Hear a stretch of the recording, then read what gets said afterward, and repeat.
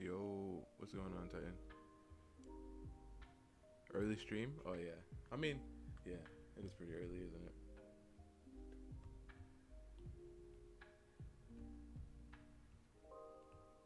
I wanted to try to stream earlier, especially when I can, because it's like on the weekdays and like, you know, people got school and stuff.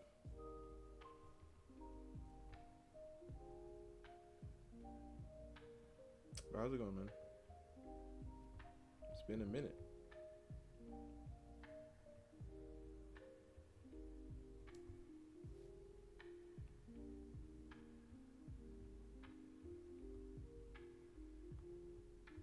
Hold up, before I even continue, I'd like to get under here.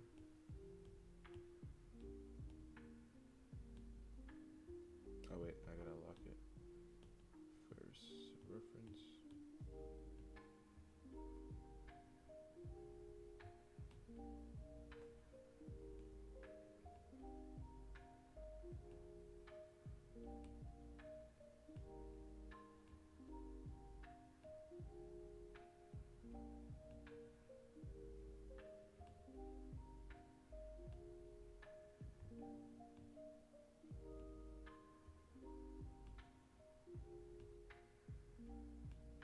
Wait, I don't really need to do all that. I just need to get the outer rim and then I can just close it all together. Like this.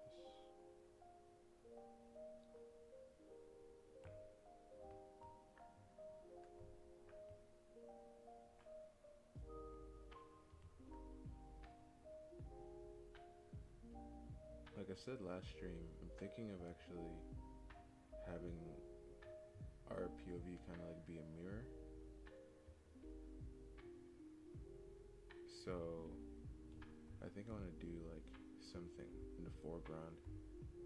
Brandy has been asking me to do that, so I guess it's still good.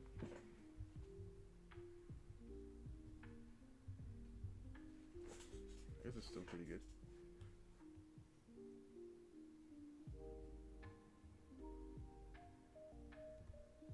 Alright. It's pretty good so far. I actually have an idea for the clothes now, so that's good. I didn't yesterday.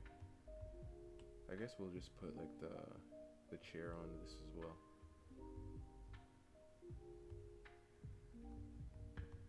And this thing.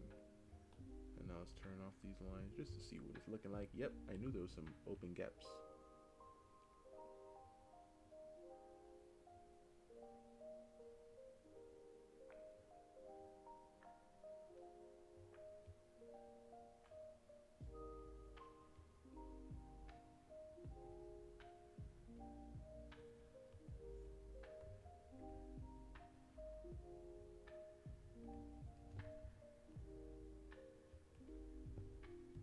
Titan, are you like a fan of Minecraft? I was watching some people play it, and I was like, I remember playing it when it came out, like many years ago, and I don't remember ever touching it again. But there's just so much to it, you know? It looks so cool. I was looking at it, I was like, you know what, man? Should I boot it back up? I think it was on 360 that I played it too. I played the demo on 360. That was like the one and only time I played it. This bad is boring? Really? Gosh, alright. Really? I feel like when you play with like friends and stuff, it's more entertaining. I mean, any game really. When you're playing with like friends and stuff, it's fun. Can we agree on that at least?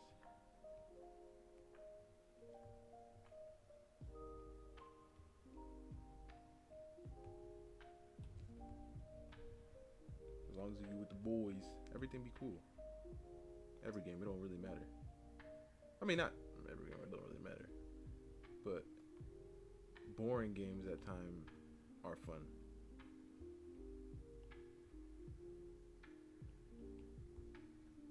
Alright, so this is the silhouette. Not bad, not bad.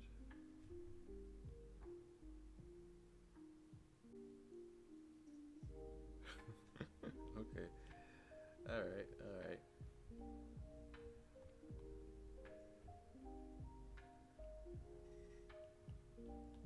There's a whole bunch of noise and stuff going on outside. Like they building something? Alright, I think this is not bad. Let me actually liquefy her head of it in the background here.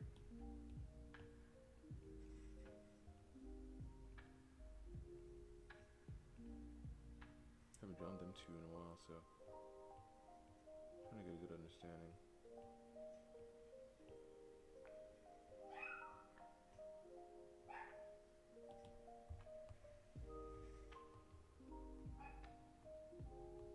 She is jacked up. She is jacked up. I really wanna. I mean, we might do it after. I wanna draw like a full body of her, of Shazu. It's gonna crash on me. I know it is. 3, 2, 1. Oh wait, no. Is it not gonna crash? Oh, I thought it was gonna crash. Did it crash already? Hold on. Let me double check.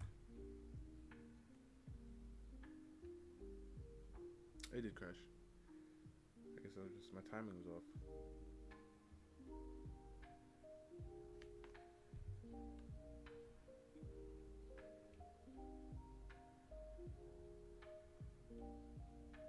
Oh, I gotta charge the tablet too. What time of dog do we got? She's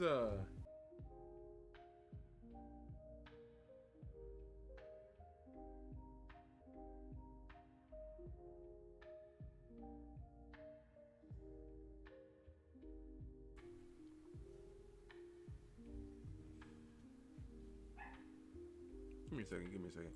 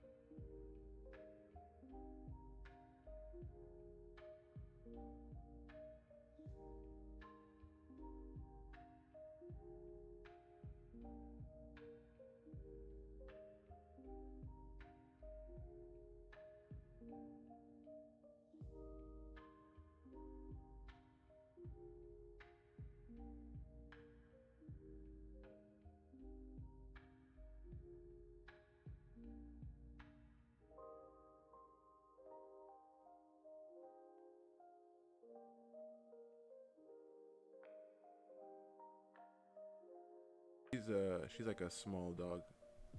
I don't know like what breed she is. I think it starts with a P or something though.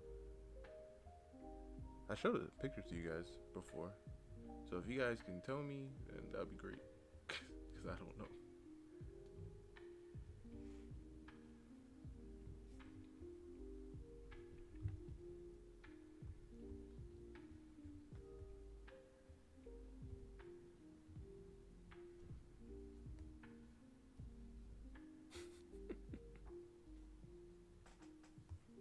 she's a dog. Yeah, she's just a dog. You know, she's just a dog. That's what she is.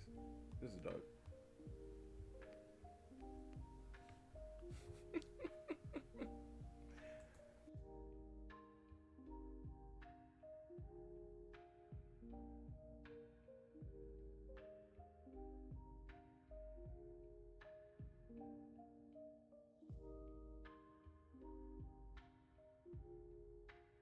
You got any pets, Titan?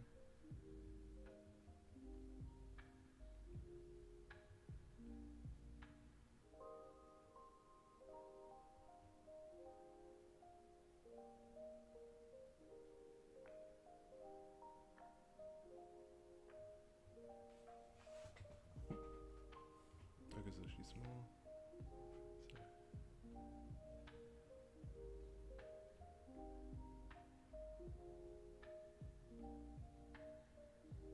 Are her ears fluffy? Yeah, her ears are fluffy.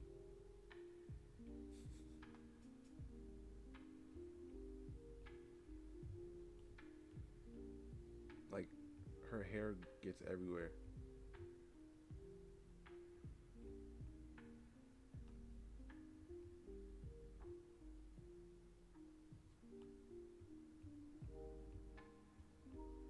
Of course, of course.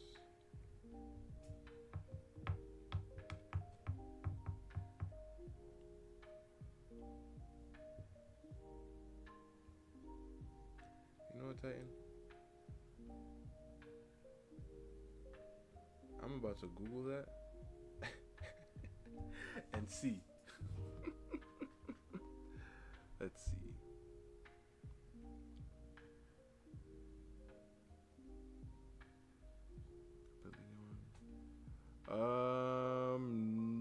No. Her ears are like down.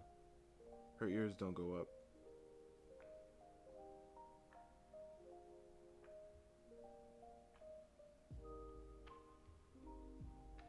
Yeah, her ears are down.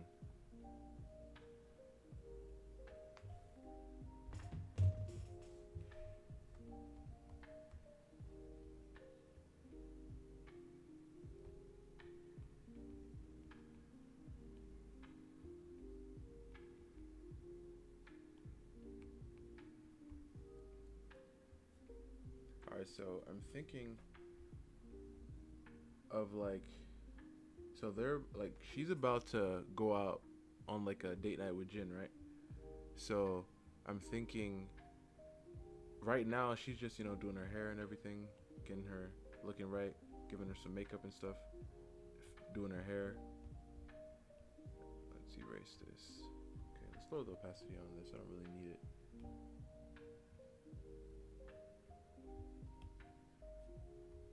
I was thinking I can give her like a what's, you know, those shirts, those workout shirts.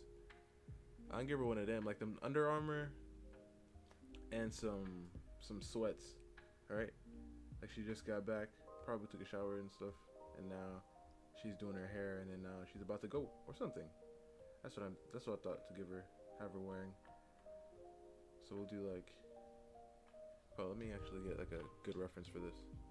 What is the shirt called? Is it a compression shirt? Is that what it's called?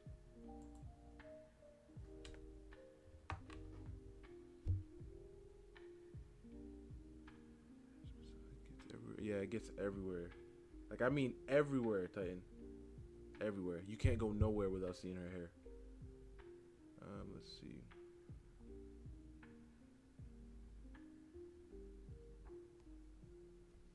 Oh, dang. Nah, not like this. But honestly, this one right here, not too far off. But I don't think this is it, because this dog breed... Yo, hold up, Titan. You might have... Nah, this not her. But it's close.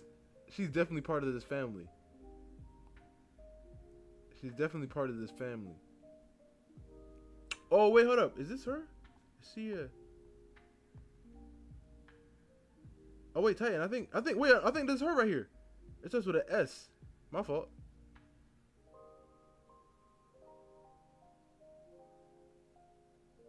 A Shih Tzu? Is that what it is? A Shih Tzu. A Shih Tzu, I guess. Yeah, I think yeah, definitely this one. Yep, this is her. This is her right here. These are her cousins right here. Mm-hmm. Mm-hmm. Yeah, yeah. My fault. My fault. My fault, man. My fault. My bad, man. My B. My B. All right. Is it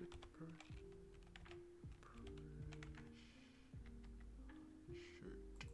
Let's see. Yes, that was correct. And instantly, they showed me Under Armour. Of course. You used to have a dog? She was a Chihuahua. I had a Chihuahua too, Titan. Back when I was younger. Sadly, yeah, I don't want to talk about it. I don't want to talk about it. But yeah.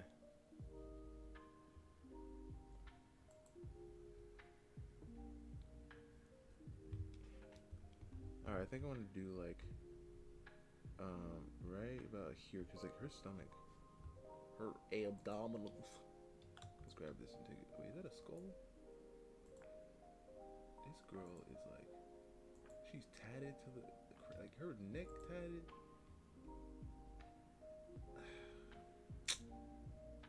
All right, miss. I mean, do you? Like, I ain't gonna fight you or nothing.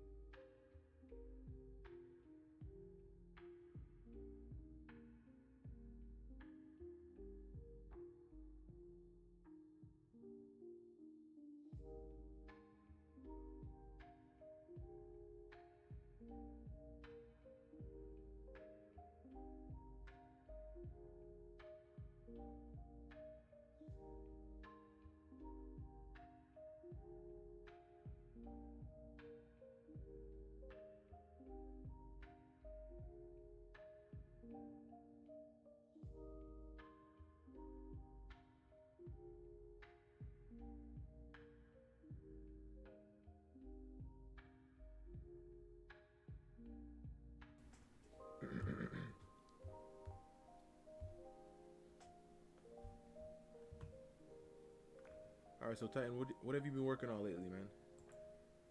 Have you drawn anything new? You know, should I give her long sleeves?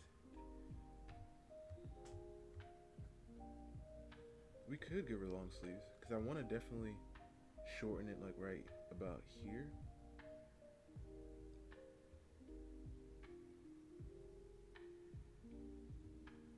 Goofy. What? Oh, I've been working on my finals. Dang. Have you now? How's it been going? You know, is it? I know it's probably difficult, but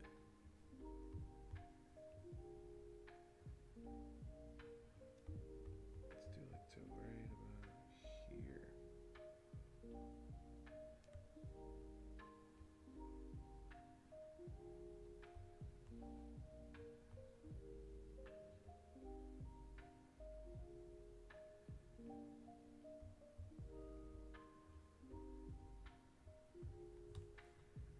And these look like, yeah, I might give her a long sleeve. Actually, no. I think I want to give her short sleeves.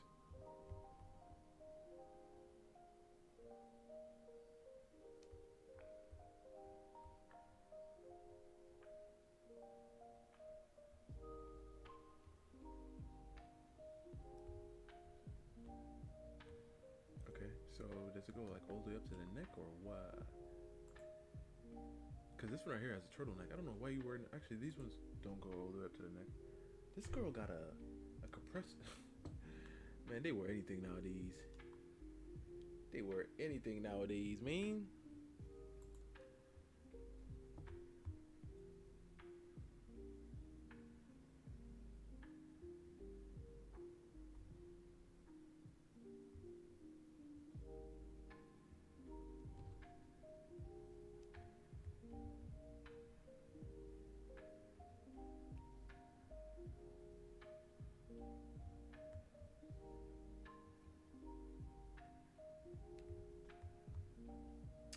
it because it's like right here should go, right? You see, I knew something was a bit off in the line. This is why we gotta work on our center lines.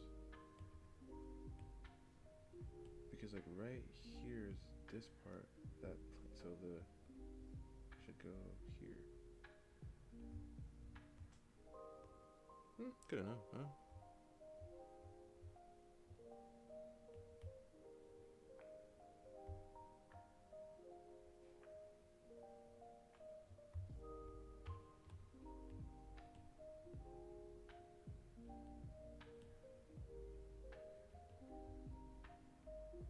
So that's the sternum muscle going up there.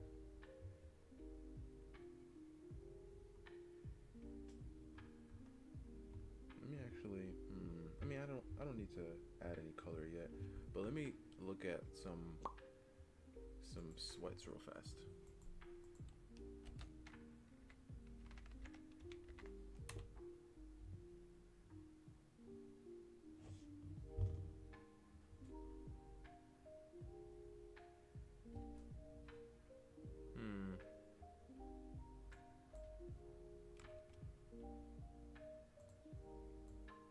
Like, is there like an actual name? Because I know sweats are just sweats, but like, is there like an actual name for some sweats?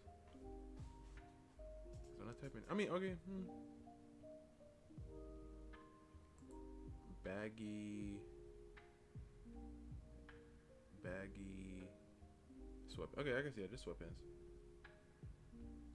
I guess wide. Okay. All right, so with this one, I'm gonna actually use the elastic band area that wraps around the waist.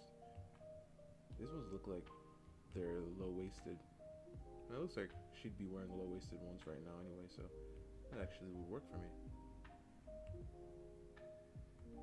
Alright, and that has to be the agenda.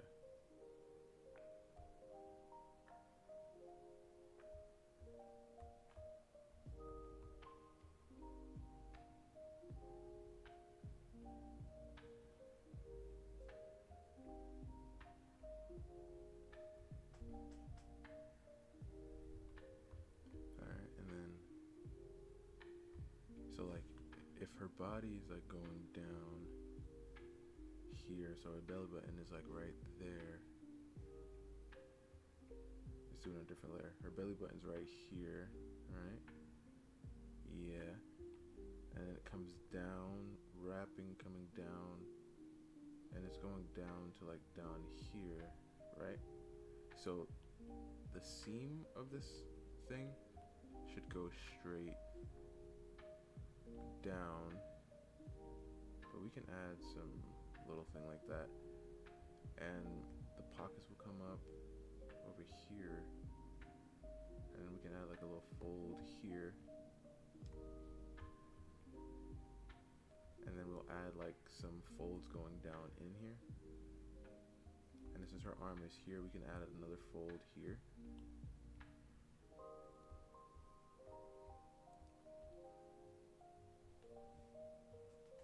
Sensei, how's it going? How'd you learn anatomy? Well, the first thing I did was I learned the proportions of things. So like, for example, I learned how from the top of the head to the bottom of the feet, if you were to put a center line right in the middle, like this, and then you split it in half, like this is the bottom of the hips, and then if you split this into thirds, like this is where the head, the neck, oh, this pen is tripping now, the rib cage, the hip area, and then you split this in half, and then this is where the legs go to the feet. These are typical human proportions, and then you go from the shoulders coming down to this area right here, going down like this. And I learned this first because this really helps you get everything in proportion once you have that understanding. And then you start thinking about other relationships and like where other things connect to each other. And yeah, after I learned that, then I started learning about the muscles, and with that, you just really need to look at references of muscles, understanding how they flow into each other and connect. Like how the arm is like a chain, but I like to think about it like like a box type thing like this. Maybe like that. So then when I end with a circle on top like this. So when I draw it, it's like going back, going forward, going back like this, and then it's just connecting into each other. Like you see this, that round shape at the top, this is that flat or more thin shape, and then this is like the wider shape here. You know what I mean? Thank you. Your art is nice. Thank you. Appreciate it. Appreciate it. Right now I'm just working on this drawing of my OC, Suki and Shazu. Suki's the one with the pink hair, and Shazu's the one with the purple.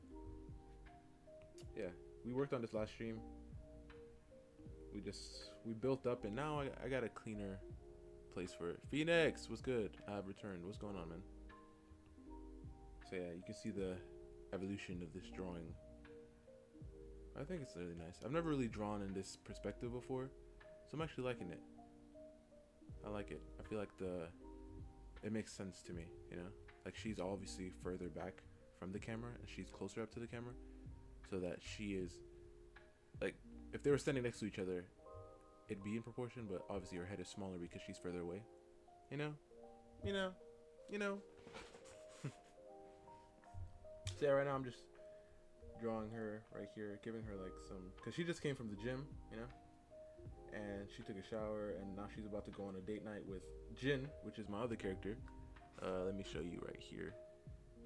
He is right, let me just bring this here. He is right there, this guy right here. So she's going on a date with this guy, and she's just getting ready, you know? That's the idea behind this. I was thinking of actually drawing her, like after this, maybe I'll draw her in like whatever she ends up wearing, you know? I feel like that'd be cool. Like a dress or something. I don't know what she's gonna wear yet. I have no clue.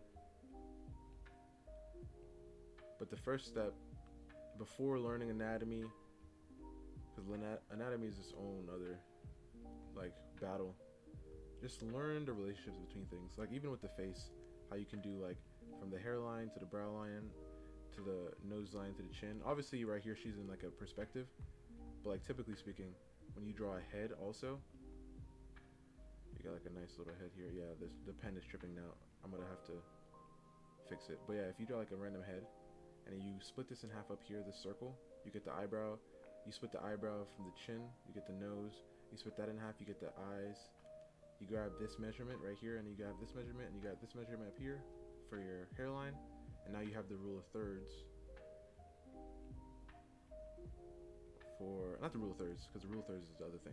Now you have thirds of the head, and that's how you can get where the eyebrows go. Wait, the eyebrows go, the eyes go, the nose goes, the lips go right between that, and then you have the chin.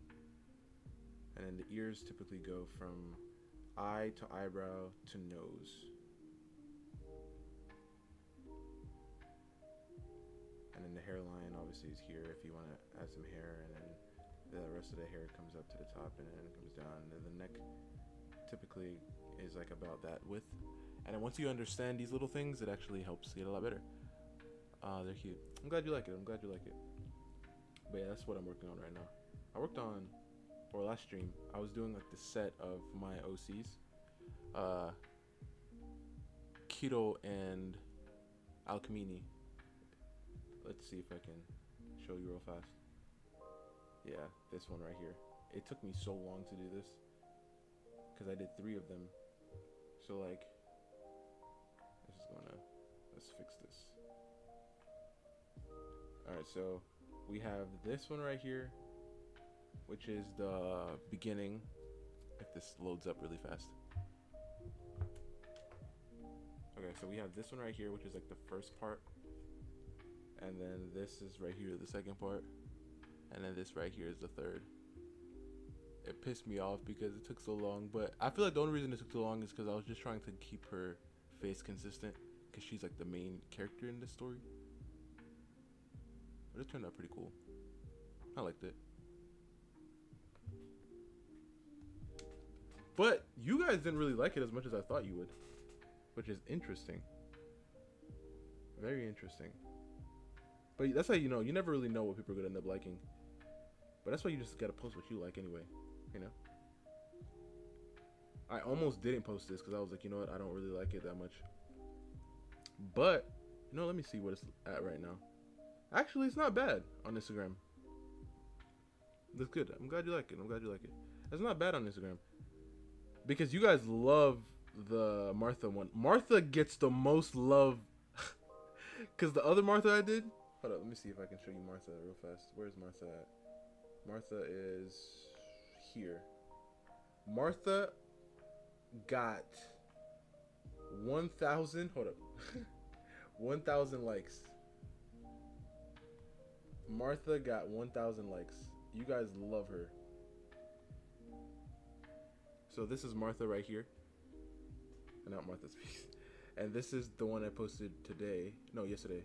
So this is her. This one right here got 1,316 likes. And this one right here is almost at 500 likes. 2 days ago, though. So it looks like this one, if this one keeps going on pace, it's going to pass Martha. The other one, I mean, it's her 2 times, but. And if the whatchamacallit one goes on pace too, it might do well. Right, just cute. Yeah, I like her. By the way, this is a character of mine when she was younger. So this is her back in the day. This is old. If that makes sense. Like her now, I really don't know if I'm gonna be able to find it. Okay, here she is. This is her now.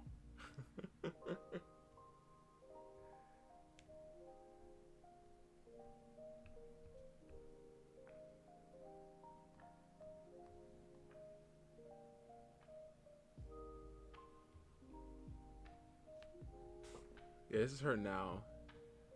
But the other one is like her back in the day. I mean, you guys kind of like whatchamacallit a lot too, but not really though. You guys aren't messing with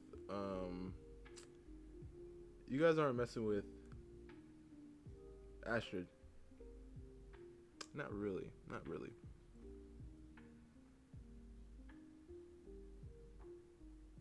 Where do you go to find poses? Yo, I'm gonna tell you this right now. I'm gonna listen. I'm about to help you out, right? I'm about to give you the listen, Phoenix. All right. So there's this app called what is it called? Magic Poser. Okay. Just hear me out. There's an app called Magic Poser. I recently started using it. I don't use it all the time, but recently I've been using it so much it's not even funny, right? So on Magic Poser, you can get like characters and stuff. You can get like references. I mean, you can put like characters together and then pose them together to, you know, make your own references. And I have been, when I tell you I've been going crazy with it, let me show you what I've made with it. I've made, actually, I can show you some of them. Let me see if I can show you a reference that I made. I haven't used the drawing yet, but I made it. Let's see. All right, so right here is this pose I made. I'm about to use it for my character. He's a samurai, and this is a reference right here. Let's see. Where is it? It's underneath this. Yeah, and open. Yeah, you see this right here? This is the pose right here.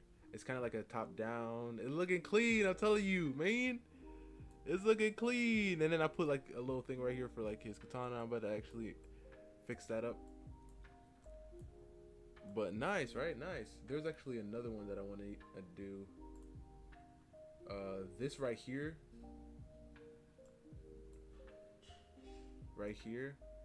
This was like I was having him first versus this other super jacked guy. Right? With this crazy perspective. Looking nice, Let me see what else I got here. Let's see what else I got. Huh.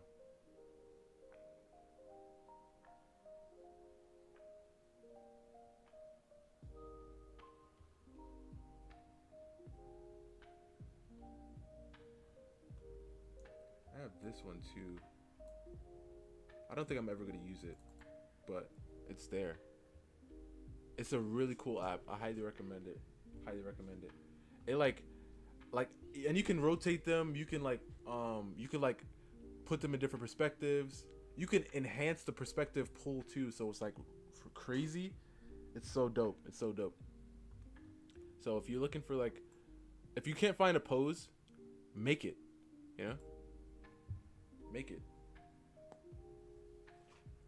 But yeah, but usually, like if you don't want to do that, I usually go on Pinterest. There's actually a couple that is on X.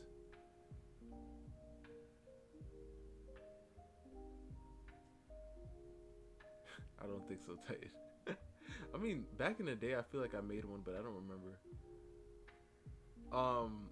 But there's a couple on X.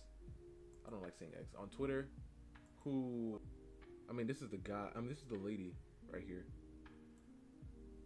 right there. The Pose Archive. Yeah, that's what they're called. Lame. Make one now. This is the girl right here, and their handle right there is the Pose Archive.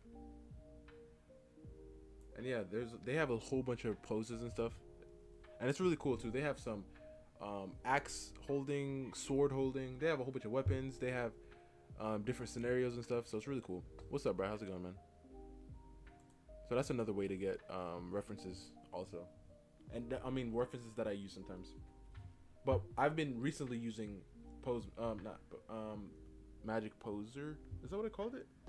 Magic Poser? Let me just double check.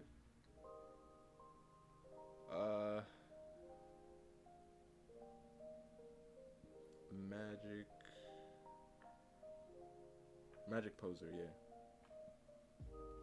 yeah, really good.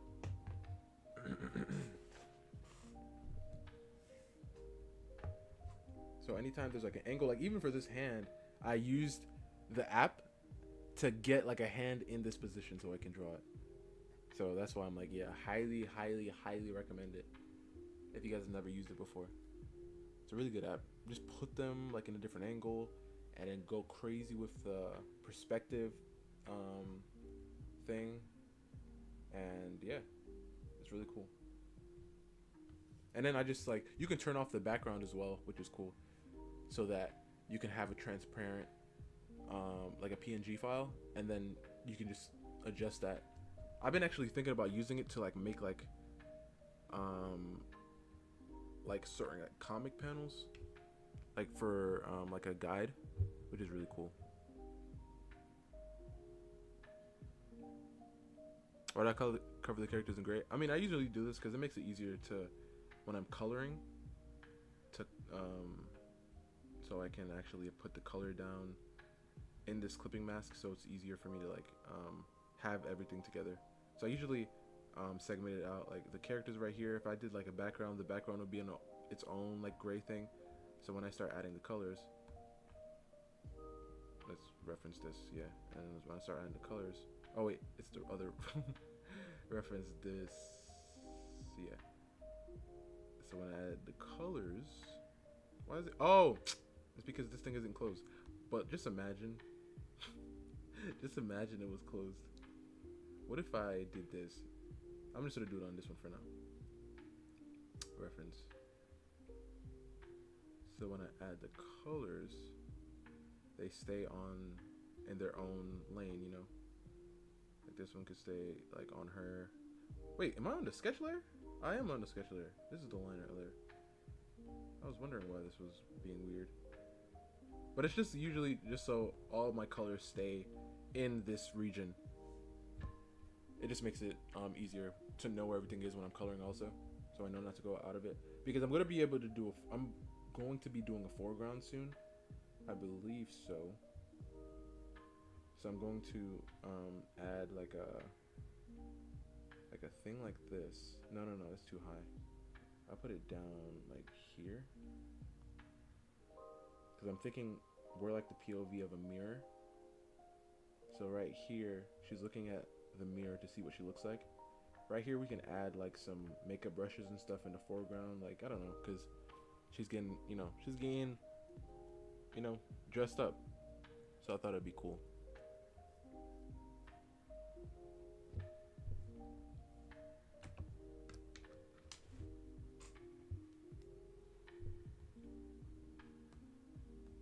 Yeah, but if you guys are enjoying the stream, make sure you hit it with a like and subscribe if you're not subscribed already.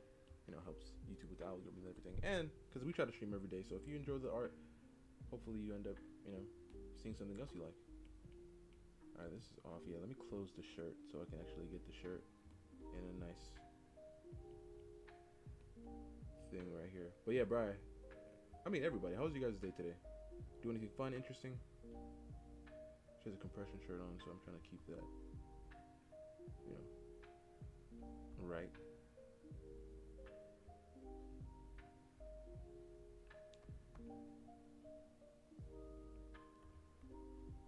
Right here, we'll add some more little folds.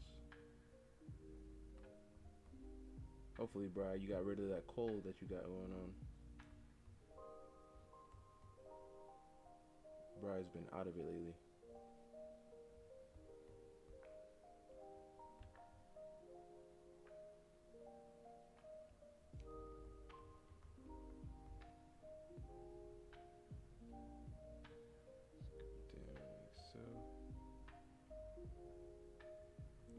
Get some folds in there. Day was good. How about you? Not too bad. Not too bad. Can't complain. Can't complain.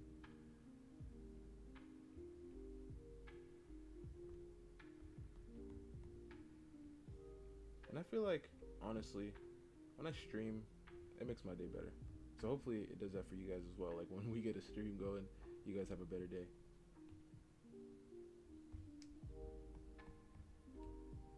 Let's go like so.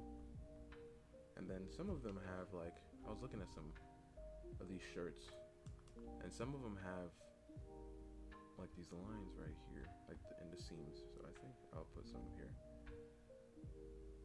And you know how they have like Gymshark? I'm gonna say Gymzo. I'm gonna put Gymzo. That's our workout logo. This one right here is like on the left pocket area, but this one right here is in the center, so I don't know which one I want. I might do the center one. The center one looks clean.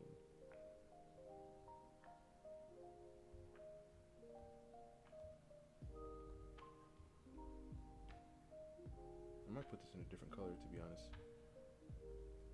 Nope, still there? Dang, bro. It'll pass, it'll pass.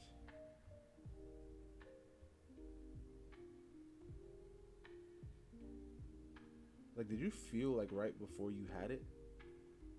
Because I feel like, this happened to me once. But like, there was this one time I got a cold.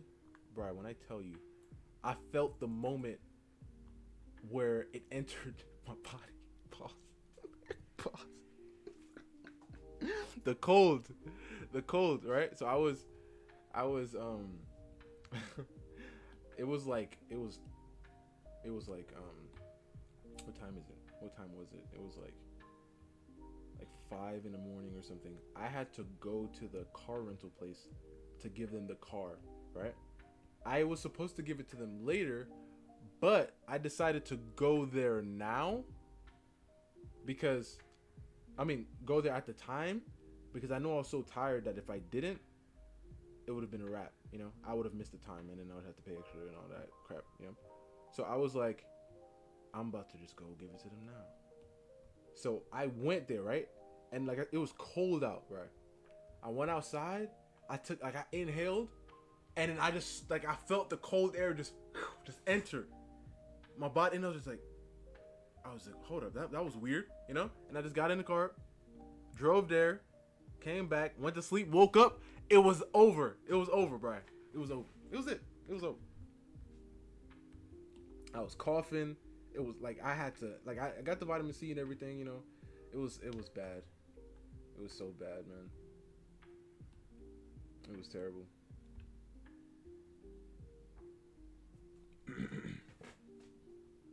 It started with a sore throat. Yeah. Do you remember when the sore throat started? I guess that's practically what I'm trying to say.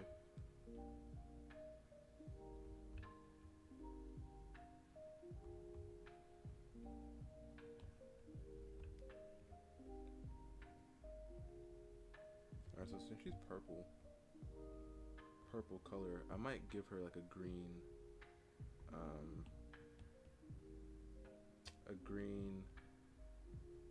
top here, because you know green and purple work so well together, which is why Alchemy has purple in her design, because she's mainly green and red. We got a little purple probably 2 days ago. Yeah, sorry to hear that, man. Her hair, I'm trying to, because like I said, she just came from the gym. She probably took a little quick shower. Her hair's gonna be all over the place, strands and stuff. I would usually do this after, but since her hair is a dark color, we don't really need to worry about this being too crazy.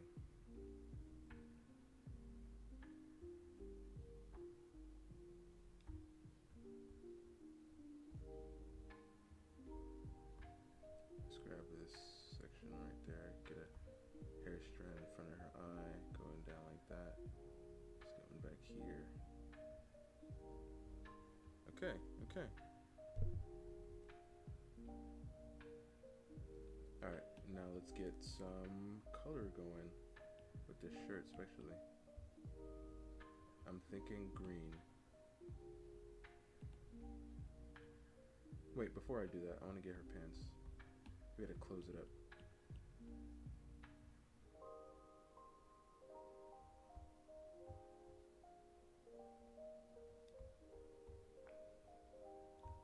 Yeah, we're gonna give her short sleeves. I was still debating on giving her long sleeves.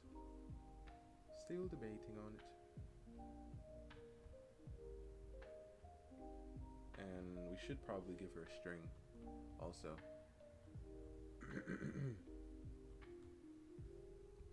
So like if this is like here and then the center is like right here, so I guess I can just do right there and then right here and then put like those strings coming out on both sides.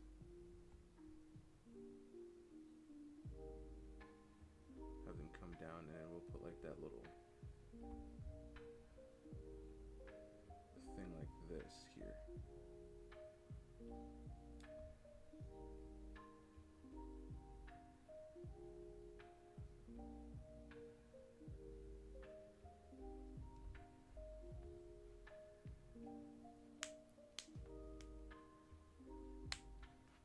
Okay, so, and then let me clean this up real fast. But it's looking pretty good so far. And I think I'm gonna do with Suki, I'll just give Suki like maybe, I was thinking about this earlier, I can give her like a little something. Nothing too crazy. Nothing too crazy. Nothing too crazy. She ain't going nowhere, so, and that's why I kind of like have like, oh wait, what? Why isn't it? Oh, it's off. So I kind of like, you know, put a little like I'm gonna give her like one of them nose strips, also, and like, hold up, what the heck?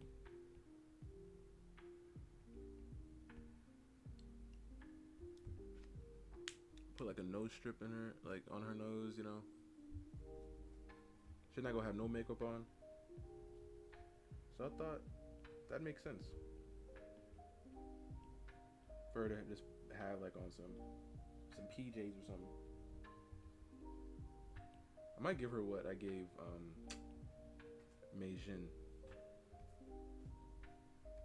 Okay, we got that. Let's fix this up.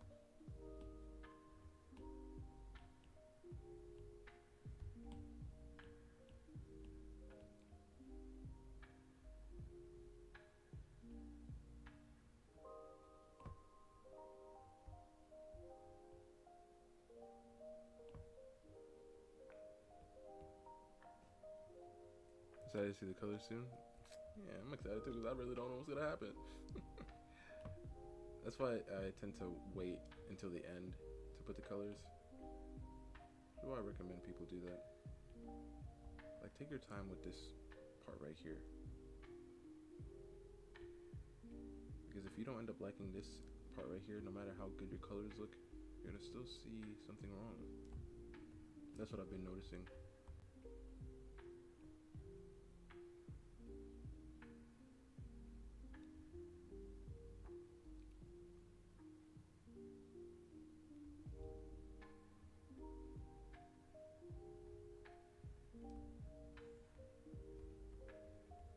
Alright.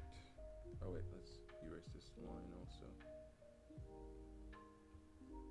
And actually, we'll do something like this on both sides.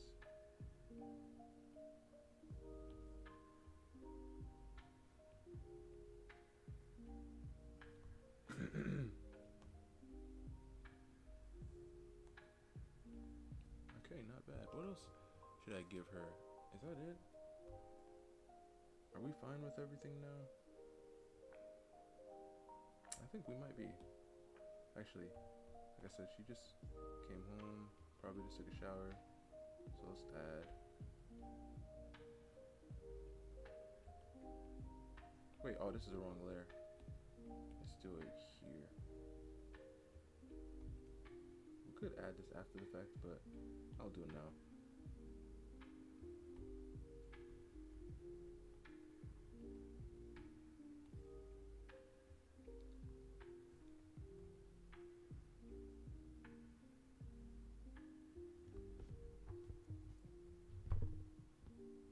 And I have to remember the form of her, like of the body as well. So like, cause the traps go behind the neck, and then the Stormastoid goes behind the ear, comes around, and then this part comes up, and then it goes and attaches back, like back here, right? And then this one goes in around behind the ear, and then attaches over here. I'm not gonna make her super muscular, but like around the neck.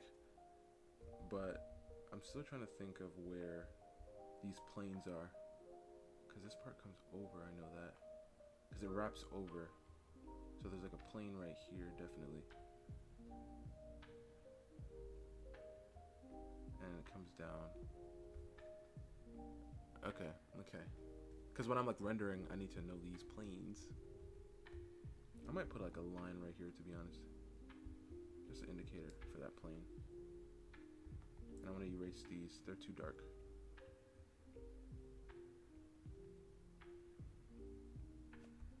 Alright. Not bad, not bad. I ain't mad at it. I'll have to look at the compression chart again just to make sure. I mean, I guess they do like show the planes a little bit more. So I could add like a line here. Wait, is this the same one? No. I could add like a line. Okay, so if this is the center. Oh, you see, this is perfect. This is why we need a center. Because like right here is like where this comes down and it goes here, which means the Zo should be over here.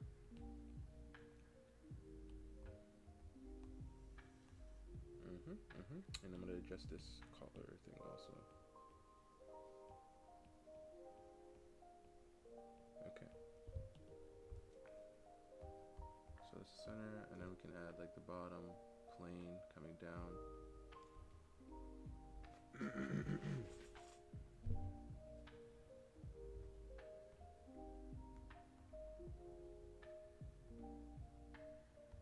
Okay. I ain't mad at it. I'm actually going to remove this.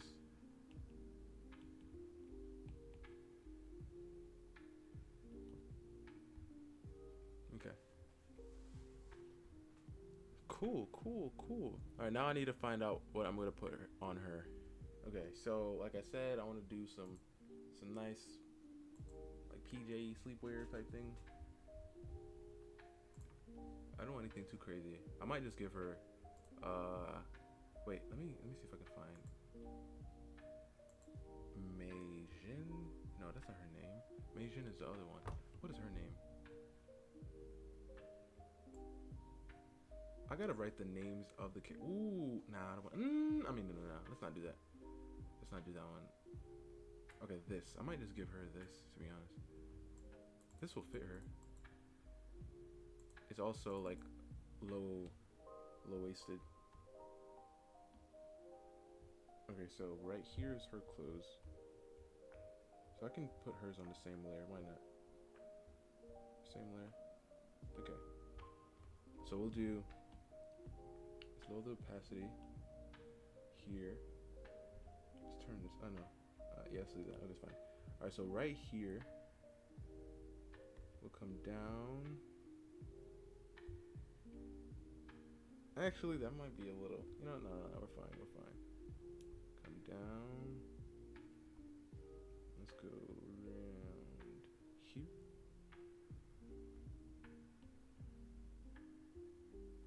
And then from like right here, her belly button's down here, so we'll stop it like right here.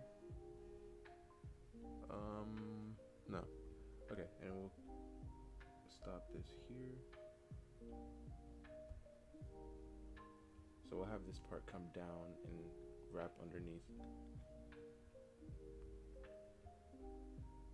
I kind of want to bring, hold up. Think about this right now. I kind of want to bring her hips in a bit. Like her waist, I mean. I want to bring her waist in. Her waist is a little far out for me. She has more of a oh no, that sort of ruin it if I do it that way. Actually, we'll just run with it.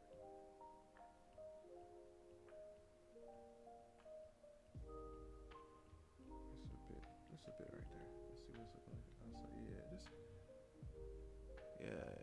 Yeah, that's better for me. I like it. All right. So right there, we'll add the shirt and come down here. Just have it like rolled and folded and stuff.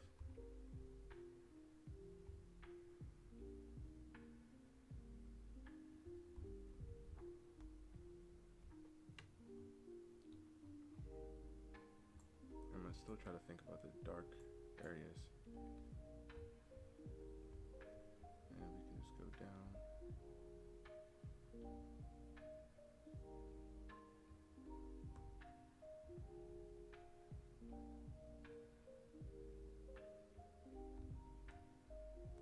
Okay, not bad. And then her sweatpants are going to be like down here.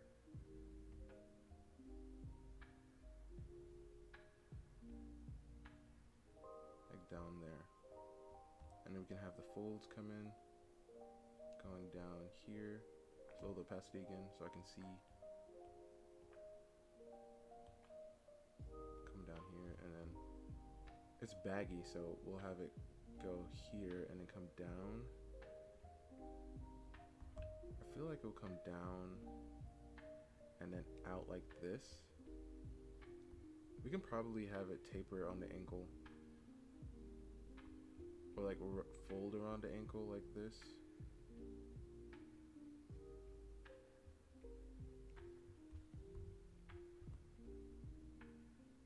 Like this. I just like when things aren't symmetrical, you know? I just like when things aren't symmetrical.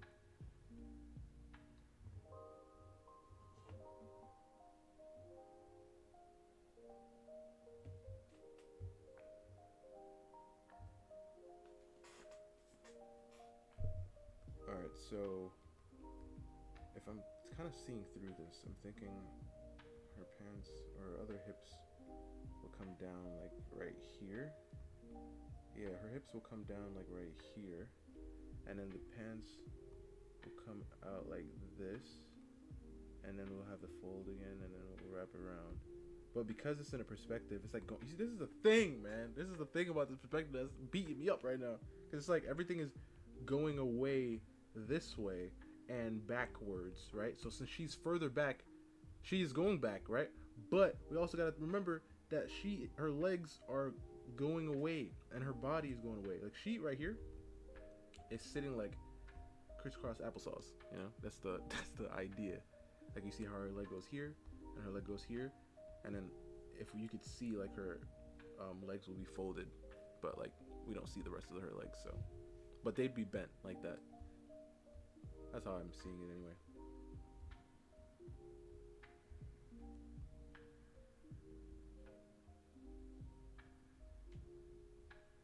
What the heck did I? Okay, there you go. Trying to see all the mistakes that I made. Yeah, I think I'm gonna have this leg rolled up. I feel like that'll be cool.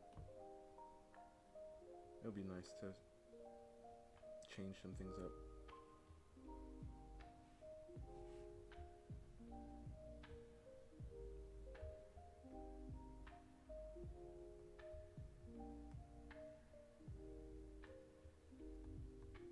Let's do like a bigger thing like that.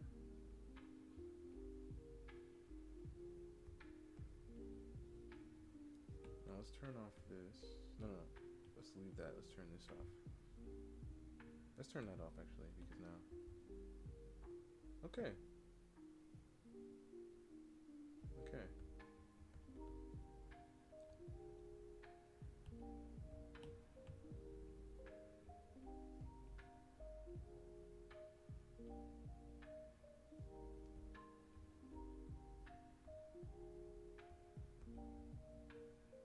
And then this part right here will come in. And we can actually,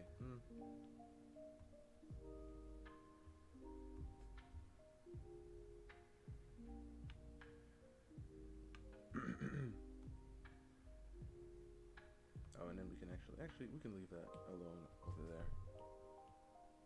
But since we have this thing now, like this, let's put the gray, like let's fill it up. Let me make a different layer though, just in case.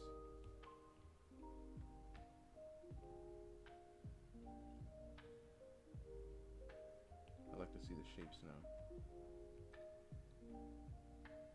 So that back leg of the chair won't be visible if I do it this way.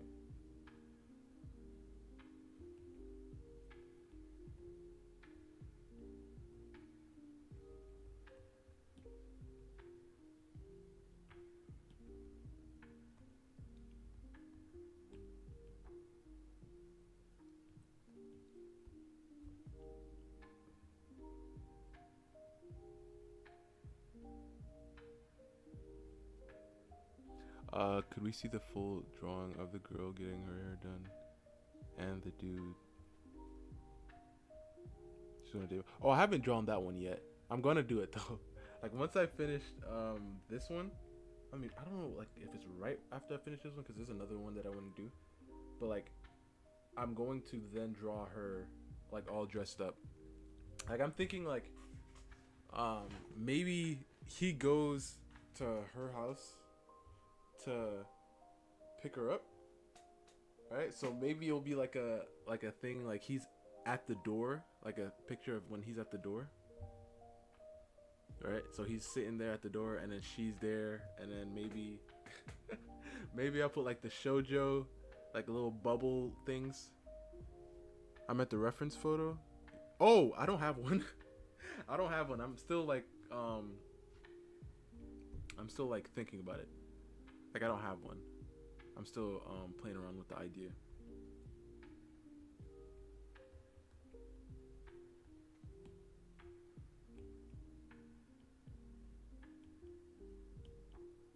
But I'm pretty sure I'm gonna go to. What's up, Zara? I'm pretty sure I'm about to go to the magic poser thing I told you guys about, and I'm gonna make it.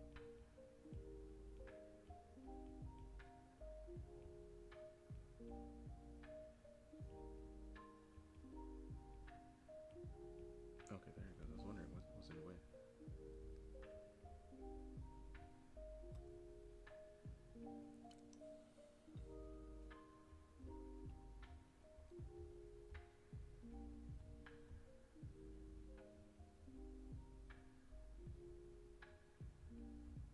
Alright, so let's do. I just want to add a little bit of color, just for now. Reference, new clip, green, like this. Oh wait, what the heck is this line doing here? Oh yeah, I did put that there just so I can gauge the center. I forgot. The sketches here. Yeah, there you go.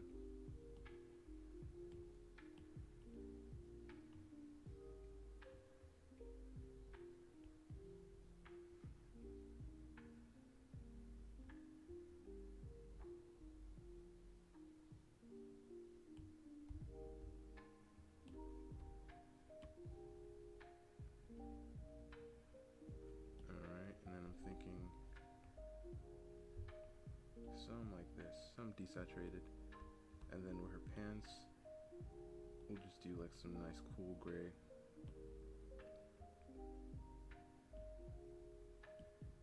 It's a little, maybe some, I mean her colors are purple, right, and pink. She has pink eyes. I decided I'm gonna do the crosses like after because they were just getting ruined when I was doing the liquefy.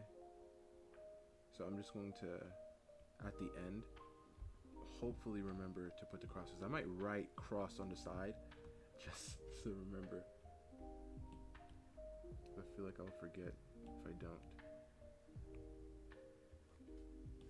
And then we'll do underneath that, we can do reference for this one. And then we can do the skin. Just playing around with the idea.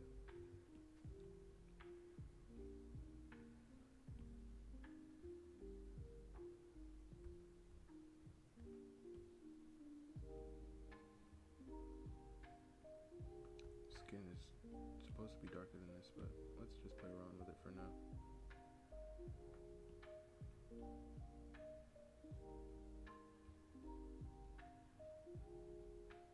I have to think about the lighting also. I haven't been thinking about it.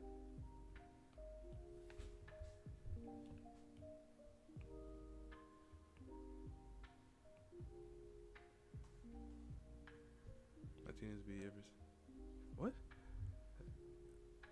Latinas because ever since I have Facebook friends in middle school, my mom thinks I'm obsessed with.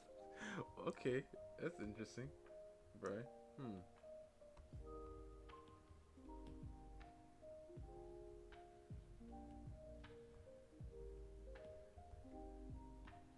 Alright, and where is it? Is it this one? It is this one. Oh, it's, that one's white. I was like, what the heck? Alright, so this is her right here. I'm just throwing on flat, like just colors right now. Let's get her eyes.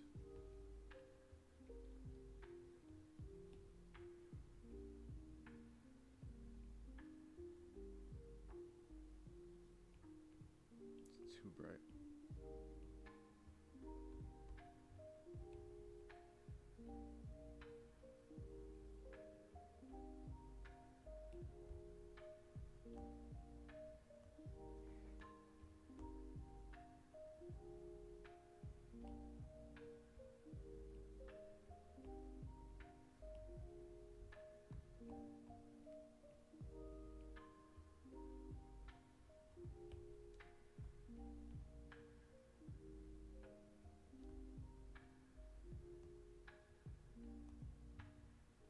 Okay.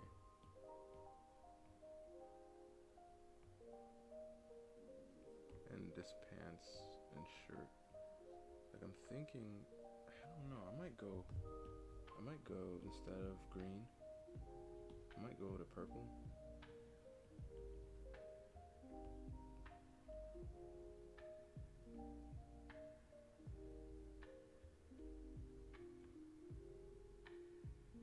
Honestly, I might make her long sleeves. I might give her long sleeves, to be honest with you.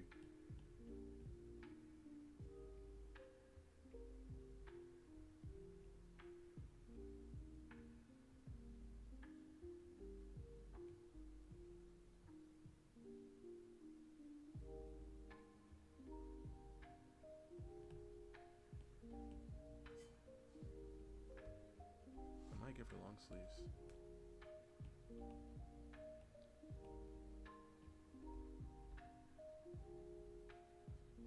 I love think it would be a snow buddy too. It's always there. Oh.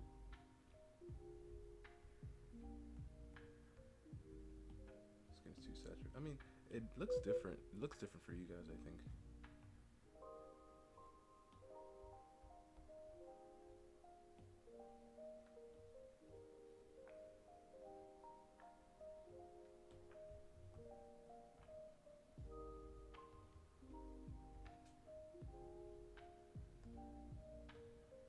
Yeah, I think I might go long sleeve with her.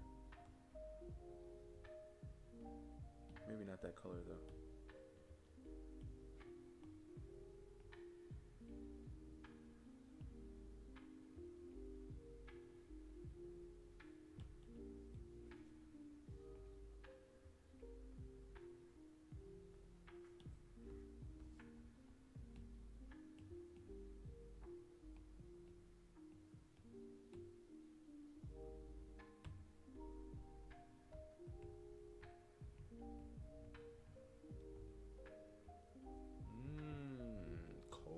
Cold.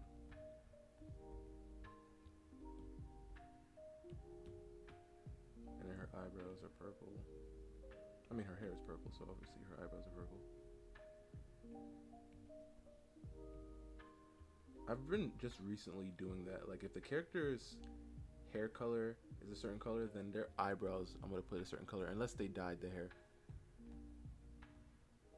I've recently started to remember that, because like all my other drawings, when I look at them and the characters, let's say, have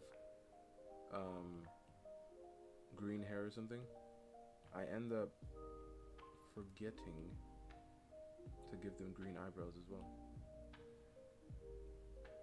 I mean, you don't have to, like I said, unless, like, because they could have their hair dyed, but most of these characters have like natural purple and or pink hair.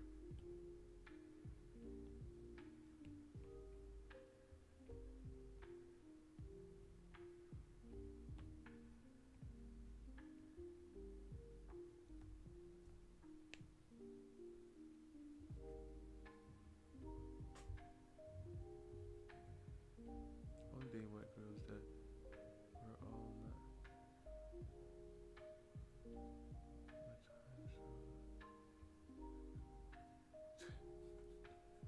What do you mean, the Asian chick path? That's funny. We're gonna put makeup on her, so I'm thinking this thing right here is like, you know that Chung Li thing? It's like a Chinese type inspired thing. That's what I was thinking. That could be. I don't know if it'd be like her hair.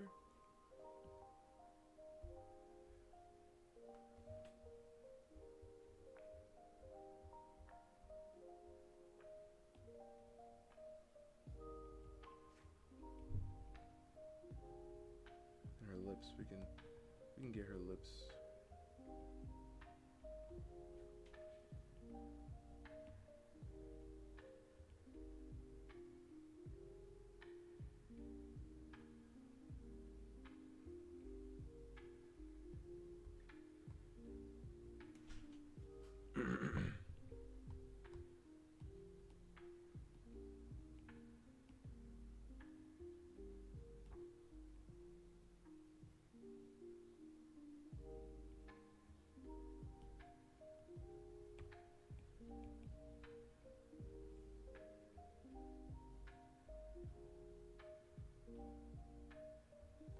It's actually light in this area as well.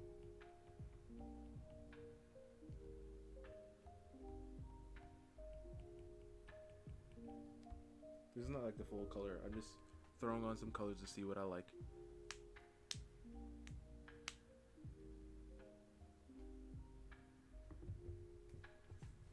On a date, some Korean.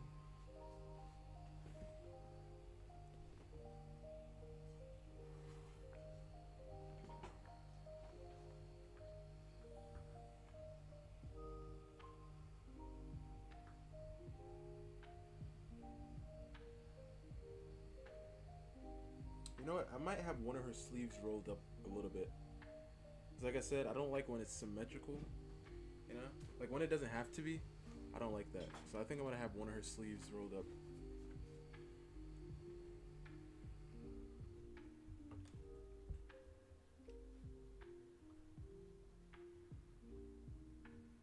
Oh, it looks like she always has this thing on. What is this thing? Is this something specific that I forgot about? Because if that's the case, then I gotta put one on.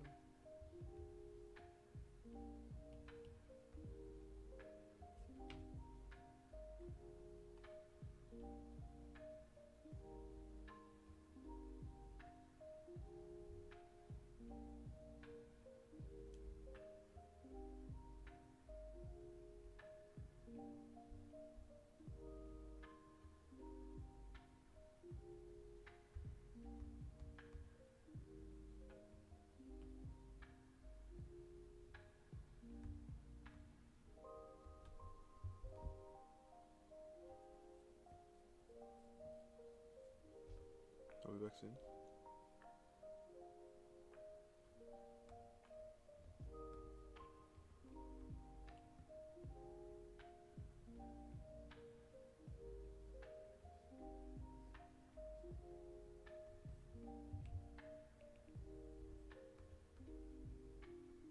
Right.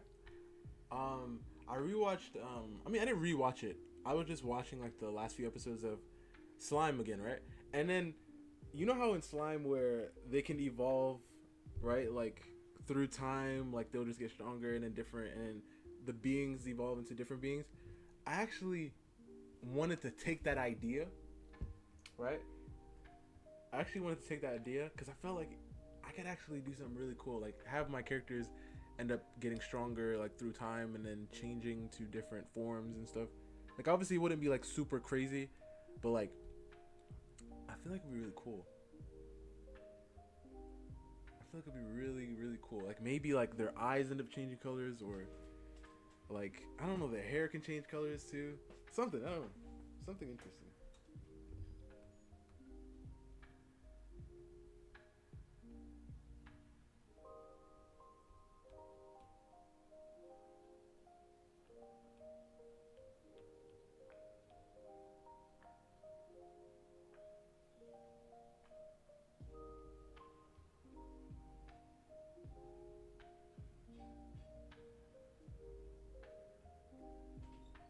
I forgot. Naya said this might be her favorite drawing ever. So I have to really get this looking good.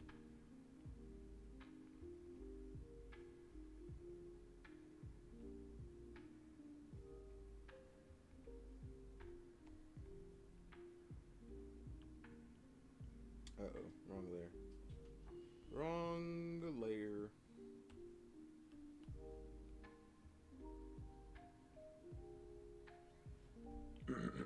Like their names, yeah. But it's like, you finished Slime, right? You're caught up in Slime? You're caught up all the way?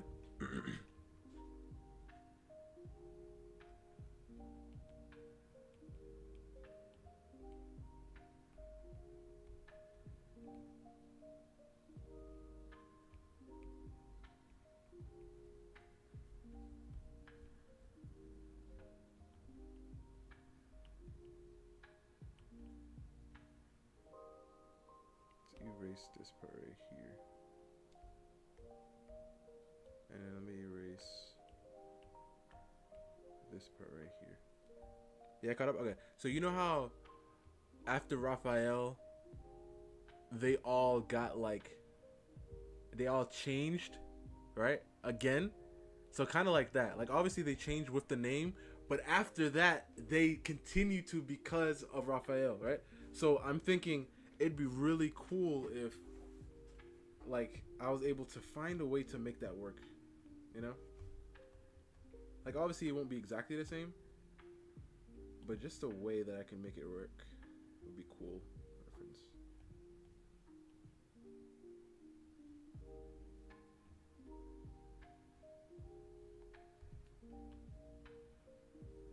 Oh, this is happening because I opened it.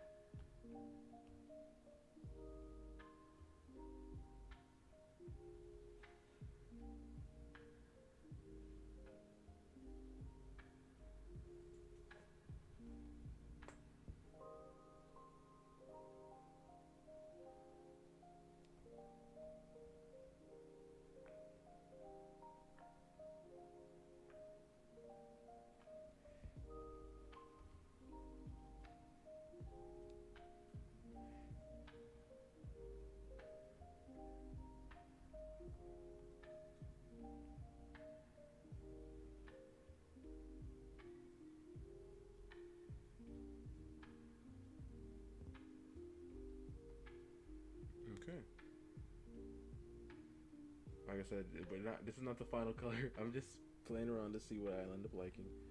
And then her skin.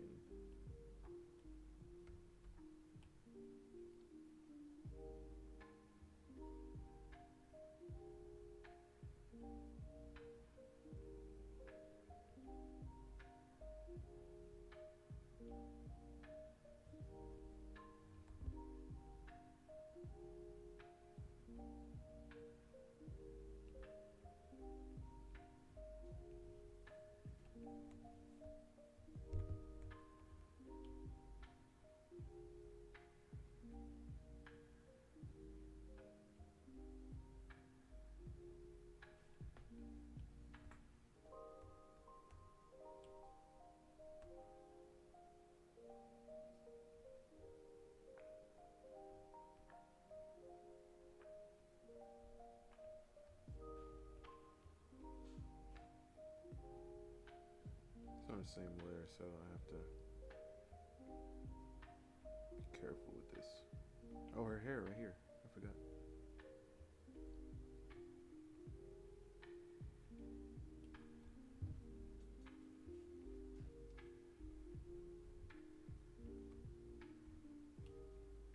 Oh, I forgot about her. I knew something was throwing me off about it. I forgot about her, the lids.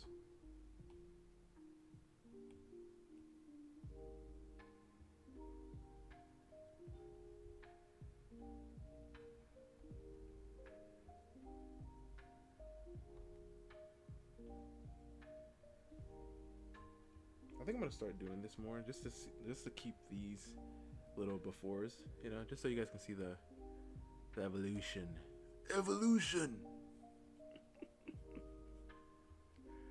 You know, just so you guys can see the process of how this came to be.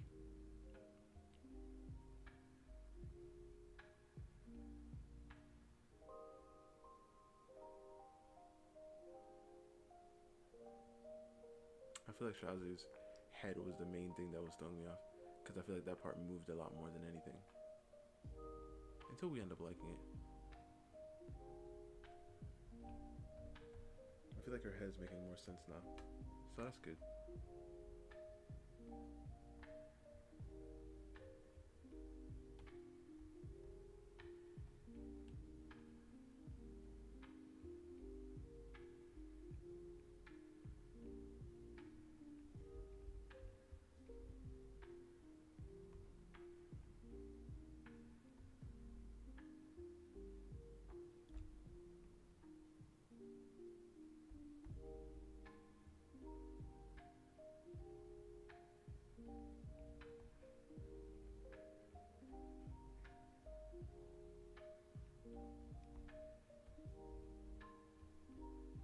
I feel like her skin needs to be whiter, paler.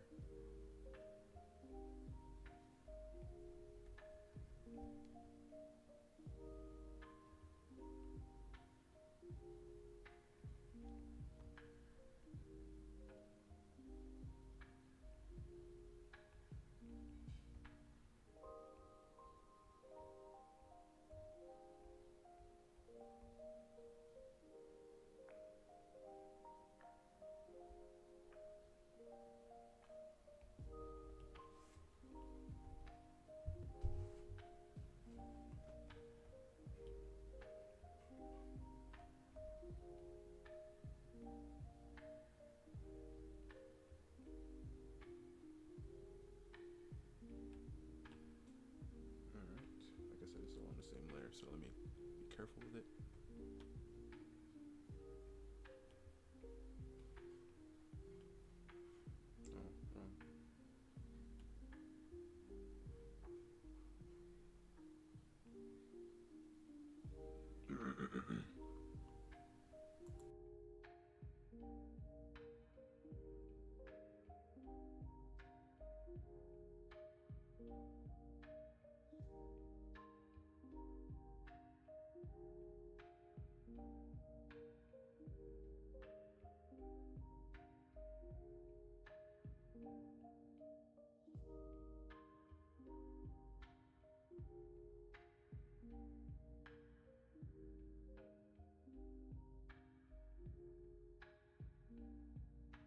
I think honestly we'll probably do right after this one more like full clean sketch. I mean, one clean line art, and then we'll do everything all over again, I think.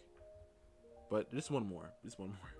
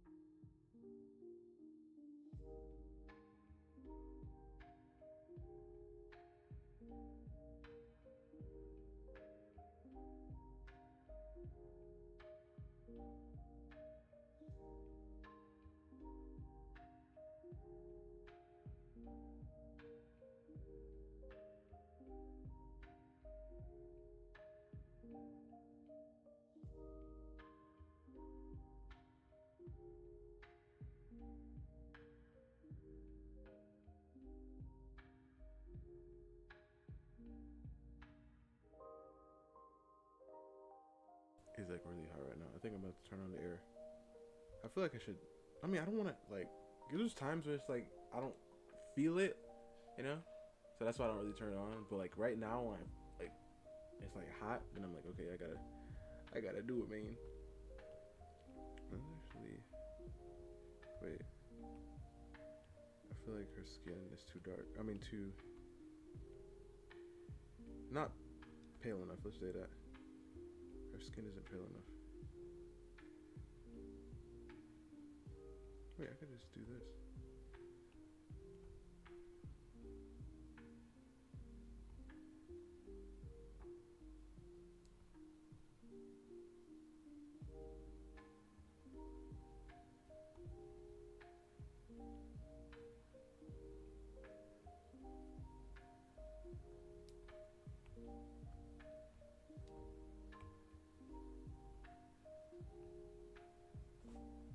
I think that's better.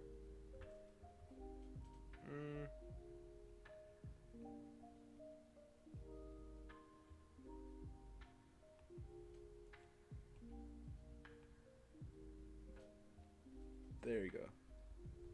And she has blue eyes.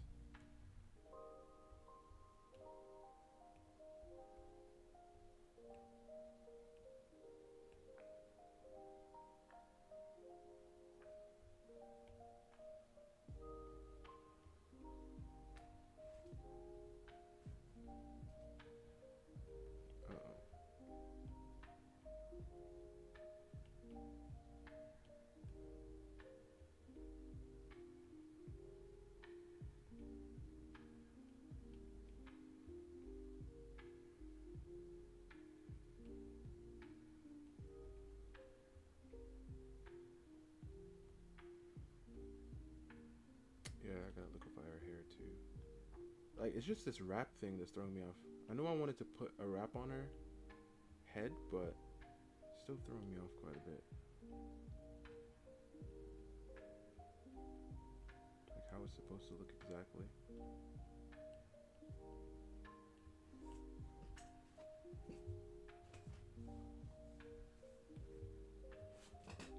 I saw this picture right here. Where is it? Where is it? Where is it? Where is it? Oh, right here. And it helped a little bit, but now I'm kind of lost. Like, what is this thing for? Like, I really don't know.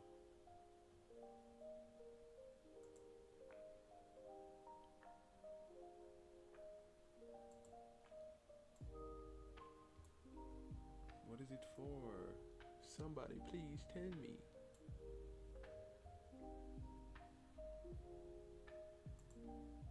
Where is that Morgan when you need her? Morgan knows all about this stuff. Let's move this up.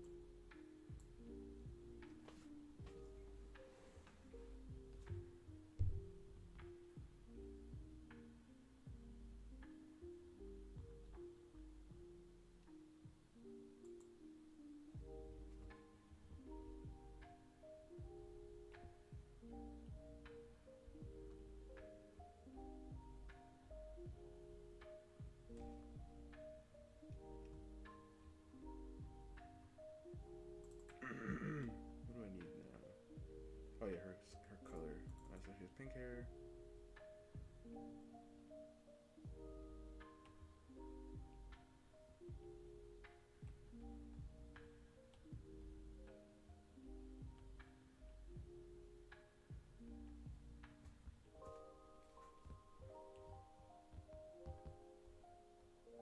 I think her dad has one of the coolest designs ever. Out of all my characters, I think her dad has one of the coolest designs. Suki Z.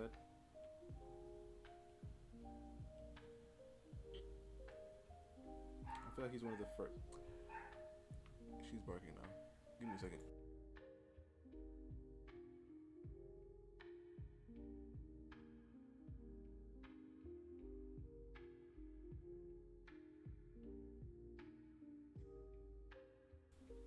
Okay. I was gonna check like outside when she's barking because I'm just like, is it? What's going on? Does she see something? Does she hear something?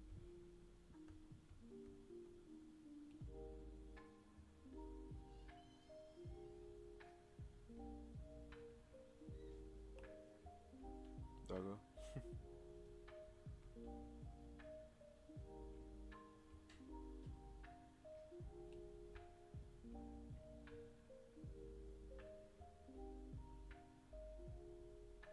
And it crashed. Oh, forgot to. Oh my gosh, this thing was about to just die on me.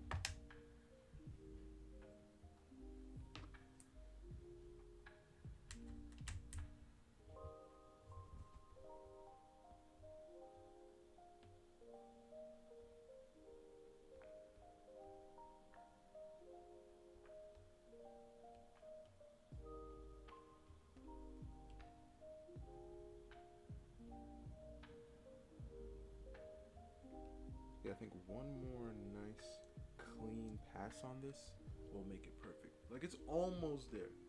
It's almost there. But it's just not there yet. And I feel like I always just do this. Like, I keep these just in case I want to go back and change something. And most likely, I feel like I'm going to end up doing like a... I'm going to end up doing like a... what am I thinking of? Like a whole different canvas. Like I'm gonna take the final whatever I end up liking, take it to a different project, because I have too many layers here. I'm about to run out of space. You don't have to. Actually, you know what I can do? Since I know I'm not using these, I can just flatten them. So let's just flatten them. Flat. So now they're not taking up space, or too much space anyway. That's good. That's good. You know, sometimes we gotta use our brains, guys. Sometimes we gotta use our brains.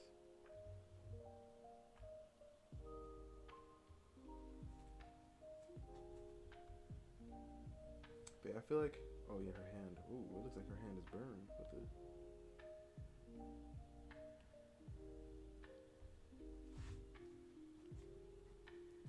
Or I think it's good enough. I think it's good enough for us to actually start doing some liner on it. I feel like we're fine. Her color scheme, I don't know. I don't really know. I didn't even draw her with her thing yet, because we know we do Shazu with her snake. Jin has his dragon. Garden has his dragon as well. What's Shazu's again? Or Suki's? I don't remember.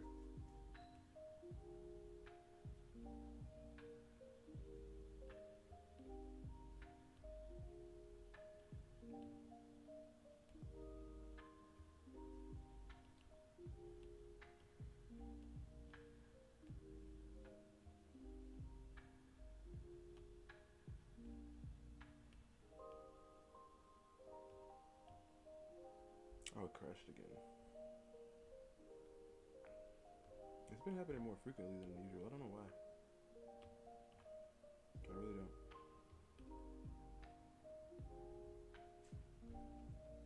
Alright, so now we're going to draw it together and make sure they're like everything, like all the areas and everything are like perfect. All right, so this is my final line art slash sketch right now.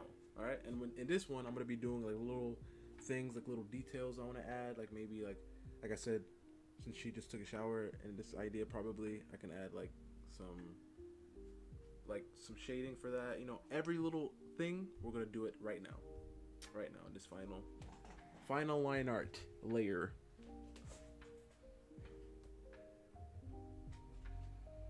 Oh crap, it did it again. And this one, I think I might put her crosses on. I might put their crosses on this layer. Since it's gonna be the final pass. Let's get a little sip of some water.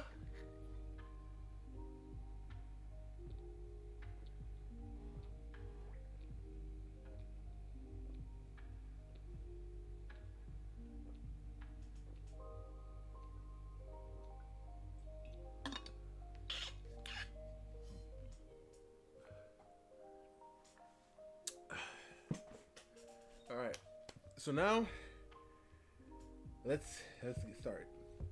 Let's start doing this. This is the fun part, I think. I think this is the fun part because we're practically just tracing, right? But we're tracing what we did, but we're just practically tracing. That is what we're doing. All right, and all her hair details and everything we're gonna put. So I think what I'm going to do. Excuse me. I'm gonna start right here in the hair. I'm gonna start off with the head probably because the head is like the most focused part. I want you to pay attention, like look at her face. You know, that's the first thing I want you to look at really before you start looking at the rest of the piece. And her expression is the important part here. I'm gonna actually bring this down this way.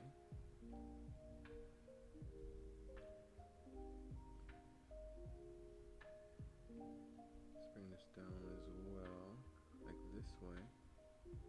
Yeah, right there. I like this part better. We'll get a nice, clean, dark line right here. That ambient inclusion. And then we're gonna go here. Right there. It's just so fun drawing one single thing. Naya, oh! Looks so good. Oh, I'm glad that you like it. Yeah, I need to add more, you know, just more, just to make it perfect. Cause Naya, you said this has the potential of being your favorite drawing ever. So I must do more, Naya. This is going to be the thing that Naya hangs on her wall. Naya's gonna hang this up, and everybody that goes to Naya's house gonna be like, "Wow, what is that?"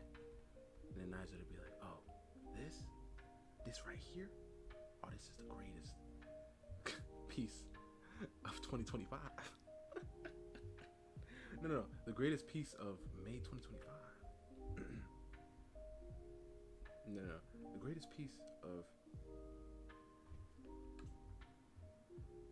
May 14th, 2025. Wait, hold up. Did you send something? Phoenix? Oh, Phoenix. I don't get notifications from Discord, so you gotta tell me, man. Dang, Phoenix! Phoenix! Is Phoenix here? Tell me Phoenix is here. Oh my gosh! If I could, I would. You need to stop quoting me. Don't tell me Phoenix is gone. Yo, Phoenix posted his OC. Dang, I like how clean it is. She's looking good. She's looking good. What's her name? You gotta put the names on these characters. Come on, guys. You can't post an OC with no name. I know Bri be doing that, but Bri is just saying the name is coming in the future. What?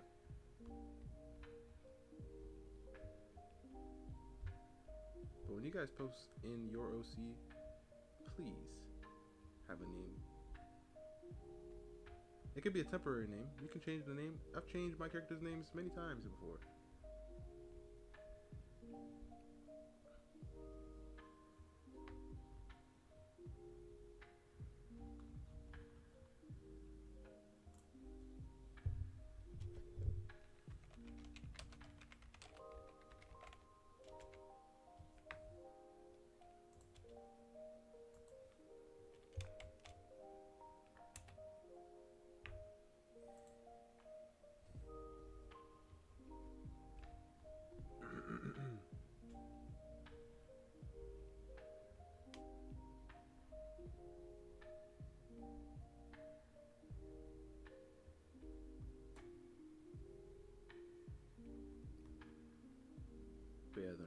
trying to make this the best thing ever.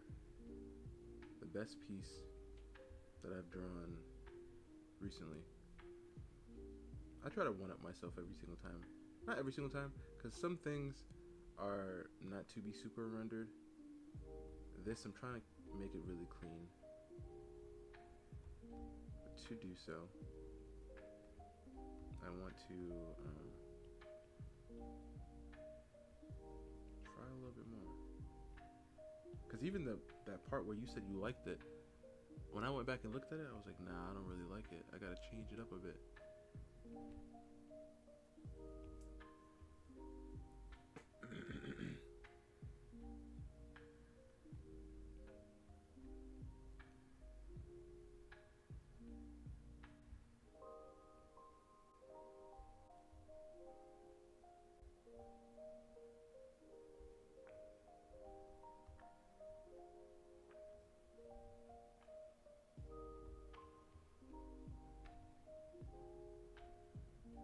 Let's get like one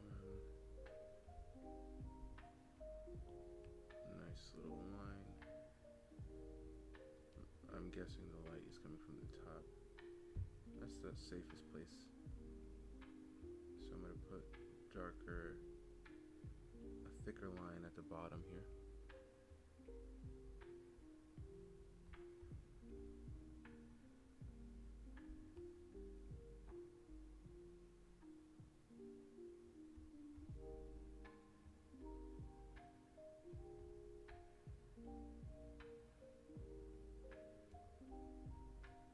Bottom of the lip. Oh crap. The pen is acting up again. Bottom of the lip will add a thicker line.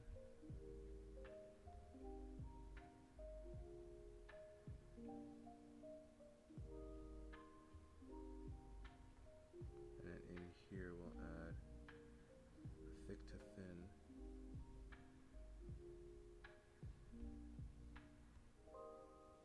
Thin to thick.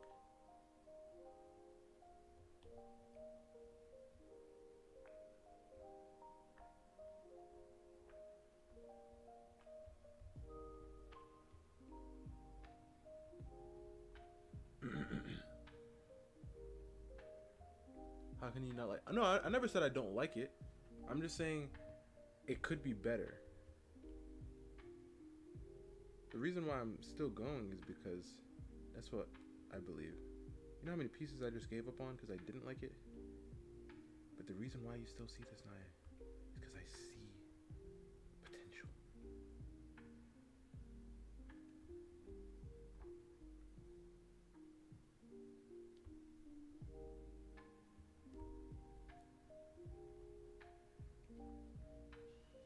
The potential is there, Naya.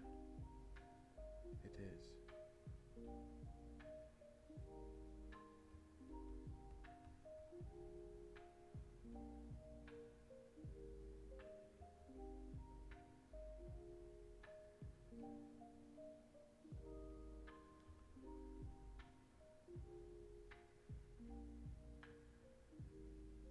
I'll put this earring here.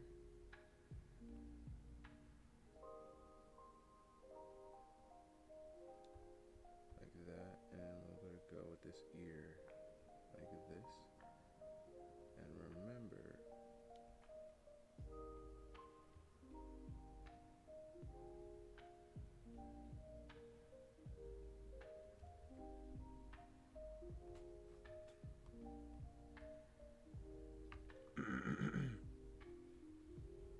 so Naya, how's Sam? How's Sam doing?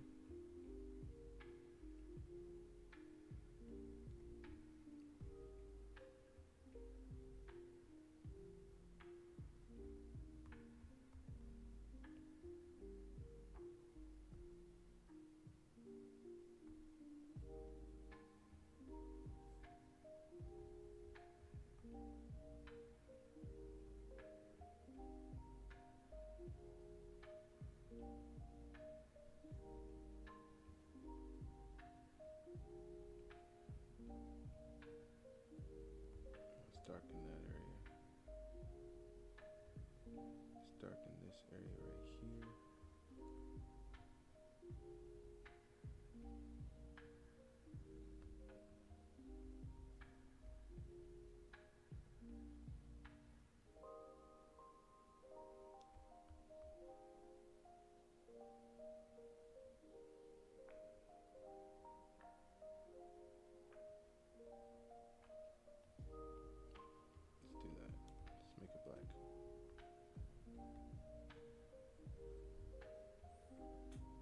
gosh. Oh, really? You gotta redo her outfit? Okay. I mean, as long as you don't give up on it.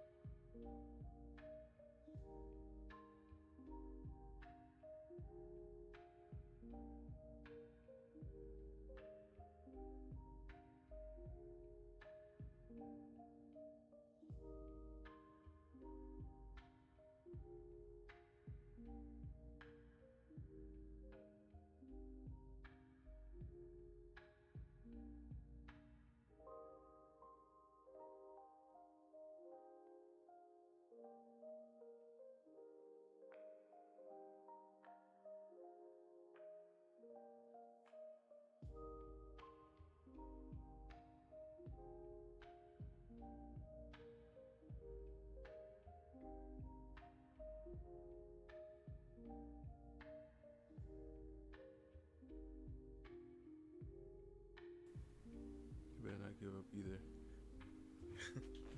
I see the potential. Okay, alright. I'll try. I'll try my hardest.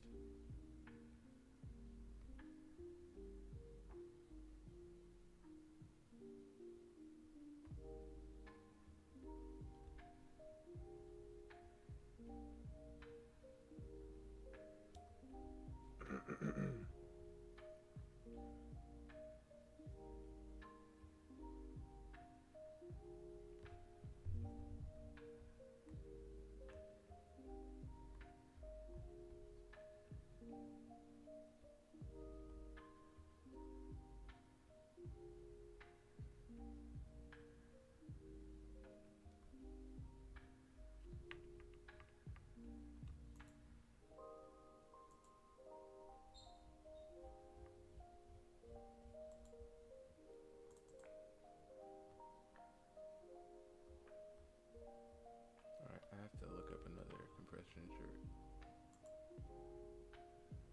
because the one that I had wasn't really doing enough. Wait, actually, what if I just look up it this way?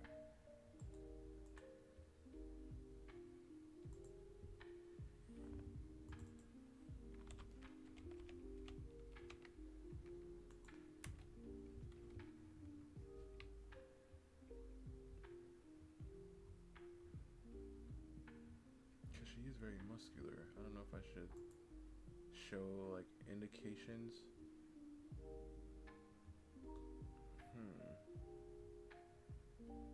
Like everybody that I see that has drawn one, or every like drawing that I'm looking at right here, they all like show a little bit more on the indications of like the muscles and stuff. I don't know if I want to do that.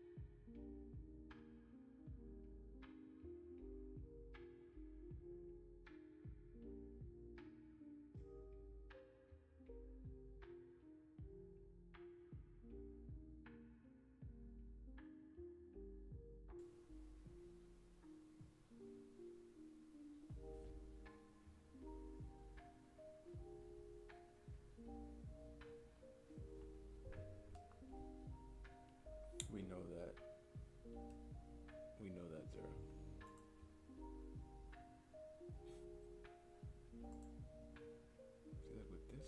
looks like it's just showing every indication for like the muscles, but I don't know if I want to do that with her.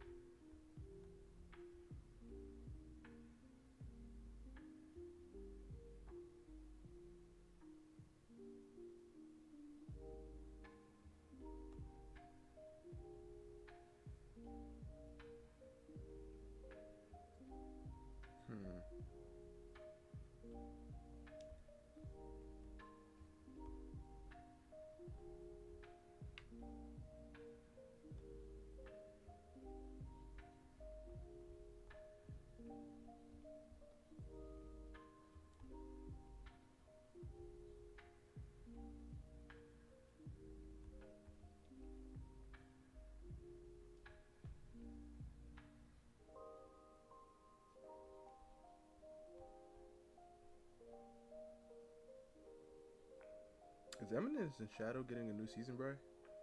I feel like I asked you this and you said something about a movie or something, I think. Or you said you wish it would. I don't remember.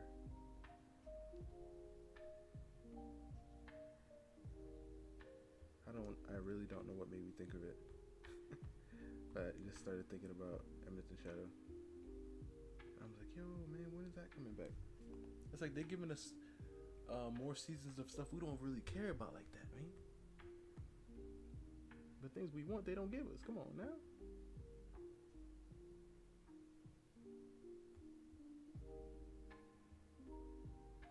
No, I'm not even gonna say that, because the season 2s we've been getting have been okay, I guess.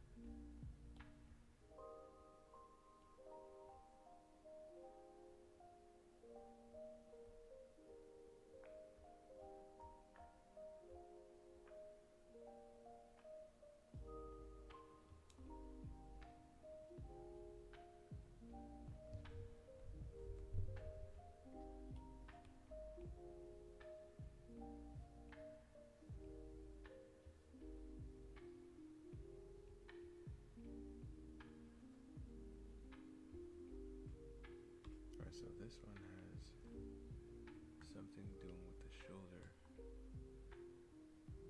They're gonna get a season 3 because that clip. I know, that's why I'm just like, hold up. But I don't remember like if it said anything, because some animes be like, we'll be back, you know, like in X amount of time.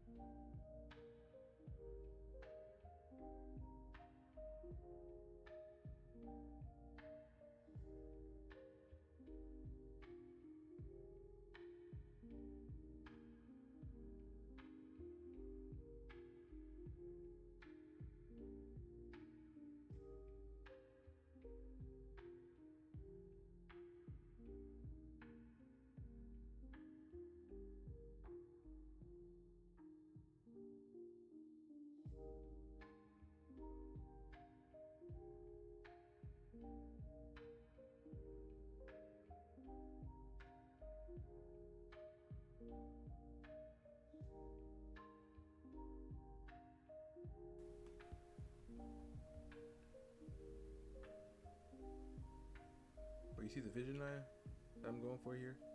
Just trying to make it cleaner.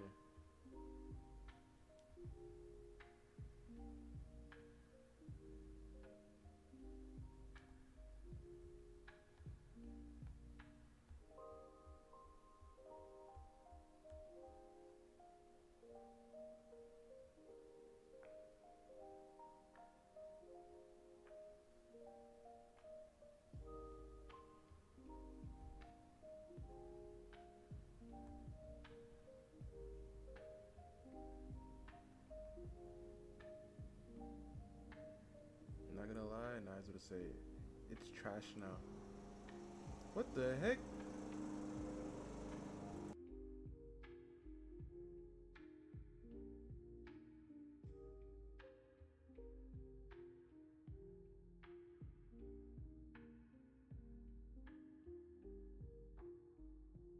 Who the heck? They cutting grass outside right now, bro? Is it really that? I mean, it's probably really loud for you guys, huh?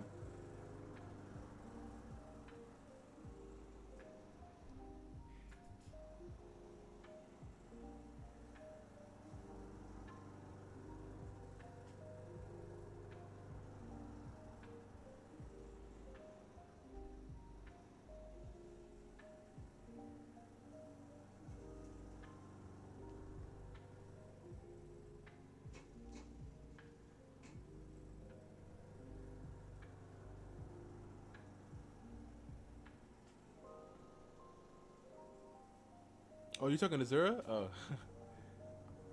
You hear it? Alright, let me just mute this real fast.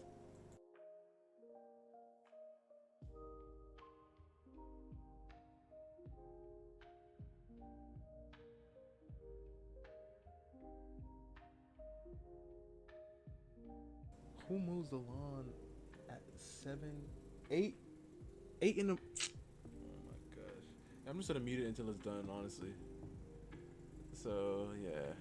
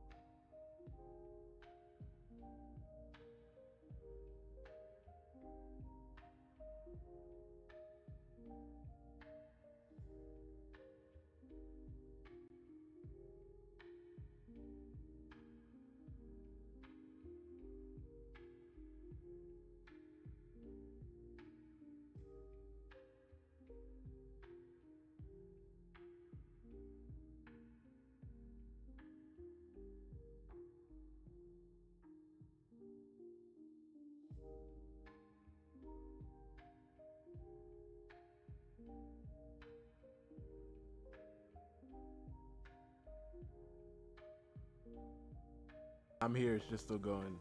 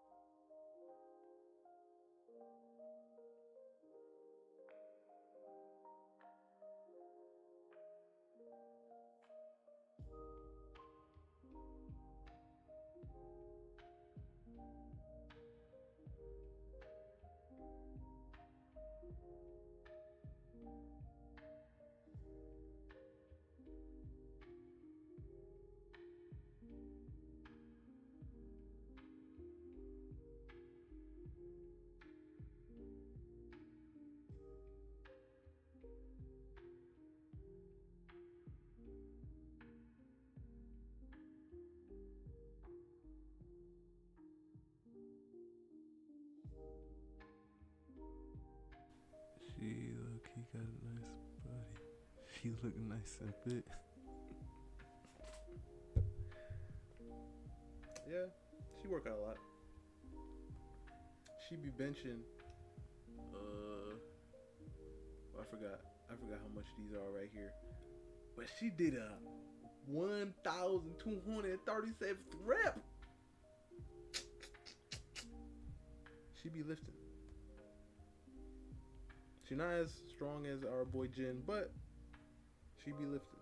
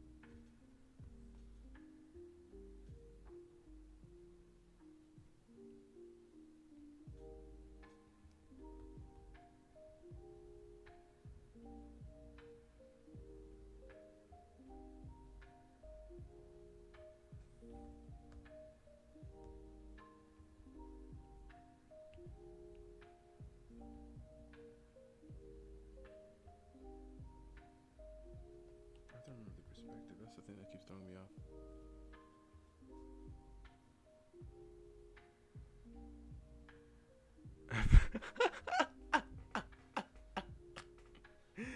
Oh my gosh, knife.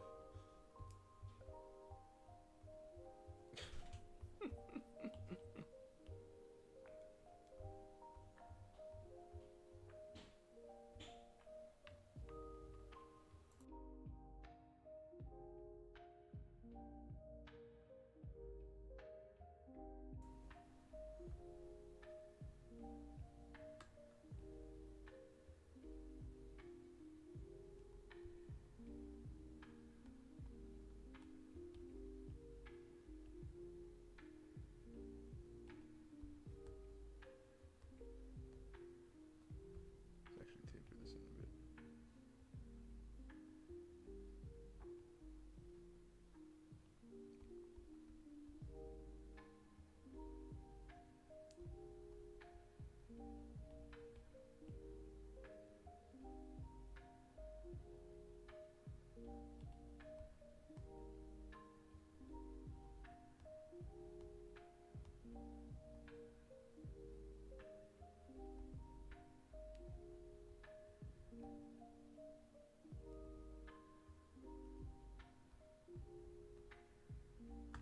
I'm trying to think of her, and I'm pretty sure she doesn't have a scar here.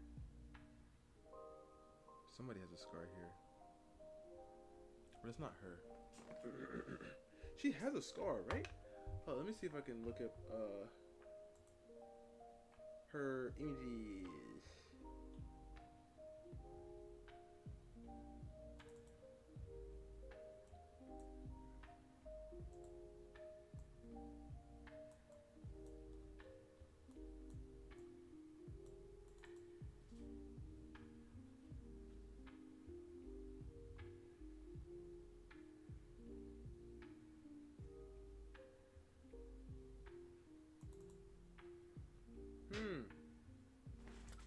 I guess not, maybe.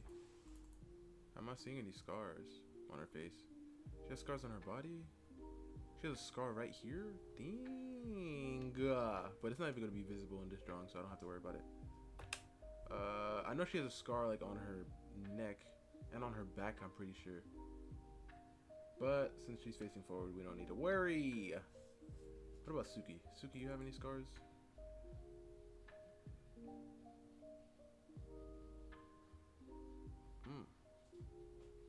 Doesn't look like Suki got any scars right here that are visible that we need to worry about seeing.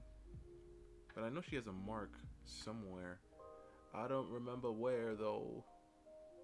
This is why you gotta listen to Bri sometimes, you know, because Bri be knowing what Bri be saying.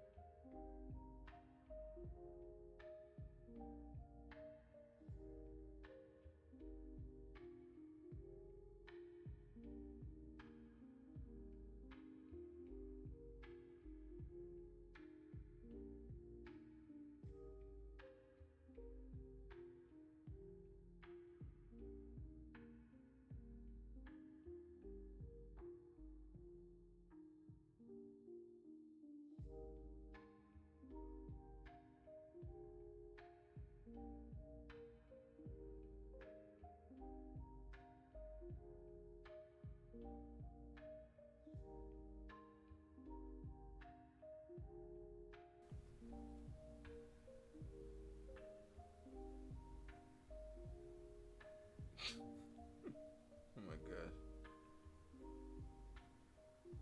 Wait, let me make sure I'm done with her. It's darkened.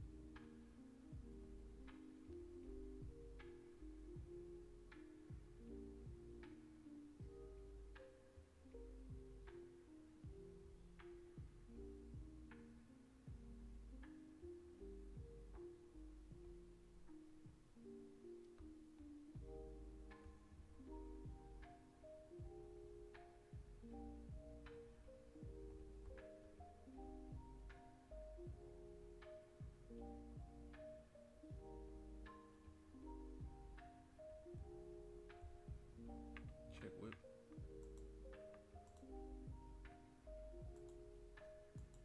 Okay, now you're practicing heads. That's nice to see. Nice to see. My whole tip when you have your thing like that is to draw over it. Draw over it. Because by drawing over it, it helps you remember, okay, so if I draw this thing like this, I trace it like this, then now I'm going to try to get it right myself, looking at what I traced, right? So do it that way, because it will really help you get used to being able to draw these things accurately. So draw over it, and then draw that on the side of it, so you can be able to match it, you know?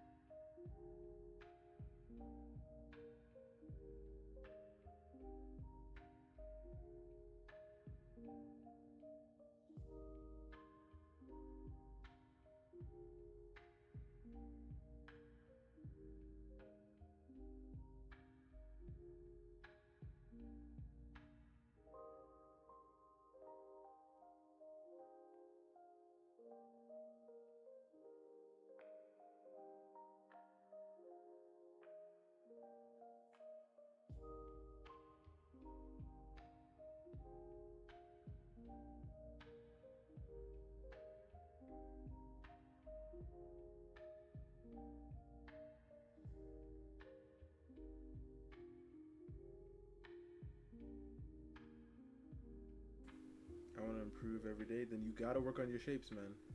I'm telling you, because by working on your shapes, it's helping you see, right?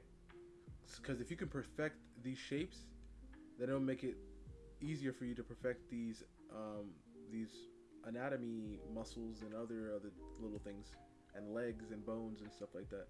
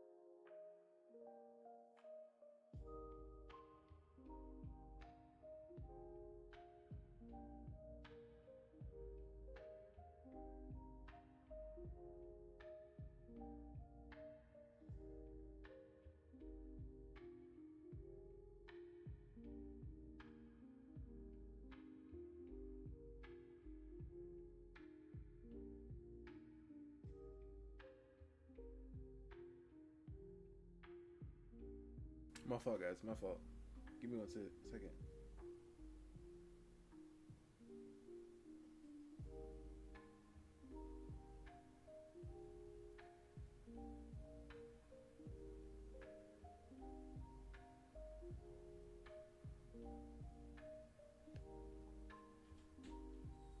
Okay. Alright, my fault. I just had to.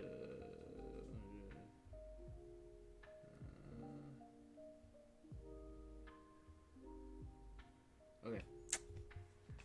Okay. Alright.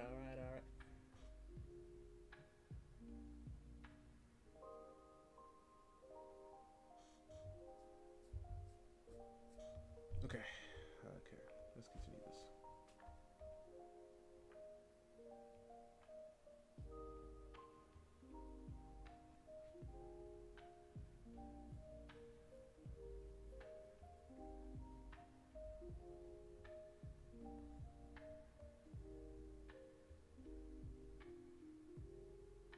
Alright, so since she's not really touching, I mean, she's touching her hair here, but like she's leaning back on the chair and she's not making really contact, so we don't really need to get these areas really.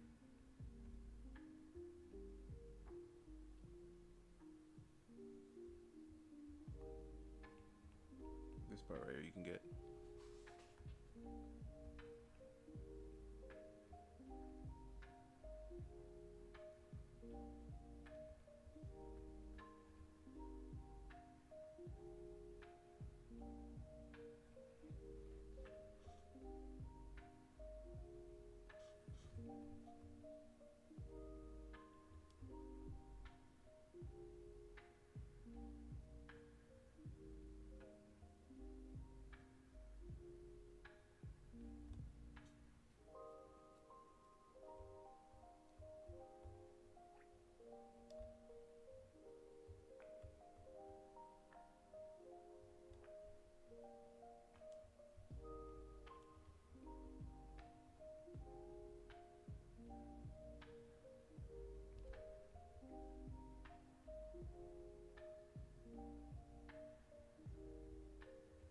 Right here we can add some darker areas.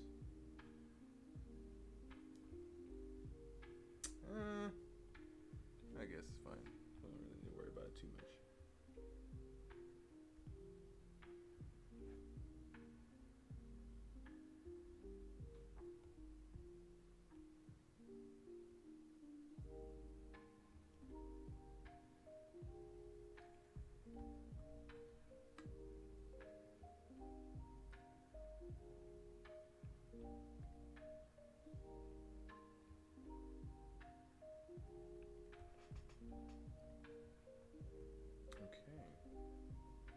Yeah, I gotta turn on the air. Give me a second, guys. Alright, give me one quick second.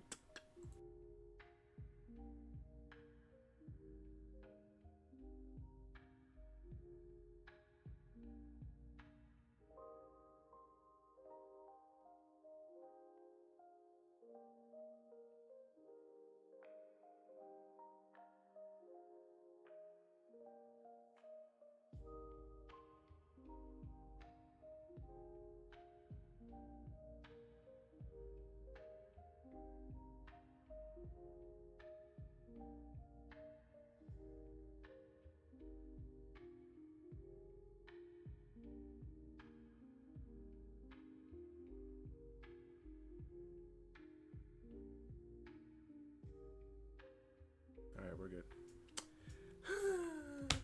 Yeah, Zero. So like in like with this perspective right here that I'm working in, right, as you can see, right, in this perspective, you see how I said the lines are going this way and this way, right? So if I were to put like a line right here, then these lines will convert it this way, and these ones will go this way, and then this one will go this way, just following the grid, and then come down, and then come down, And as you can see right there, we have a box in this perspective, right? You see? And then obviously, if I were to do like a, say I were putting one on top of this.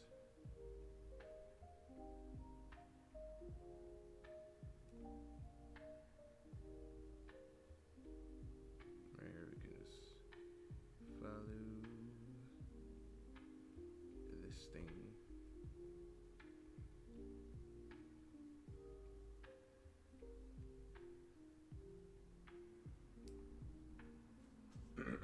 Right?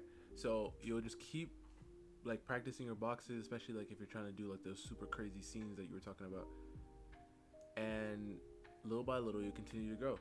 But like as you can see in this angle right here, how it's done, it shows like how this right here is the ceiling and this right here is the ground.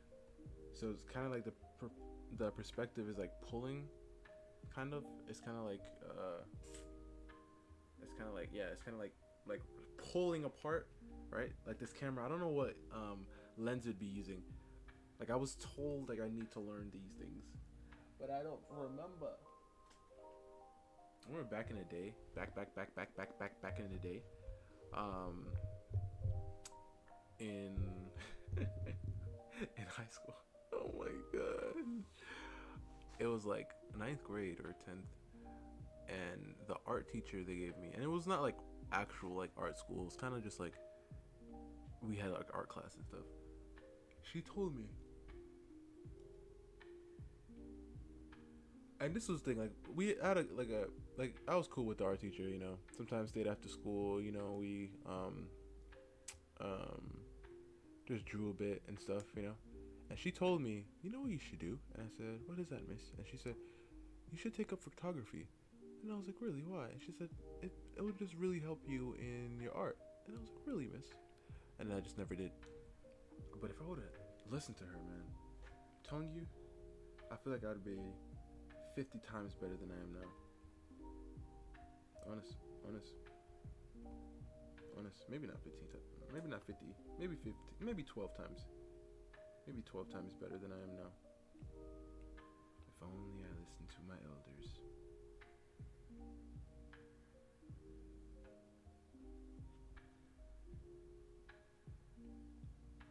If only I listened to my elders. This could be my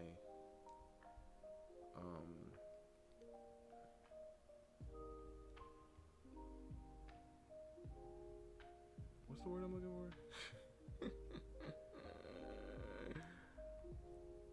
I lost my train of thought.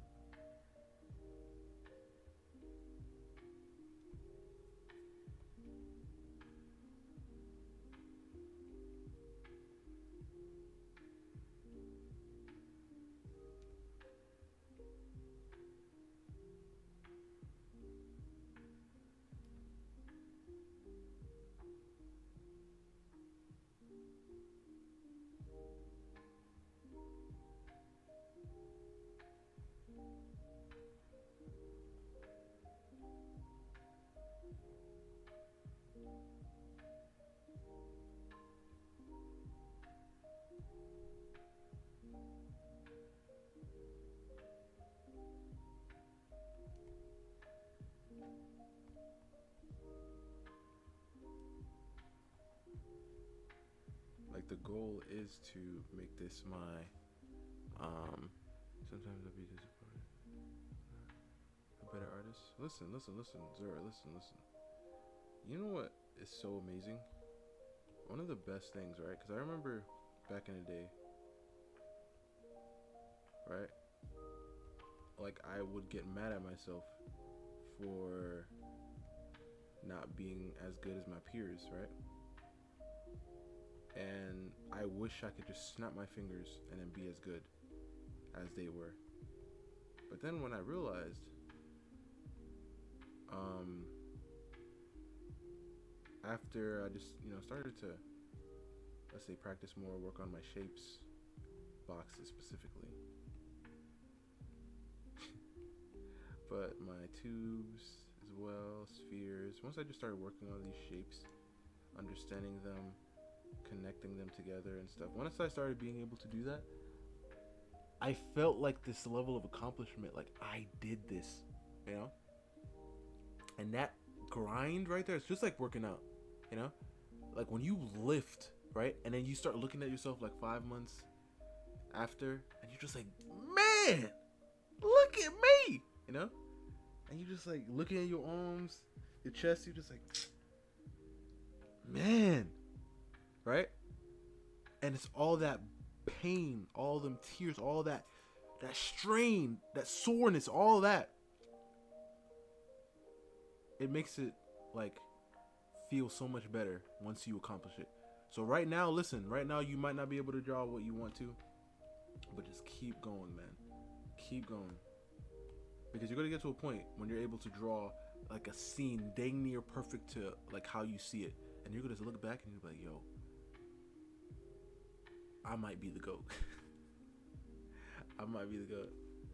I feel it. Right? I'm telling you, like the best feeling is feeling sore after a workout. Because that's kind of like your badge, like, yo, you done did some things. Like look it, your body's crying right now. It's like, yo, we done did this, but your body's like, it's not like crying like in pain, but it's like crying like, yo, look at what we done did, right? And then obviously in time later, it's gonna thank you. It's gonna thank you because obviously you know the benefits of working out and everything for your health and everything, which is really good, you know. But it's like you gotta just stick to it, man. Honestly, there, stick to it. Truly, like when I look back, look, I'm about to. I do this a lot. I'm about to go back down memory lane. When I look back at my old work, right, I am mad. I truly am mad. I mean, I'm happy that I went through this, right? But I was mad at myself at this point in time because I was just like, all of these drawings look the same. They're all like facing forward, right? They're all this. And this is why, like now, I don't do any of those. I don't do it at all. I try so hard not to draw a drawing that's straight up. And that's why I say I hate when things are symmetrical. It's because I used to make the drawing symmetrical every single time. Let's see if I can look at something. I have it here somewhere, right? Where is it? Where is it? Is it in here? Yeah, right here, and then old work. Where's that at? Old, yeah. When I look back at these, I'm angry because they're just all so basic. Right, like this one right here, I'm gonna put up. This one I'm gonna put up. These are still characters that I'm actually working on still using. This one I'm gonna put up. I'm gonna still use these characters. This one, not that, not that either. What else do I have? Okay, this one I can, no.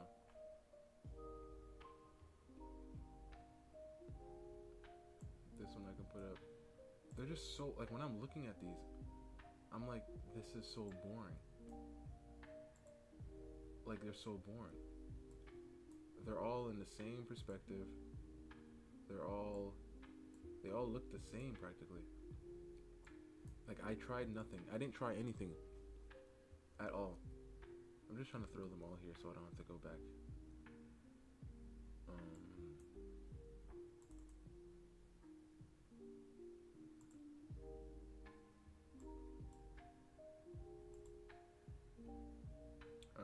Wait. Yeah, I got her. Okay. So like, look at these drawings right here. I want you to look at them. You might be like, man, they're actually really good. No. Don't compare you to me. Compare me to me now. Okay? So don't compare you to me. Compare me to me now. Because that's all you got to do. You have to compare yourself to yourself. Once you start comparing yourself to other people, that's when problems occur. Right? So you see this drawing right here? I loved it at the time, but I never even really finished it. Let me actually try to, yeah, make this smaller so it's easier to see. So this drawing right here, hated it. I have probably 100 drawings in this same angle. In the same angle. My two photos, I'm probably gonna draw pop-off girls. Okay, nice. This drawing, what do we see here? Oh, straight on. Yep, straight on. Boring. Look at this one. Straight on, just turn the head. Boring. Look at this one. Straight on. Boring. Straight on. Boring. I'm surprised I did full body here because I rarely did it back then. Look at this one. Straight on. Boring. Look at this one. Boring. I didn't do any side profiles.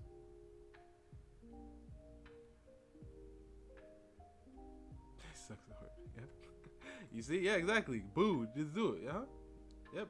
Boo. Look at this. Yep. Throw the tomatoes. Look. Just sick. Boring. Out of all these drawings, none of them really was anything. All of them are practically half bodies to almost like near knee. Look at. They're all boring. Right? They're all boring. So what I'm trying to tell you is you'll get to a point where you end up not liking all your art and everything's not looking right. What you gotta do? You remember her? Yeah. Yeah. Where's she at?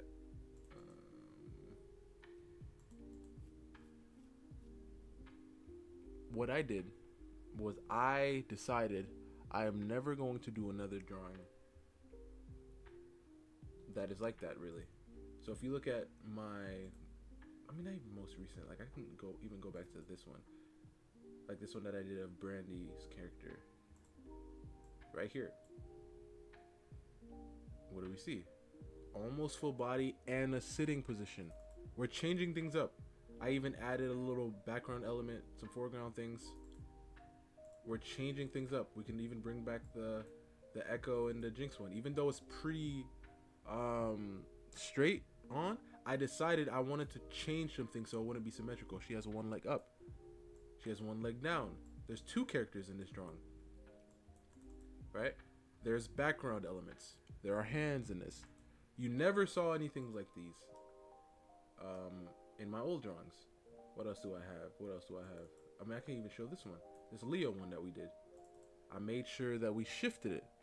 This one isn't going straight. His shoulders are twisted and his hips are going a different direction. You see, we trying to do a whole bunch of different things because we realized one of the things that I hated the most about those drawings is the fact that they were all the same. Like if I put them all in a catalog, like even if you go back to my Instagram and go back far enough, when you start scrolling, you'll start seeing nothing new, nothing different besides the character. Take advantage of me. Okay, take it. Okay, Zero. You actually really like the elf one?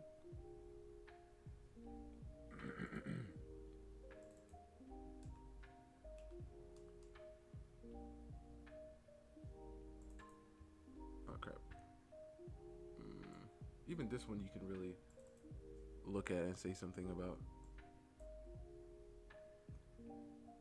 This one has two characters on there. Right? I got to a point where I was telling myself I am not going to do this anymore. I'm not going to have those drawings all so basic. Like this one too. Like you can see a shift in my work where I decided I'm not going to draw anything symmetrical anymore. Right? I tried to shift everything. The shoulders, shifting them, making it more dynamic. I actually like that hand, kinda. This hand was pretty cool too. Right? Doing more full body stuff. I have so many full body drawings. It's not even funny. See, even this drawing, which back then I probably would have made straight, I shifted her.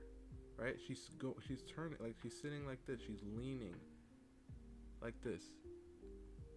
See what I mean? The shoulders on this one. the hips on this one.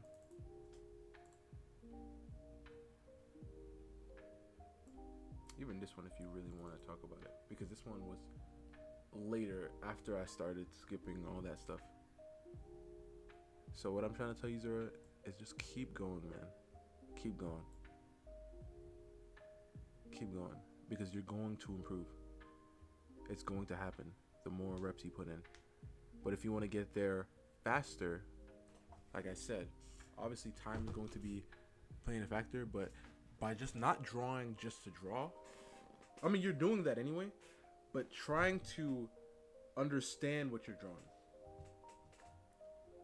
that is the key. That is the key. Because when I'm drawing, I'm thinking about every single shape here. Like this hand, obviously, like when I drew this hand, can I show you the time lapse? Let me see. I'm trying to see the time lapse for when I started drawing the hand. The hand, okay. All right, so look right here. Once I start drawing the hand, you see the hand? You see what I did? I know how I wanted the hand to look. I just drew a box. Because I understood the shape that it was going to be. That's it. Because I could draw that hand in any angle, as long as I understand how to draw that box. You see? So this is why I'm telling you, understanding how to draw shapes and understanding how to draw them in different angles is the key. Is truly the key.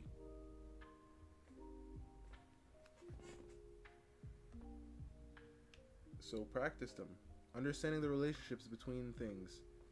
How the top of the body or the hips, the legs up is the same distance as the legs down. Obviously, you can make the legs longer if you'd like, but typically this is the same thing. And then you can put the thirds to get the proportions correctly, and then the elbows going below these, and then the knees going in half of these. Right? You can get your proportions down simply like that. You know what I mean? You get like a simple proportion thing going. And once you understand that, you really just need to understand how to draw the simple shapes, like the tubes. Right? Another tube. If you want to draw one arm going up, you can draw a tube here, and then another tube going this way, because you understand how to draw tubes in different angles. The same thing with the hand. As you saw, I did a box. Draw a box going down here. A box going up here this way.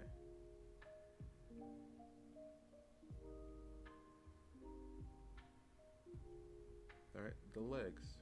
Draw a tube. Another tube. Another tube to the ankle, to the foot. Another tube to the ankle, to the foot. Right? Understanding relationships, understanding shapes. These are the best ways to improve faster. Because once you start being able to see these, then whatever pose you're looking at. Let me look at that pose that you sent me. What was that pose that you sent me? Or what did you post it? Because you be posting everywhere. This is why I tell you, you gotta post it in the right places, man. Because when I'm looking for something that Zora sent me, I don't even know where to go. Because Zora posts wherever, whatever page Zora has open at the time, that's where Zora's posting. Not this one. It's that one chick with the black dress. Where did you post that? Was it references? Because that's where it should be. Is it here? Yes, it is. You see? That's where it should be. I just thought it wasn't going to be there. But like with any pose that you're working on, cut, paste. With any pose that you're working on, once you have that understanding of those proportions, it just makes it a whole lot easier to break it down.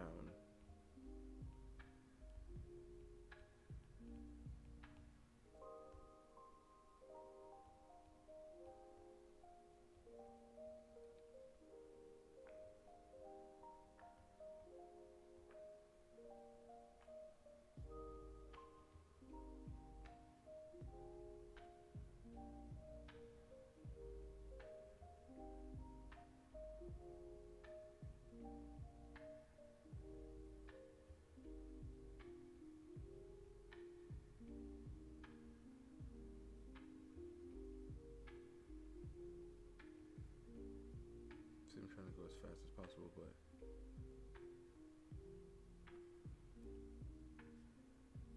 the vision of the pose is there.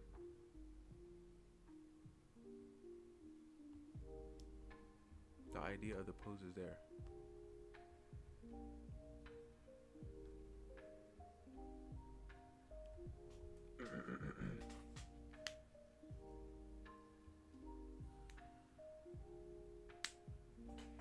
Check OG.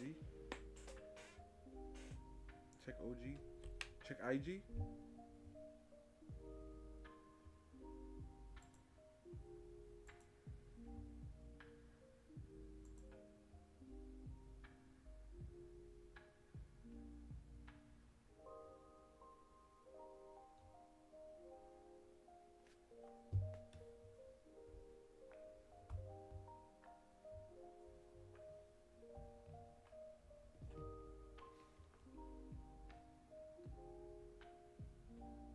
Oh my god.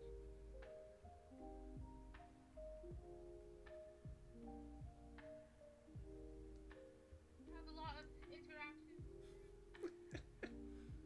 Oh my goodness. Give me 1 second. Time out, time out, time out.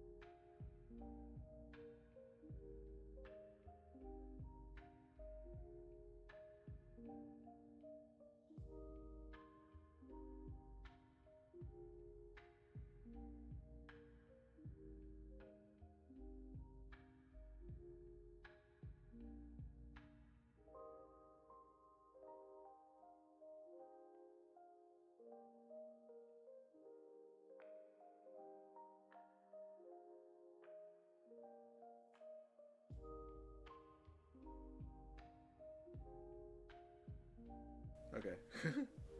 Alright, you said IG.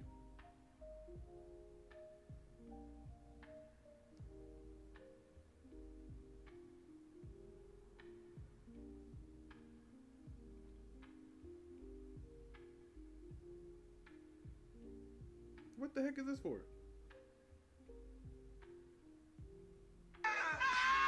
Okay, yeah, let me get up out of here.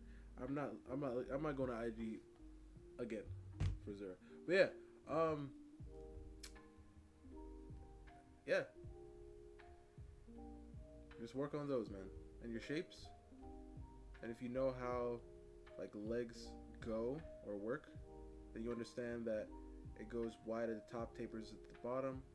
So if you want to make bigger thighs for a character or thinner thighs, you understand that it should go wider at the top, thinner at the bottom.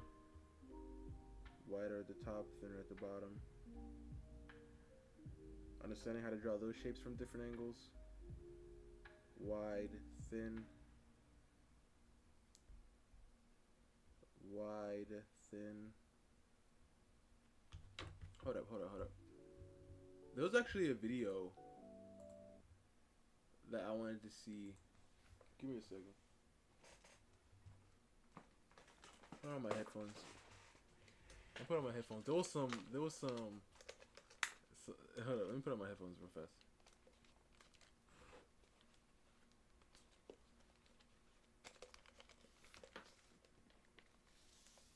Oh snap! The chat is not even on. Has the chat been off this whole time? I feel like no, but it could have been off this whole time.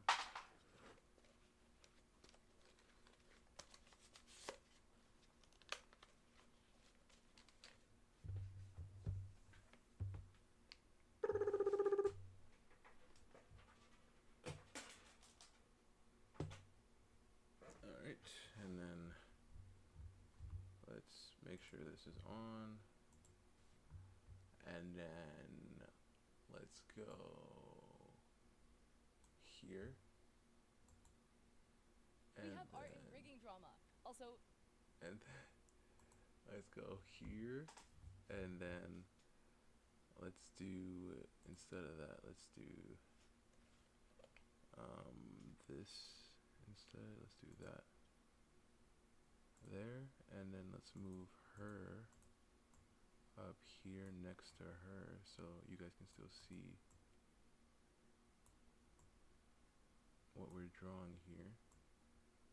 And then let's open this, and then let's play it. I know I look like shit. Okay, I just showered, but I wanted to record this because something in my gut tells me that these threads might get deleted. Anyways, yeah, don't comment on my face, please. Let's go. So this is posted on Twitter by Twitter user PerkyPert_, who goes by PerkyPert. They are a live 2D rigger, and they look to have their own studio as well. They write, I feel very sad. Hold up. I believe. Never mind. Never mind. The model for somebody for free, and after they got the model, I was informed that they hired a rigger. Also, they ghosted me when I spent over 80+ hours rigging their model for free. So everybody in the comment section of this post are showing their love and support over for Perky. And then on the same day, they quote retweeted it, writing, I have gotten an apology from— Hey, if you guys are enjoying the stream, make sure you hit it with a like and subscribe if you're not already. You know, we try to stream every single day, and I primarily draw my original characters, but at times I do some fan art and some other things like that. So if you guys like what you see, why not subscribe? You know, it's free, and you can subscribe later if you don't end up liking what you see, I guess. Let's get started. The person, so I'll just leave it at that. That kind of seemed like it was the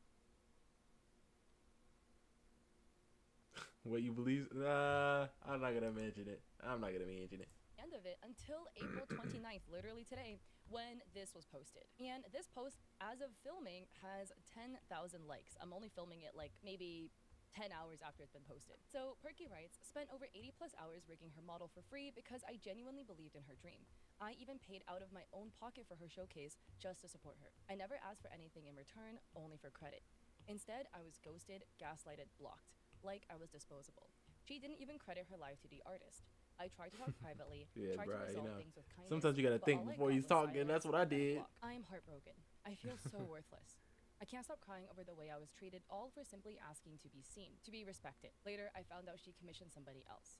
If she didn't like my rigging, she could have just said so, and I would have understood. But to watch me spend 80+ hours pouring my heart into it, only to tell me after I handed her the final file, broke something in me. I never wanted to make this public. I still don't want to— Oh, by the way, guys, these videos, they might have a bit of profanity in it, so just, you've been warned. You've been warned. name names unless I'm pushed to. But carrying this alone has been suffocating.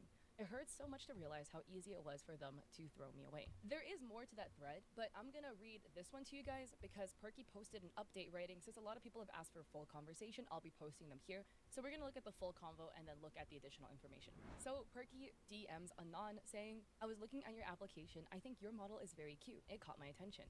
I like to ask, do you have an active Twitch or YouTube channel as of right now? Anon says, hi there, I'm doing well, thanks for asking. How about you? Thank you for taking an interest in my model. I am active on Twitch as of right now. I currently stream a little bit of a wonky schedule as I'm preparing for a new job, but I've been actively streaming since early November 2024. Then Perky says, could you share with me your Twitch name, please? So they give the link, and Perky says, I'm glad to see you're active. I want to make sure if I pick someone, they would actually use their model and not kill it, hehe. The reference you posted, it's already ready to rig model, correct? Also, I would highly recommend linking your Twitch channel to your bio on X. It would make people find you easier. And Anon says, ideally, I'd like to debut this year. I've been working towards becoming a full-blown VTuber since— Man, I might have to dabble so into to be able to this debut whole year would be VTuber huge for me. game. I'm incredibly dedicated when time allows me to— What's the T? All right, so the T is some people be stealing. All right, people be stealing. That's all you need to know. Let's get started, or let's continue.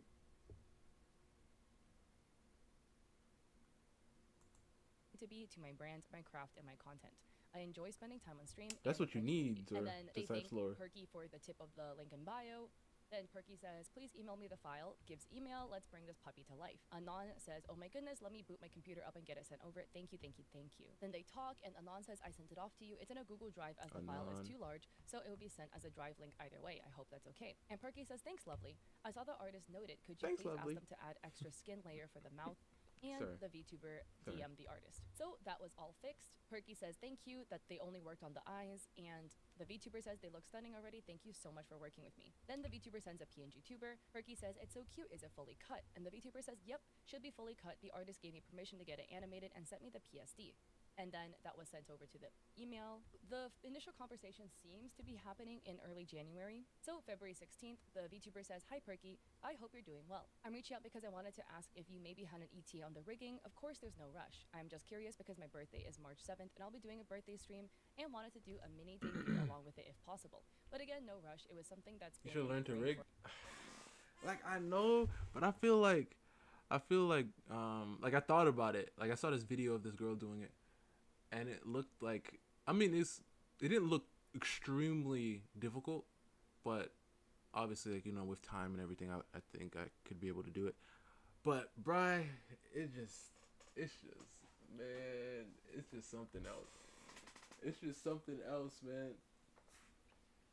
But what I can say, I don't want to confirm it, but maybe one day I'll do like a full, like I just need time. Once I have like time and everything, one day I'll do like I'll make a full like VTuber thing. Like I'll do the character.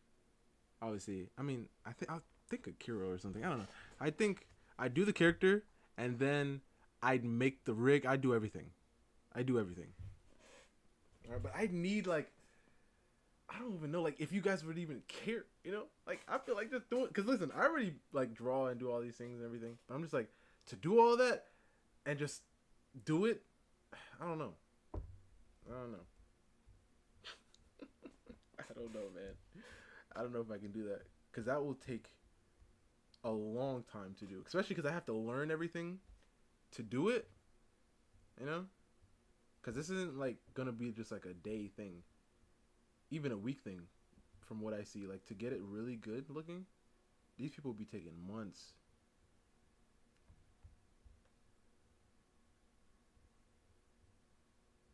These people be taking months, man. So yeah, it definitely have to be like something. But I feel like it'd be interesting. One day maybe. One day maybe.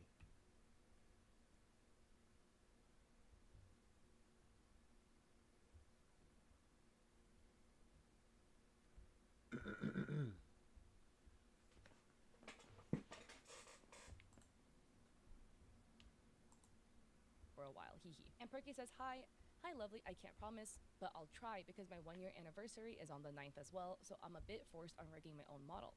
Any chance you have a cheapie model you could use for your soft debut? Because a cheapie model I can rig easily within 1 day. So the VTuber says they have one in the works, they don't know when it's done. Then Perky sends what looks to be like a copy pasta of like a menu of things that you could purchase for, you know, add-ons for the model. Then on March 8th, Perky updates, I love it letting you know I discussed to start from zero again for your model. I didn't like the progress. And then on March 10th, Perky adds, can I please get the name of your live 2D model artist? The VTuber gives the artist name, it's redacted, and then Perky says, if all goes to plan, hopefully by next week your model is ready. I spent 14 hours today on it. I'm still scared for the tail. And then Perky sends a Google Drive link for the birthday, and the VTuber says, I'm so happy, thank you so much for all your hard work. I can't wait to show it off to everyone. Perky says, it's my pleasure, I hope you like it. If you ever need any add-ons, don't hesitate to contact me.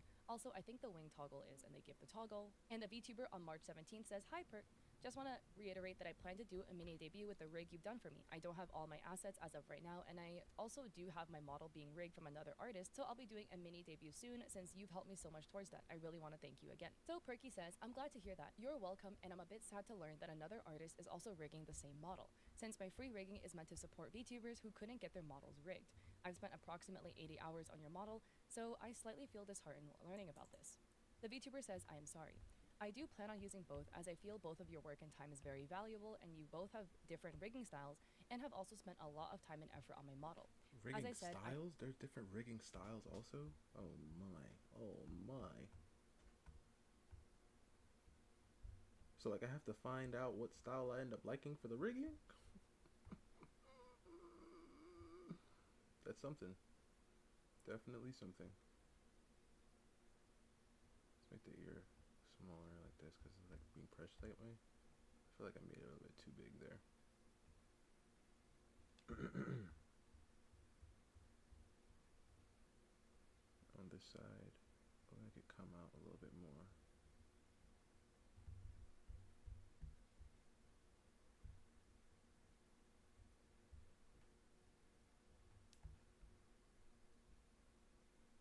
Don't know what that is. Is that a VTuber?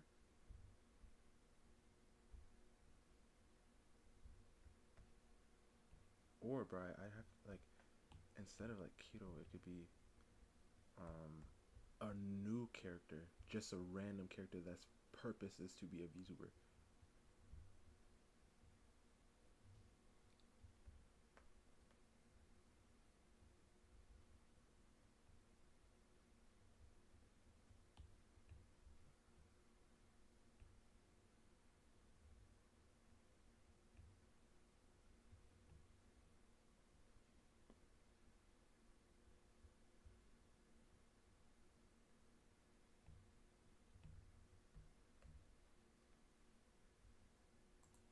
I don't have all my assets yet and don't plan on doing an all-out debut anytime soon, so it would probably be closer to 9 to 12 months of using your rigging before anything else happens.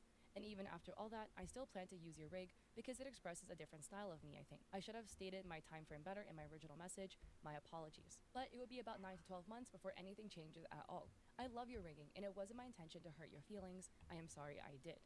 I should have expressed my timeline and thoughts better. I sent the first message when I had woken up. And Pert says, that changes things. I got panicky thinking you're getting it re-rigged and re-debut with a month or two, and it made me feel a bit sad because I really put a lot of time into it. And the VTuber says, no, of course not. I would never do that. You're both working so hard, helping the community, and it brings me honor and joy that I get to show off work by you both at different points of my streaming career. I apologize again completely. I sent my first message. I don't know what's going on. I have no idea what's going on here. Okay. Give me a second. I don't think this is the one that I was planning on listening to.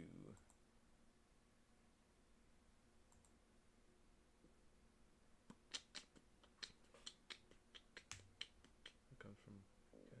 What the heck? Okay.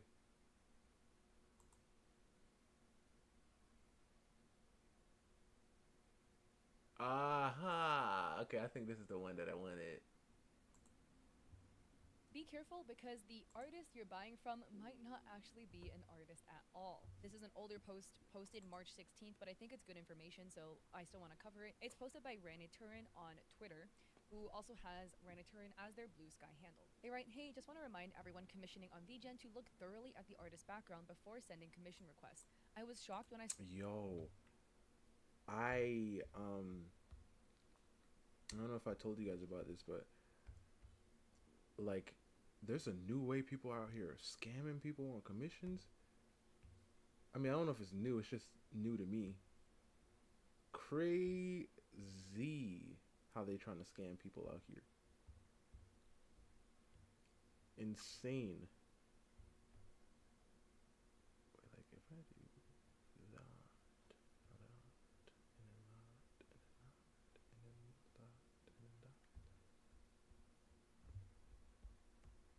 I feel like I might bring it down a little bit. Yeah, I might bring it down a little bit. Saw there were more than a dozen artists that act like they're individuals when in fact they're a sweatshop illustration studio.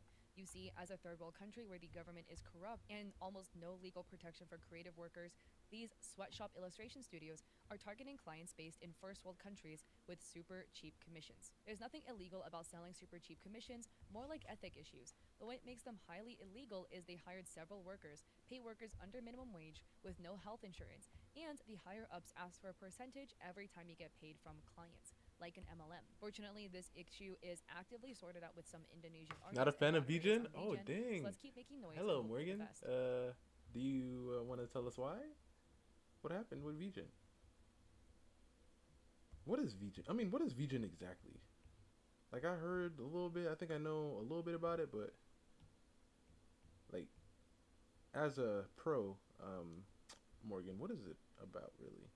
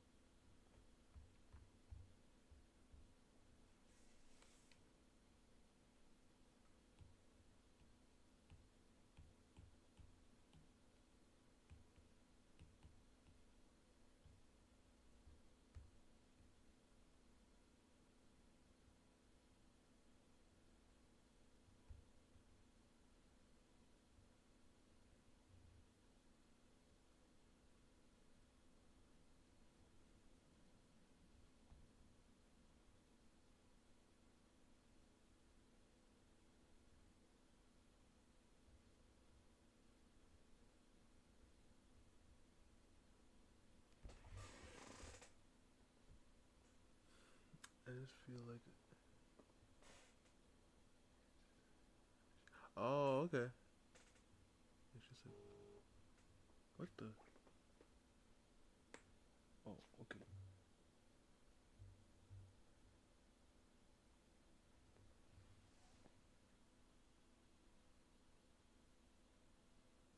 Really?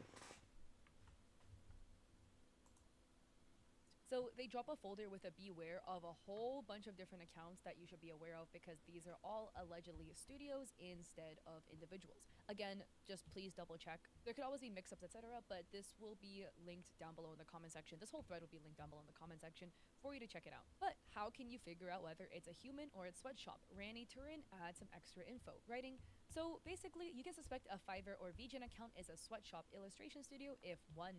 Their styles are too varied.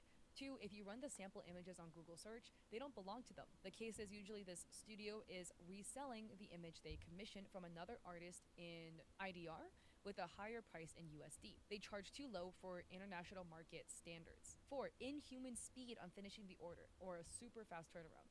For example, they will finish a full render piece with complex characters in a couple of days, if not weeks. The case for point 4, from what I gathered, is those studios pressure the artist to do unpaid overwork outside office hours with unlimited revision slots, so it looks like they work above and beyond in a short time frame. This is the sweatshop illustration studio I'm talking about. They apparently don't understand the roots of the problem, and instead, they're offering a free class for opening businesses on VGen. Like, what the F? So, I cannot read Indonesian, but this account is JRU Hub, with kind of a post that looks to be advertising the service. Same predatory issue, but different location. And this is the post they made, screenshotting one of my videos. Oh god, this video is so sad. So I posted about this situation. I'll give a TLDR, but this will be linked down below in the comment section as well. TLDR? This is about a studio by the name of Rate Visual, who on VGen had an account that looked like one individual. But they were actually a studio, and there was an artist that worked for them that they mistreated, making them work really long hours, pressuring them, asking for unlimited revisions, paying below the minimum wage for Indonesian standards, and the artist ended up with carpal tunnel because of being overworked due to the studio. But Granite Turin writes, do not commission from this studio. Some of the ex-workers who DM me admit they got typhoid while joining the studio. I always felt something fishy when they consistently searched for artists for the past 5 years on Facebook. Their management and worker contract is hell. Randy links my video, and they write, read really carefully the contract before joining any illustration studios. If they fine you money to resign, don't think twice, run. And on that final point, I just want to hammer home, guys. You should not, as the employee, be charged money to leave. That's not right, not normal. If that is in your contract, it is sus. That's like jail. At least from my knowledge in America anyways. And Ditzy adds, yeah, apparently people were doing giveaways or selling the artist sign-up codes or whatever, and now the place is flooded with artists and artists in quotes. By the way, if you guys don't know VGen or how it works, VGen is another platform like Fiverr where She's about to tell me now. She's telling me now. May? How's it going? I hope that's how you say your name. But, let's move this down. Wait, what the heck? What is missing? Oh, it's this. Let's move this down here. Now let's move this down here.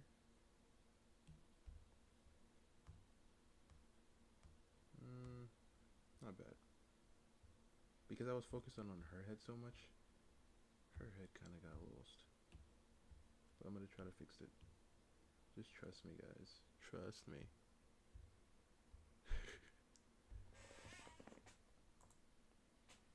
artists can go and sell their artwork. The difference with VGen, though, that VGen was advertising themselves as being better, right, is that they have artist codes. Any random Joe Schmo can't go on VGen and make an account and sell stuff. You need to get a code in order to get on the site. And verified artists on the site are given codes to give out. And the whole point is you are supposed to give the codes to people that you know and trust to be legitimate artists. But a bunch of people, to get Twitter clout and stuff, were raffling codes away, you know, for fun. Be like, follow me, I'll give you a code, you know, da-da-da.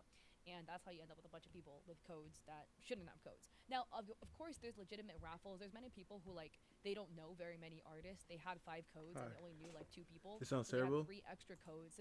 Yeah, it does, doesn't it? It sucks. People out there trying to scam people, though. You know, that's how they be doing. Creepy. Yeah, it does. but she's gonna look nice hopefully at the end. They hosted legitimate giveaways where they double checked to make sure the artist was legitimate. They were like, send me previous works, examples of commissions you've done, whatever, so I can verify you're a legit artist to give you the code.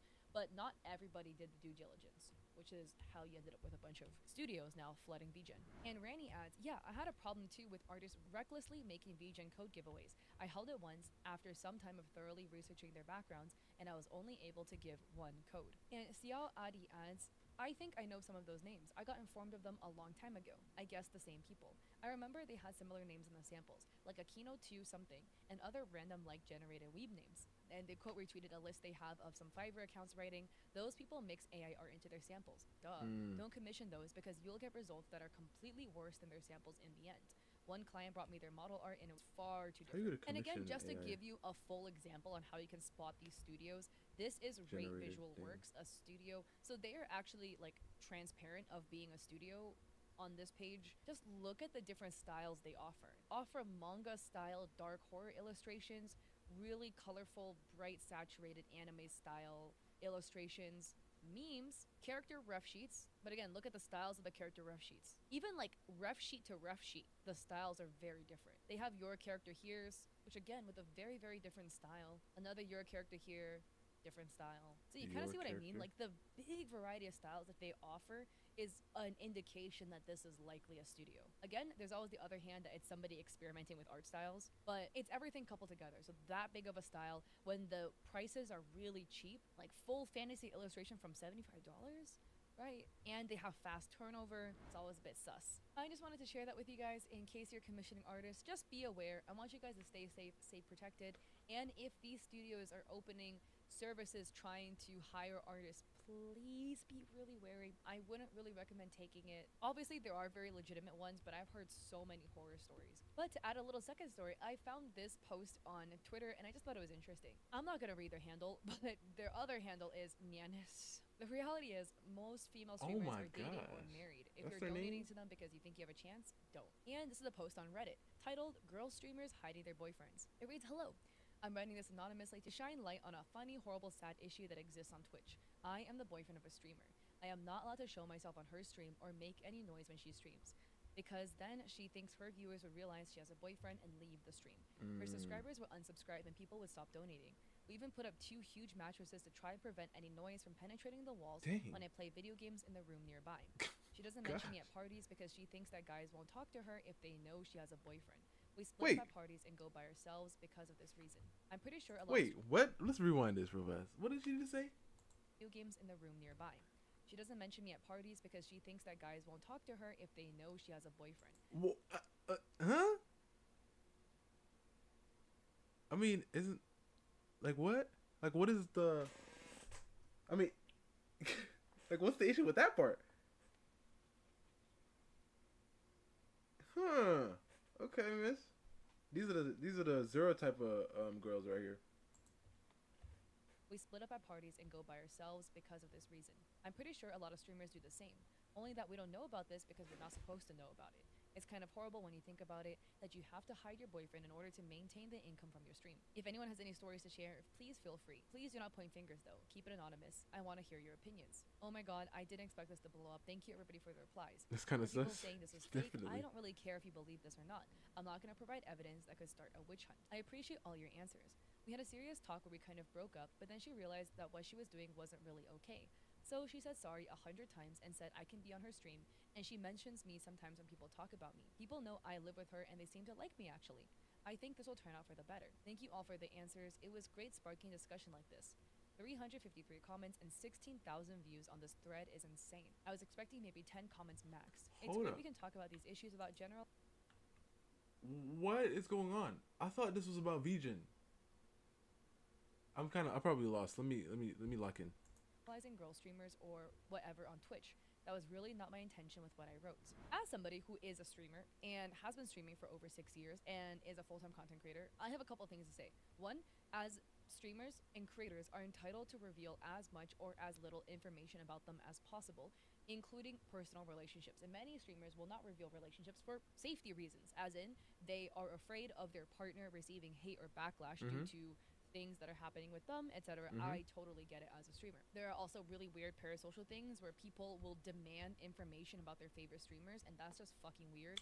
The streamer can reveal whatever they want. First of all, remember that one video we saw that other stream ago with that guy who was following that one chick? Yeah. Yeah, it's kind of something, huh? Yeah. It's kind of crazy, So I understand to an extent, but like, why go anywhere with him if you just are hiding him there? You know what I mean? That's the thing that's weirded me out. Like, if you don't want to tell nobody, don't tell nobody. But like, this girl goes to events with him and tells him, "Don't talk to me. Don't talk to me. I don't want them to know." What the heck am I here for? Just in case? I mean, sure. If they don't want to reveal their relationship status, that's not on you to go demand it. Two, though, this is a sad and real thing on Twitch. I used to do that. My partner told me to do it. He was a streamer. I didn't stream at the time, and this was my ex. He was like, "You should stream on Twitch because you look like an ABG." I was like, "Cool, whatever. I don't know. Sounds fun." And he was What's like, a "Don't tell ABG? people you have a boyfriend because you won't get viewers." And me stupidly, What's the AGB?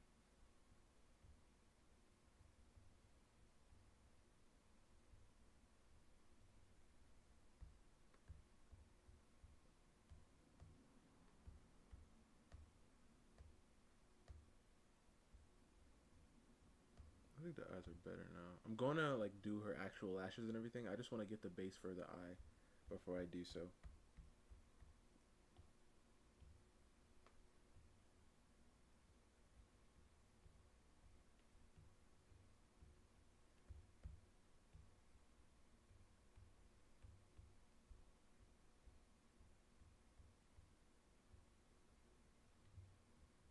Are we doing like realistic eyes?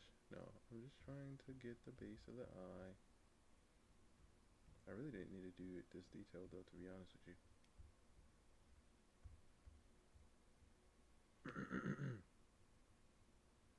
at 18, I was like, "Hey, you No know clue? the way. Yeah. You've been streaming for much longer, right? Because I hadn't even streamed yet. I'll listen to you." So that's that. It is a real thing. Is it true that if people think you're single, you might get more viewers? Yeah.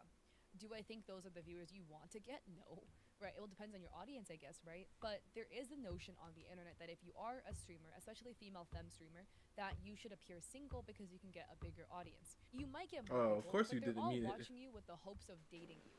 If you're okay with an audience like that, then chill. Good for you. If you're not okay with an audience like that, then I would highly advise you to actually not do that because it's a bit uncomfortable, you know? You're gonna end up with an audience of people that are like preying on the moment they could date you, and they're gonna act some type of way, and it's weird, and I don't like it. If you like it though, that's your prerogative. It's your stream, your life. You can do whatever you want. Personally, from my experience and the experience of people that I know, when you tell people you have a partner, if you want to share this information, again, it's different if you don't want to share information for safety reasons, but if you just share that you have a partner, whatever, a lot of times you'll find you will lose people. But I think, in my opinion, those are worthwhile people to like lose Naya. because for me, I didn't Like want them Naya. in my audience anyways. I don't want you to watch me if you think you're gonna date me. You're not. I'm in a very happy long-term relationship. About the other thing, you will find that you'll end up with an audience of people that there might be the odd one that still is there to try to like pray they could date you, whatever. But you will really find that you'll find an audience of people that will be a lot more supportive of you and your partner. There's people that come into my stream just wanting to talk to my partner. I don't live with him, but they're like, "Oh, next time your boyfriend, can you ask him about this?" Like, he's a pro league player. So they're I like, really hate that word. I hate it so much. That partner word. I hate it. I hate it. Can't you just say her boyfriend? Wanted to talk to her boyfriend. Can't she just say that? Why he keeps saying partner? Why? Naya not crazy. Yeah, Naya not crazy.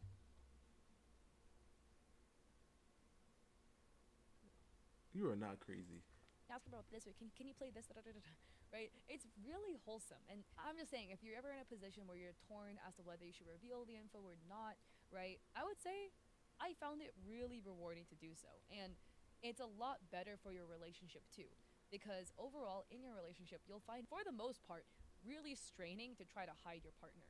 It will just put an unnecessary stressor on the relationship that might end up breaking it. So I personally think it's better overall, but I can also completely understand, like, for VTubers and stuff, if you do want to remain very anonymous, to make people know who your partner is can be a little bit scary because maybe your partner doesn't have very good internet safety. They're not a streamer, maybe, so they don't know the proper safety things. You want to make sure you can stay as safe as possible. I totally get that too. So yeah, I just wanted to share this little story with y'all. Would love to hear your thoughts about both situations, the studio and the whole revealing your partner thing. Would love to hear your thoughts. I always love The hearing that. revealing the Anyways, I partner hope you thing guys like the threw me off because I was like, what? I thought we were talking about Vijay. But why don't you like it, Morgan?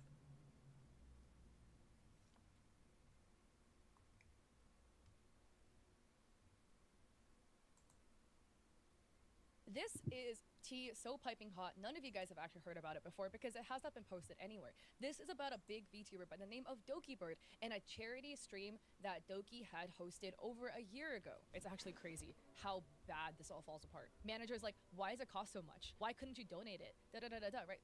How is this the artist's fault?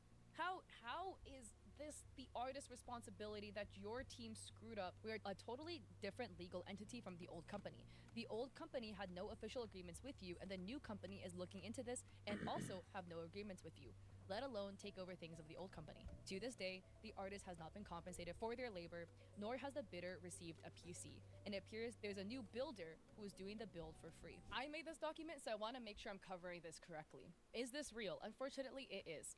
So, the context is, Dokibird hosted an auction that... There was an ASMR spa YouTuber who learned the hard way. Her husband appeared on camera enjoying the spa day with her, and the Simps got mad. Oh, dang, really, May? Ah. Dang. I mean, like, but was she like lying about it the whole time? Because I feel like if she would have came out the gate and said, "Yo, I'm in a relationship,"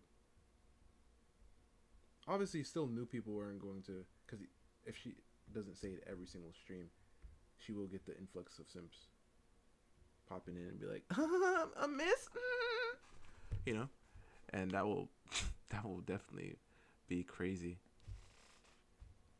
She lost everything. She lost all the sponsors. She lost everything. Why am I doing it that way?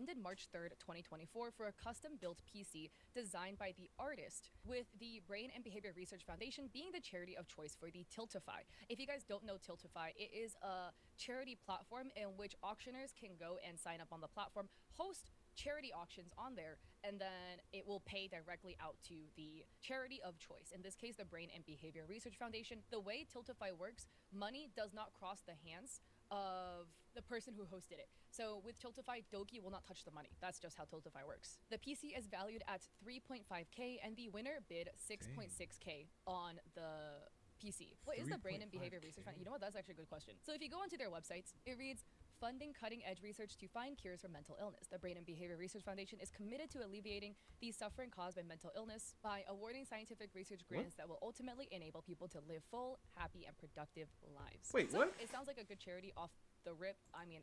Wait, what? It's a charity... Wait, let me go back. What did it say?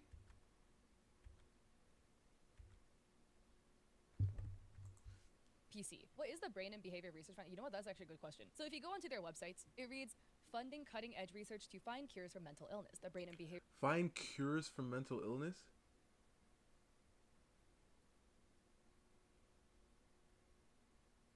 Huh?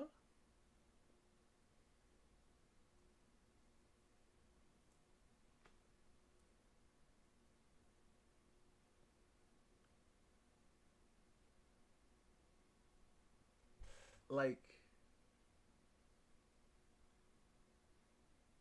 So, like, pills? Like, they're donating to this charity to find a cure for mental illness. So, like, trauma and stuff.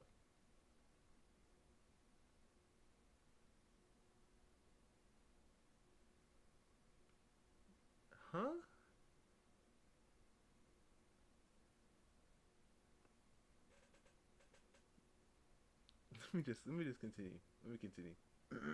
Let me not say anything else. Let's just continue. Makeover Research Foundation is committed to alleviating the suffering caused by mental illness by awarding scientific research grants that will ultimately enable people to live full, happy, and productive lives. So it sounds like a good charity off the rip. I mean, I didn't do research to the background of this charity, but it looks good. Also, again, I don't think I need to say this to you guys again, but please don't send hate to any parties involved, Doki or any of the other individuals as well, okay? Because we're not out here trying to go harass people. It's kind of just to like lay the information out. So, proof of Doki stating artists would be paid. Yeah, of course not. Doki states February 20th, 2024 that artists would be paid Zura. for their services. This is Okay, Zara. No, they knew she had a boyfriend. In one video, her boyfriend was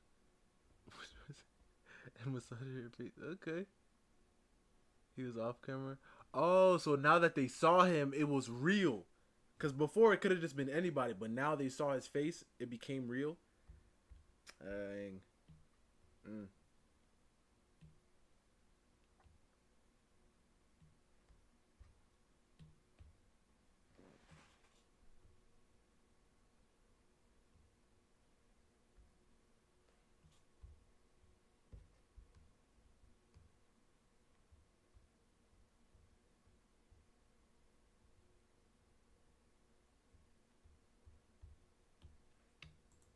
a tweet that Doki put out themselves. To all artists Zara, and creators, listen. I'll be running.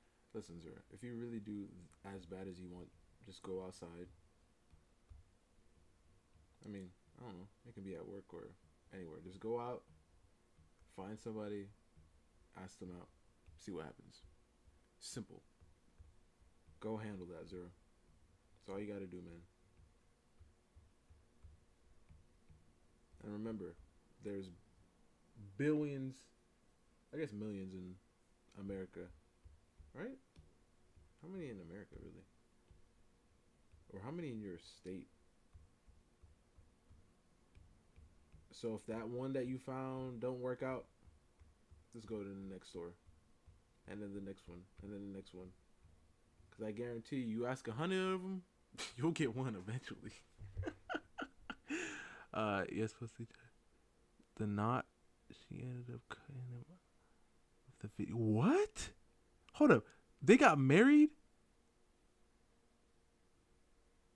She ended up cutting him out the video? Oh, leave this girl. Nah. Yeah, get up out of this girl's life. Don't scare them off either. Exactly. A charity auction and stream next week, and I'm looking for people who would like to collab and work with me to make one-of-a-kind Doki themed items, plushies, figures, sculptures, sign artwork, prints, etc. to auction off for charity. I will be paying you for your service. Please send your portfolio. The items do not need to be completed before the auction starts, so don't worry about any rush. They will state where the auction is going and other stuff that is being offered. So, some more information. Doki's VOD also cites extra information. At the 8-minute mark in Doki's VOD, Doki references the manager that will be censored. We will label them manager number 1 as helping grant Doki access to Tiltify and setting up the auction. A little bit of foreshadowing. Why are they called manager 1?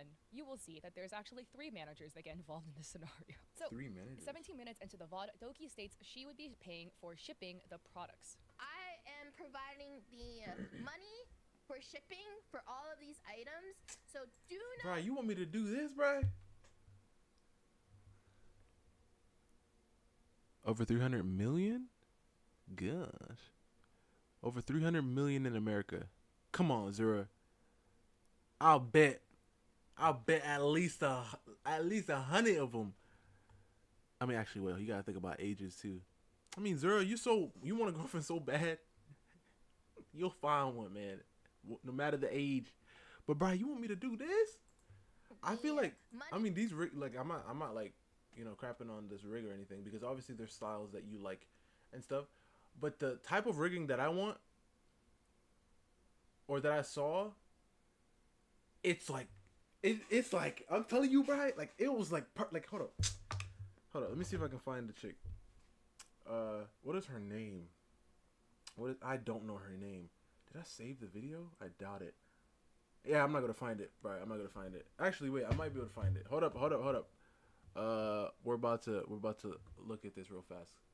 I'm about to, because I remember it was a video I saw, and it was talking about how to make a VTuber, or how to rig a VTuber, right? How to wait, what the heck did I just type? To rig a V, how to rig a character? Yeah, a VTuber model. I want to show you, Bri, cause this chick, where is she? There she, look, Bri, when I tell you this right here. Hiya, I'm Hana Q, your local digital artist, and I have been embarking on a journey of making my own VTuber model from scratch. Now, this is part 2 of the process where we'll finally All right, start I'm the gonna rig, but fast forward. Since it's been a while, let's do a recap. Fast forward. Is where the default arrow key clicks on. I'm not talking about the style, because Normally obviously the you're style is different. But like, I want to like easily want you to as see the was. rig. Point. A Hold tip is to select 2 green points at the same Hold time and hold shift while you're making movements. Hello, I'm Hana No. Q, your local Where's part 3? digital artist. What the? So I've Hold been up. really interested in making my own Hold up. VTuber model these days, and I thought I Okay. Where is the video for the third part, the final part? Is this the final part? No, this is the mouth and the. Cause look at Brad. She got a whole full body. Hello everyone, I'm Hana Q, and I'm a digital artist who has been working on her own VTuber model for some months now. If you're new here, Alright, I've covered hold the up. process of drawing and rigging a model from Yes, scratch yes, in we know, parts we know. 1 and 2. And they're sprinkled with tons of Yes, we tips and know. tricks if you want to check those out. In the past, I've made All right, look at this, Brad. Okay, no, she did all this other stuff. Hold up, let's mute this because I don't know about copyright. All right, but hold up. You see the movement of this rig? Like, I feel like I gotta go big or go home, Bri. If I do this, like, she got a whole full body rig. I mean, obviously it's not full body. It's like, but it's like she has it so that when it moves, like when she moves, like a certain way, like her legs move too, and like stuff.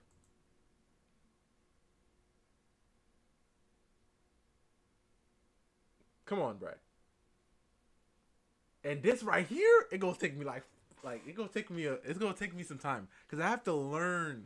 Because in this video, she doesn't really talk about every single aspect of it, so I'm gonna have to like really like learn how to do this, you know.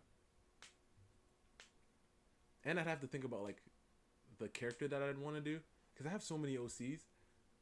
I'd want to do like a rig for I'd want to do a rig for like everyone. You know what I mean? Not everyone. I do like my most favorite characters. So Kiro has to be one. Alchemini has to be one of them. Right? And like I have to. But like I have to really learn, you know? But like I said, listen, we're just talking. We're just talking.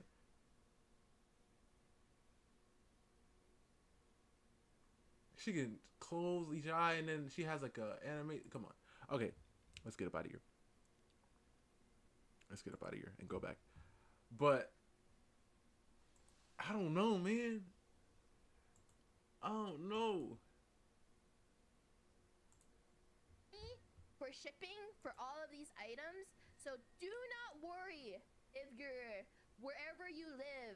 You're like, oh my god, would they be able to ship it there?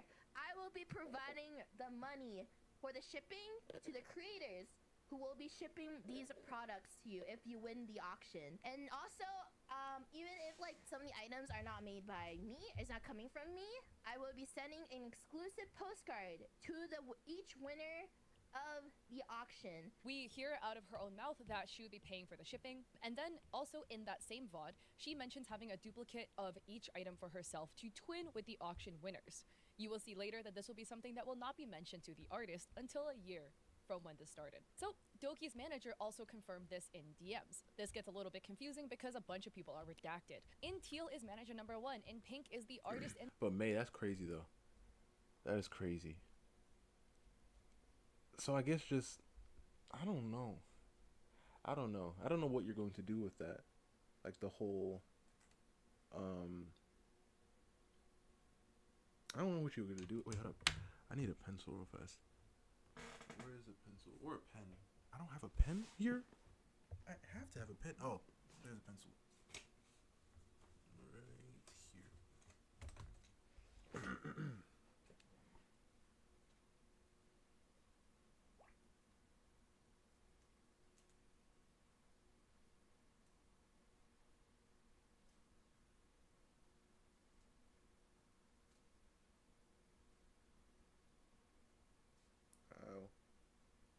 Oh, okay.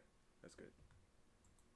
And builder. I realized later, so I did that in the second half of the document, that those who are colorblind are not going to be able to figure out what is teal and what is pink. I'm really sorry. I'll try to make it clear for when I'm reading this out loud, but it will be more clear later on in the document. Manager number 1 says, "Hi there," and this is in DMs to the artist. "I'll be providing any updates or comments Doki might have moving forward, and we'll be using a mock-up if you choose to provide one by the 2nd. So they're referring to March 2nd, 2024. Or we can use photos in your portfolio if you aren't, which is totally understandable due to the turnaround time. We don't have a super tight timeline, so keep that in mind. You can take all the time you need on this project, but we would like a general estimate to provide during the auction, and ideally, we would like to get an idea of price, as Doki is planning on paying all of the artists she has chosen. If we're able to potentially work something out with Height, we can explore that too." Height is a PC brand. So the artist on February 28th, the day later, responds, "Hi, Manager 1, thank you for accepting my request and getting back to me. Heart. I am glad to hear about the timeline. That gives me a lot of reassurance since custom projects always take a lot of time and work to put together. I was already in talks with Height, so I've looped in my contract and I'm waiting to hear back from him at the moment." Manager 1 says, "Of course, I'm sure we can work something out for this. I will double check and see if it's possible to potentially get some items from an upcoming project for this, and hopefully we can come up with a solid idea as this progresses."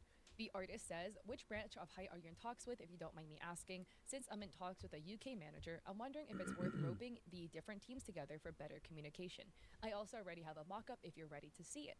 The manager says, "Ooh, yes please." So the artist sends over the mock-up, as you can see here, and they write, "Usually I wouldn't start to work on a project or provide a mock-up before agreeing on payment terms and stuff, but I trust we can sort that out later. Also, this is just a first idea, so it's totally open to suggestions and comments from you guys or Doki. Just a note, my concept art also never looks like the final product. The final product is usually 10 times better." The Manager 1 says, "We're in talks with the marketing executive producer of iBuyPower in collaboration with the design team at Height.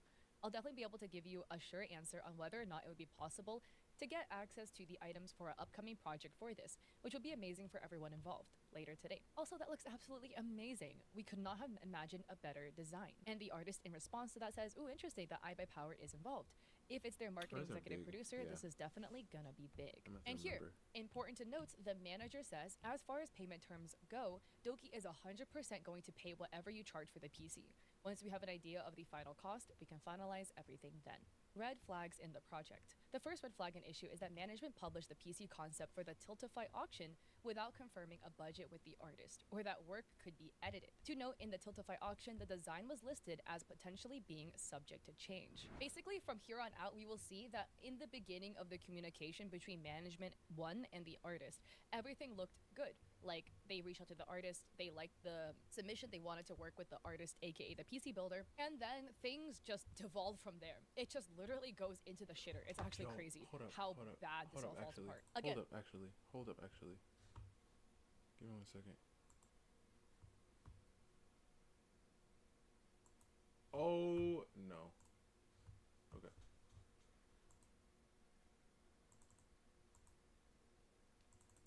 But yeah, Brad, that's what I was thinking about with the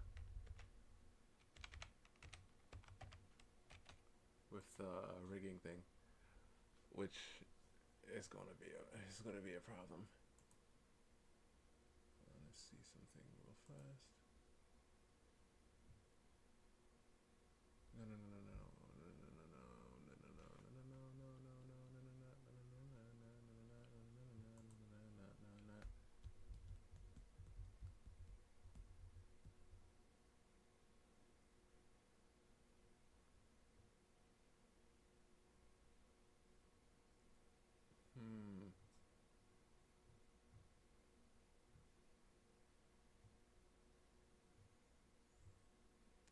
Crap.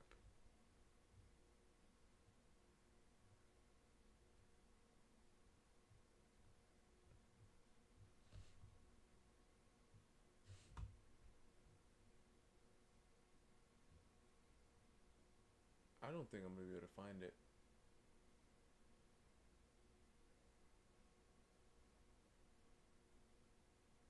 What is this? I mean, no, this is not. Oh, wait, should I? Let me press it. Let's see what it is. With 21.6 million followers and a page that has accumulated over 2.1 billion likes, and to this day she still gets around 1.3 million views a post. She's somebody who could be considered an OG.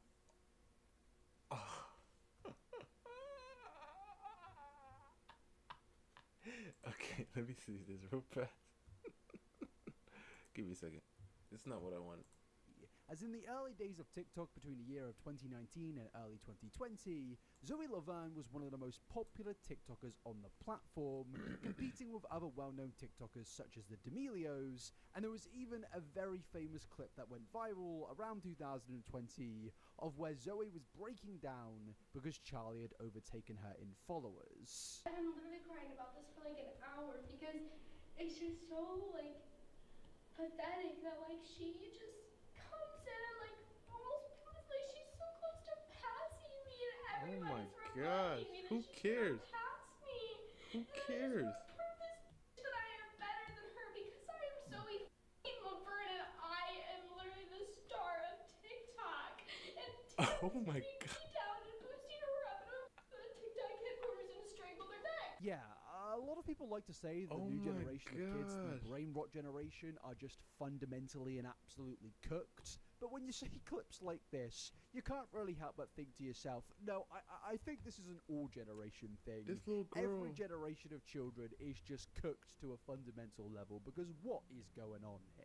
But yes, as you can see, Zoe Laverne was a very famous and very popular TikToker with an audience of children that would do absolutely anything they could to speak to her, get her attention, and they would watch every single thing, no matter what it is, that Zoe posts. But talking of children, this actually does lead us into some dark territory, which is now the main reason that in 2025, Wait, this is not what I want. no Zoe Laverne.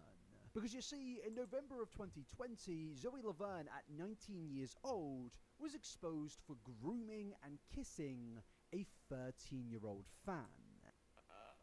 Okay, let's get him out of here. Because this is not what I wanted.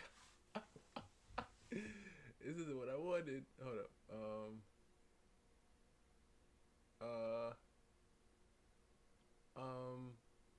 Where the heck is this thing?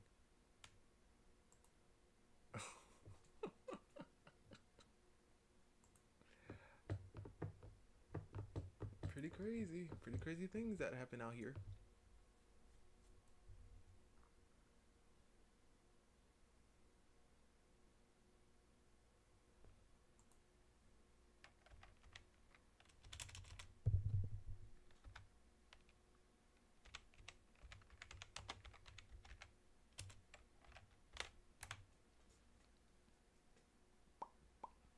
There it is. Hold up.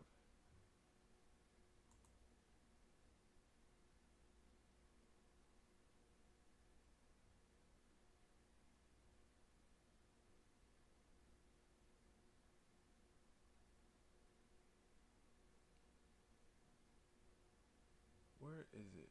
Where is it?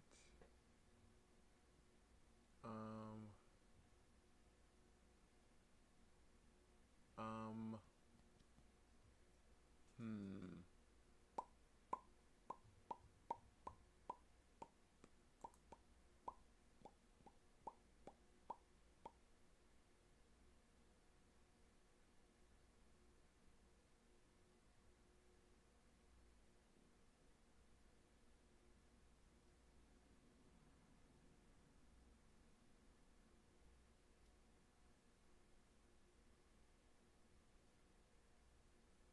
Yeah, I won't be able to find. Yo, I won't be able to find this thing.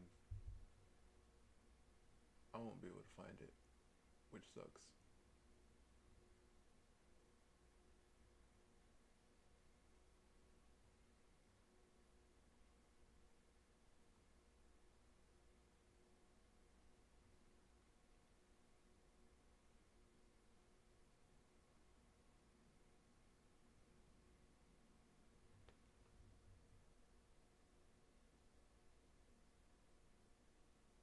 Cookie, are streamers to watch? I mean, there was a video that I really wanted to watch with you guys, but I can't find it.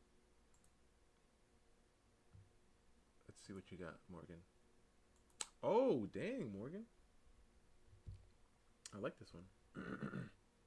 Dang. Okay.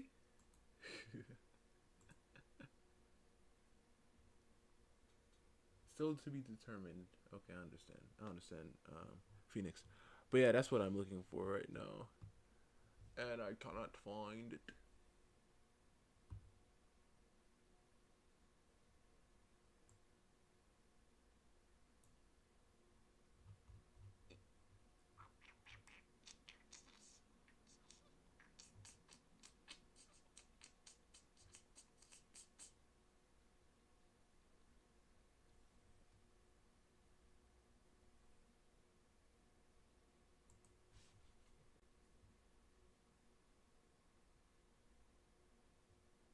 Yeah, I guess I'm just not gonna be able to do that.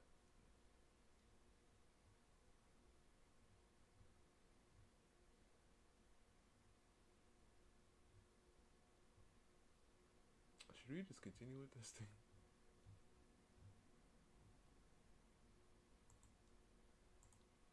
And this was something that was absolutely everywhere at the time. So many people were talking about this situation, including myself. And it's mainly because Zoe Laverne was such a famous TikToker that to see something like this was just absolutely pure insanity. The story got so viral that it was actually hitting mainstream news outlets who were talking about all of the things going on in this big controversy. And what's interesting is this wasn't a case of just regular allegations going around with no evidence, screenshots, or proof. No, this was a case of where it was a slam dunk. There was so much evidence that went round to do with this situation that Zoe Laverne just simply could not escape this. She was dubbed as yet again another TikTok predator, and seemingly this was the end of Zoe Laverne. And yeah, now we are in 2025. It's been around 5 years since this controversy really erupted, and I guess it does beg a few questions, such as, well, what actually happens to Zoe Laverne? Did Zoe face consequences? Did she even go to jail for committing heinous actions? Did she even maybe just lose her platform? No, it was none of those things. Yes, Zoe Laverne actually faced zero repercussions, and she is even to this day still posting content and getting millions and millions of views. And I'm not gonna lie to you fellas, this is genuinely one of the most confusing stories and situations I think I have ever seen, because when I say that there was a plethora of evidence surrounding this situation, it wasn't just a plethora. I'm not saying it's a good thing. There's not even a big word invented yet to describe how much evidence there was out there to prove that Zoe Laverne is and was a predator, but somehow she has just shamelessly gotten away with everything and has continued like nothing has ever happened. And this is just one of the most confusing cases I've ever seen, because so many other influencers and celebrities have been exposed for the same thing, and yet they did face consequences. But Zoe Laverne, to this day, is just still there and posting. It's weird, it's crazy, but aside from that, you may be actually wondering, well, what are we doing here? I've covered this story in the past, so what, are we just doing a rehash? No, because recently there has been a development in this story. So allow me to introduce you to Connor, who actually is the victim in this story. You see, when this story originally took place, Connor was 13 years old, and now he is around the age of 18, which is quite insane to think, because it's been 5 years since this story erupted, and he still is not at the age that Zoe was at when he was being by her. Zoe was 19, and he still has not reached that age. But yes, Connor has returned to social media and has made absolute waves in the process, because what he did in his return was tell the story of what happened between him and Zoe, and in the process he has posted multiple receipts, multiple videos, and multiple screenshots, which ultimately just show that this story is somehow even worse than we originally thought. Because Zoe Laverne has not only gotten away with a heinous crime for the last 5 years, but she has gotten away from a police investigation, and overall, the things that we originally thought that she did. Every time I look at these TikTok dances, man, I'm just like, okay. I'm like, okay. Alright. Alright. Throws me off. It really does. It really, really does.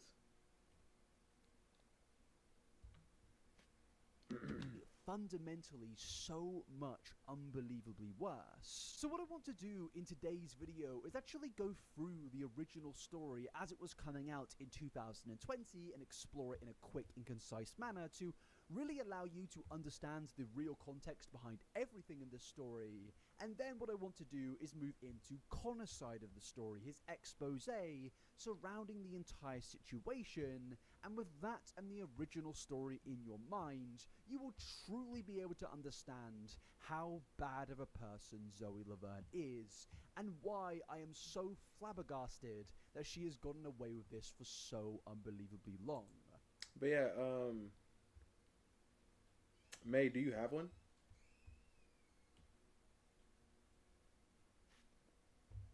What time is it? Okay, that's not bad.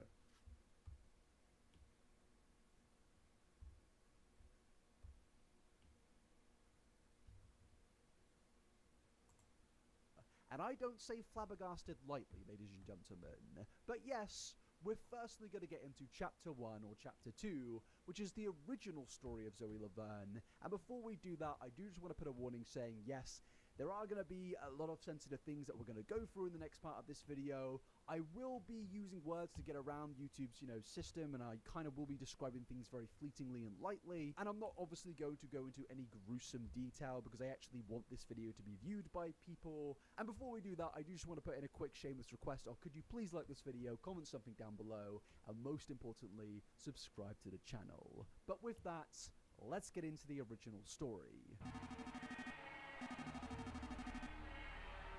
So yes, the original 2020 allegations surrounding Zoe Laverne. Let's get into them. On October the 24th, 2020, a former friend of Zoe Laverne called Amber had her messages between herself and Zoe's ex-partner leaked. And in these messages, there is a lot of damning allegations directed towards Zoe Laverne. It starts off with a message stating, "I'm going to be honest with you in hopes that this stays between you and I." Well, as we know, that did not happen. "I'm going to be honest with you in hopes this stays between you and I because I genuinely don't know what to do. I left because of her interactions with Connor. Things got very intense and it's something that I do not stand by whatsoever." Then she describes the actions between Zoe and the child, and it goes on to say, "I have told Zoe that if she stopped and minimized contact with him, that she would not have to lose me and it didn't have to come to that." Oh my god. So, she changed her story and said she was joking about the things with Connor, but I knew at that point she was lying, and they were both lying. Connor had reached out to me a few times apologizing about lying. Did I show you Lotus's dream car? I don't know. Did you show it to me?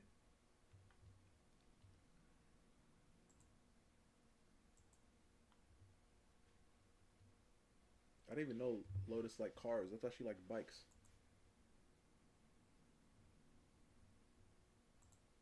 And he knows that I didn't deserve to be lied to, etc., etc., and assured me that they stopped, but Dawson just reached out to me yesterday and said they still FaceTime all day, every day, and have not stopped. So basically, what's going on here is behind the scenes, before anything has come up publicly, Amber, a friend of Zoe, and the other people surrounding Zoe have kind of realized that there is this very, very inappropriate relationship between a 19-year-old and a 13-year-old. But then after that, it goes into moving into talking about more personal drama, which I don't really think I need to go through. But then we get into the final message where it goes back to the original topic stating, "I know that I'll heal and I'll be alright mentally because of the support system I have here at home. Where I'm most worried about is Connor, because right now he won't understand because he's so young, but 10 years from now he's going to look back and say to himself, I was R-worded, or because in all honesty, that's what it is." And yeah, I think the most tragic part about that message is it wasn't 10 years, it wasn't even 5 years. From what you're going to see in recent developments, the victim, Connor, in this situation realized very, very shortly after what took place that what was going on was wrong, and yet Zoe manipulated him in the best way that she possibly could into staying quiet and into lying to everybody, and that is how she got away with this for so unbelievably long. Now at the time, these messages went absolutely viral, but of course at this point they were just allegations. There was no evidence to really support this. Connor hadn't said anything yet, and people on TikTok were just going through these messages and speculating around the information surrounding it. And within the public eye, there seemingly being no real evidence to back these claims, Zoe actually was surprisingly confident in combating these allegations. You see, she actually went on to a live stream where she was pretty much just flat out denying everything. And in hindsight, it is genuinely quite hilarious to hear some of the things that she said in this live stream. I don't know where this screenshot came from. I don't know if Amber actually sent it. I don't know if it's photoshopped. I don't know. I don't know what it is. I don't know why it was said, whatever the case is. But I am here to tell the truth and tell you that I am 19 years old and I know better than to do anything with a 13-year-old minor. Okay. I think she didn't think things through before she started talking. My career is set on minors. I have little kids that look up to me on a daily basis. Yes, maybe in my past I've done things that is not very mature to do in front of minors and, you know, vaped whatever in front of them. If that was the case, that was the case. Oh, she's live. Okay. But the fact of people saying that one of my best friends that was a supporter of me for 3 years is unacceptable. Is disgusting. Makes me sick to my stomach. Literally makes me want to throw up. I can't even imagine. I can't even ever imagine doing something like that, considering I know what's right and wrong. So yeah, obviously, she's very confident here. She's very confident in shutting these things down. It's all rumors, it's all drama, it's all just a bunch of toxicity on the internet until 3 days later. Because you see, Zoe had a private Instagram known as a Finsta, and on that page, a few things leaked. And well, honestly, I can't really show what leaked directly because I'm not really comfortable in providing the evidence of what was going on here, but these clips are all over the internet now. They're in multiple articles, there are multiple YouTube videos. I'm trying to present this in a way where this video doesn't get age restricted. But basically, the things that got leaked from this Instagram were edits that Zoe had seemingly made herself of her and the 13-year-old victim embracing each other, being very close with each other, and most importantly, kissing each other. I'm not joking, this was actually on this Instagram account, and Zoe had been flaunting this proudly and seemingly been posting like her and Connor, the 13-year-old, were in some form of extremely disturbing relationship. But yeah, as I said, I'm not going to share these clips, but as you can see here... I kinda don't wanna watch this video. But I kinda feel like we're too far in.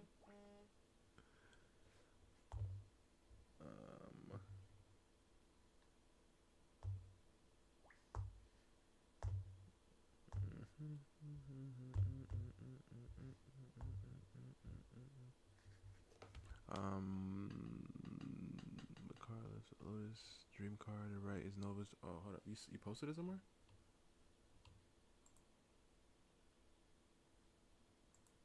You see, like I said, Zura just posts wherever.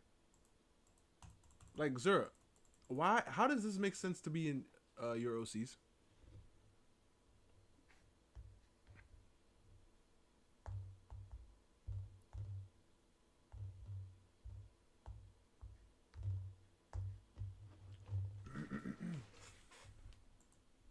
They definitely went viral at the time. Accounts were even being created called The Downfall of Zoe Laverne, and people were even pointing out that the victim was so young in this case that his voice had not even dropped, which is obviously so incredibly disturbing. And I've read a few comments that we'll get into later of people being like, I have a younger brother that's the same age that Connor was then, and it's horrific to think that someone of Zoe's age could even be attempting to engage in those activities. It's just so disturbing, and when you really think about it, it does just kind of bringing the sheer insanity that she has managed to get away with these heinous crimes. And yes, let's not sugarcoat it, what has taken place here is certainly a crime, and I know I'm jumping ahead in a timeline here, but it is just so wild that she got away with it but also still shamelessly shows her face on social media. But what makes it even more bizarre is that at the time of this controversy erupting and getting spoken about by more and more people, Zoe's mother launched a defense of her daughter's actions, telling people to stop, where you can see these quotes here where she says, "Anyone can reach over and kiss someone. They're best friends, and this needs to stop, you guys. Yeah. Why are you doing?" Yeah, you already know how this family operates.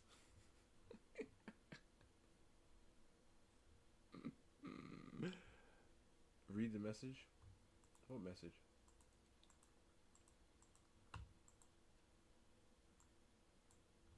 What are you talking about? It makes sense because the dream car. I mean, sure, but I'm talking about like why would you post that there? Because if somebody were looking at it, they'll just be like, "Oh, there's cars here. I wonder why." Doing this. Anybody can reach over and kiss somebody. Oh, yep, that's the mama. She got the accent too. You doing this. Anybody can reach over and kiss somebody. They're best friends, and this needs to stop, you guys. Why are you doing this? Well then. I mean, not really. I thought she had the accent, but no, it ain't bad. It ain't bad. We're doing this because your daughter deserves to be in a jail cell. And I think what makes this particularly disturbing is you have an adult woman, a mother of a child, who I understand wants the best for her child, but surely she should think if someone ever tried to do this to her child when they were that age, they would be repulsed, disturbed, and would do anything to protect their child. And now, when it's happening to another child, she's defending the criminal in this situation. And don't believe everything you hear. It's outstanding in the worst possible way. This person should be outright and absolutely ashamed of herself. But no, she has launched multiple defenses of Zoe Laverne. And give me a second. Let me put it back.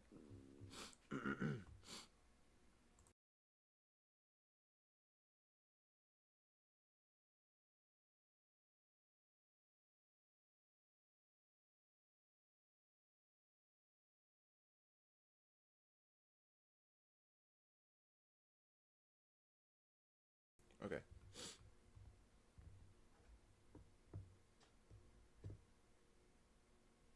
You can explain it and change that.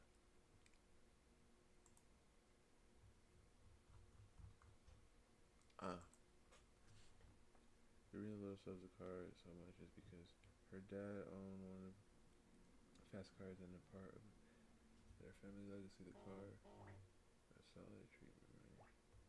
And sadly got destroyed. I see. And it's just so hard to understand why. Over the years of the drama sphere on social media getting more and more popular, getting more clicks surrounding it, more money coming into it, the terminology of predator and groomer has been thrown around quite a lot, and in some cases in ways that it absolutely should not be. But this is not one of those cases. What we have here is fundamentally, to the dictionary definition, a predator that has taken advantage of their position of power and used it in the most disturbing way possible. Now, thankfully, at the time, most people on social media saw what Zoe's mother was doing as just an absolutely heinous thing, and Zoe was inevitably just dubbed as another TikTok predator. And I guess it does just beg the question of, well, what was Zoe's response now? Because we've seen her get onto social media and staunchly defend herself and try to debunk things, but now there is actually evidence, so what did she do? Well, she ran away. Yes, following backlash, Zoe Laverne deleted her Instagram account and then went onto her private Instagram, ZLPFandom02, which apparently is some form of account where all of her most dedicated fans will follow Zoe for the more private and personal interactions. Now, I've seen this sort of thing in the past with these types of stories, but it's usually not a private Instagram account these, fans go to. It's usually an island, and people go... I'll move on. But yes, on this account, Zoe was speaking to her most dedicated fans, and she said, thank you for everything, really. But for right now, I don't think I'll be back on social media again. I have a lot to think about. I really don't want to leave you guys, but I'm tired of feeling this way. I'm tired of crying and hurting. It's nothing but negativity to me anymore. I love you so much. So yes, she was running away from her responsibilities. She was running away from the criticism, but more importantly, she was doing something which she will do for the rest of her career, and that is try to shape her as a victim. The focus on crying and negativity, it's honestly quite embarrassing, but I can see what she's doing here. She's trying to make this into some form of victim narrative where she is also a victim of, I guess, the social media hate train. Which is, one of my favorite textbook things that influencers that are caught in controversy, they love to do this where there's obvious criticism facing them and we all understand why they're facing that criticism, and rather than, face it head on and rather than explain their actions and apologize, they say, oh, social media is so toxic and negative. And it's like, okay, maybe rather than question the people who are being toxic to you, question yourself and ask the question of, why? Why are people being toxic and negative towards you right now, Zoe Laverne? Is it because you were caught engaging in illegal activities with a 13-year-old fan? Because that might be it. But yes, with these seemingly proven allegations circling and so many people speaking about this once famous TikToker, people started to ask the question, now Zoe had run away, of had she been arrested? What was going on? And was this really just the end of Zoe's career? Could she now be in a jail cell? Well, sadly, as you already know at this point, no, that did not happen. Because shortly after running away, Zoe could not help herself and she returns to her private island stating, "Hello, I know that there are a lot of you disappointed in me, and you have every right to be. I will address this as soon as I can get my Instagram back. I can't get back into it due to my number being changed, and I would like to say that I am aware of what leaked. But Connor was not, and I'm changing the word here, but he was not SA'd. But yes, we did kiss." Now immediately, what Zoe is trying to do here is again change the narrative surrounding this situation, because she says here that yes, there was no form of, well, it does say the R word, but no form of SA, but the reality is in law, unwanted kissing is a form of SA, and in terms of the context of who Zoe was kissing, it was a 13-year-old child, and Zoe was a 19-year-old adult, and if there's something that I think we all know, is that a 13-year-old child cannot consent, and therefore, in legal terms, what was going on here was unwanted kissing, therefore, that would be deemed as SA. So what Zoe is saying here is ultimately just a complete lie, and she has absolutely, don't get it twisted, committed a crime. And again, I know that I'm repeating myself here, but it is just so bewildering that the police did not do anything in this situation. There was no legal repercussions whatsoever, despite there being a mountain of evidence directed towards Zoe in this situation. But yeah, getting back into it after this, she says that they never had a relationship, but she actually does confirm that they did catch feelings for each other after being so close. She then kind of defends herself by saying that these videos were from months ago and we both realized that it was so wrong and we both cut it off. Now this is genuinely so outrageous for multiple reasons, but the main one being obviously she is just outright self-reporting here. Like, why would you admit to these things? It's only just more evidence of everything that has been said about you. But another thing to note here is that she keeps using the word we. She says, we did catch feelings for each other and, we realized that it was wrong and we both cut it off. Now, the reason that she's doing that here is because she's also now trying to manipulate the audience into thinking that the victim in this situation is also somehow in the wrong. By using the words of we, she's trying to kind of make them a group collective, when the reality is there is only one person wrong here, and that is Zoe Laverne. But it is an incredibly manipulative tactic which honestly has probably worked considering she is still somehow getting millions of views on her TikTok page. And that's just so messed up when you consider the fact that he had only just become a teenager. He was a child, and Zoe at the time was 1 year, or less than a year off from her 20s. She then says that this was not meant to be on social media and that she's sorry that you had to see it, and in brackets puts, I removed people that left or that I thought would be rude to me, which in short basically means that she was removing people that were criticizing her, and rightly so. So instead of being rude in the comments, please just understand what I have wrote.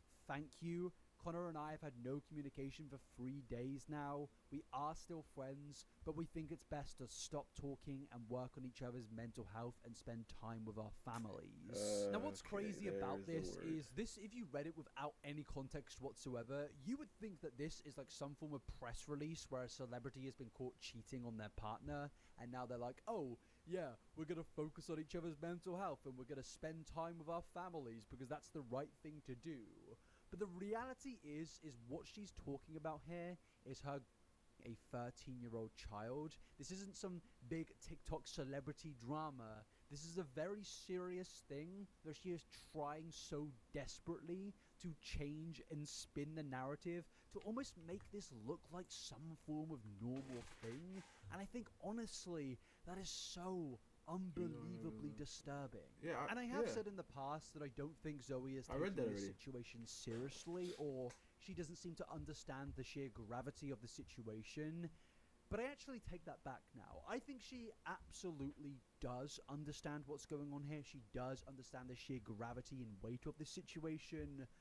But she's just a terrible person. She is fundamentally an evil person. Oh wait, give me a second. It only is proven when you look at her next posts of where she came back very shortly after the post that we just went through. Because yes, Zoe did. One quick second.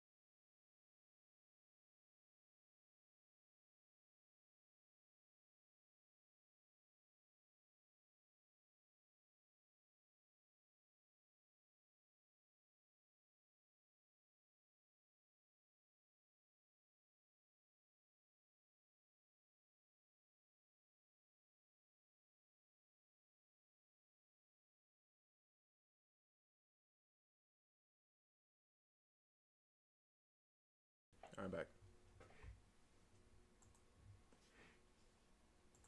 Did make a return to TikTok, and the return actually seemingly went down well in terms of numbers. And when you look at the return posts, it's just so crazy. Because as you can see in this jokey post here, she states, me coming back to TikTok after I got cancelled for the 100th time.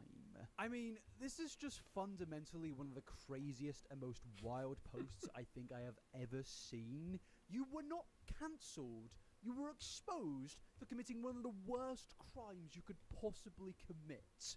This post right here is such a manipulative way to spin the narrative, because once again, she is also trying to shape it like she's a victim, stating that she was cancelled, which is another thing that so many people love to do when they're exposed for some heinous actions of, oh, I was cancelled by the woke mob, guys. It's like, no, you were called out for messaging kids. And again, she's stating here that she was cancelled, but look at the views. Look at the views she's getting in 2025 after all of this. If cancel culture really exists, how is Zoe Laverne still on social media with 20+ million followers and still has a career? But insanely enough, it doesn't end there. Because with that response, yes, there was a lot of people out there that were still supporting Zoe, and ironically enough, that's probably because she had a child audience who didn't really understand right from wrong. But obviously, there were people like myself and other content creators who were calling out Zoe and were using their platform to call out these heinous actions, and that led to Zoe getting onto multiple live streams where she called out the people criticizing her. Now, firstly, I just want to show you a few clips that I found from an old Jay Aubrey video covering this topic of where... continue to render it this way, but I'm just going to allow Zoe to do the talking and to... I'm just seeing how I want to, render it, kind of. But I think it's clean enough now. It's clean enough. Let's take off the lips shadow. Alright. Oh, I gotta draw her earrings. Yeah. Okay, let's do it now. Let's turn these off. And then let's draw the earrings, and then we'll put it back on. Do I still need... her eyes? I'll do it. It's fine. Yeah. To do her defending. Because what you're about to see is one of the most manipulative things that Zoe could have possibly done, and that is use the testimony of her own victim to deflect from these allegations. Hi everyone. There was no interactions between me and Zoe. I don't know where that was coming from. I don't know if the texts were photoshopped, if what was the case, whatever. Yes, I realize that I did. I'm not saying that I didn't do anything wrong, because I know I did something wrong, and I know it was wrong. They're decisions, not mistakes. Okay. All right, you're probably like 5. Ironic. So let me explain to you something really quickly. Mistakes made by decisions you make. Okay? No one, anyone, even told you guys that didn't happen. Yet you still use that. Now, for me personally, I feel like this she is one of the looks most disturbing things. every single time he shows her, she looks like different ages. It's throwing me off. Zoe has done throughout this entire story, because what she's saying is that yes, Connor even told you that these things did not happen. But the reality is Connor only told us these things because he had been manipulated. He was a 13-year-old child who did not know right from wrong. He probably, or definitely, did not understand to the full context of what was really going on here. And Zoe used those manipulated words as a way to defend herself. And it really does just show how despicable this person is. She couldn't say sorry. She couldn't just come onto a platform and apologize. Instead, she lied to us all multiple times. She lied about the situation and even manipulated and got into the head of her victim even further as a way to desperately get away with her heinous actions. And now, whilst I said that things were originally going pretty well for Zoe, her audience were still accepting her and watching her TikToks, it was very obvious that this was not going to last for much longer. It was very obvious that the adults were actually going to come in, put the pieces together, and just kind of come to the conclusion that yes, this is a predator and something needs to be done. So Zoe responded yet again.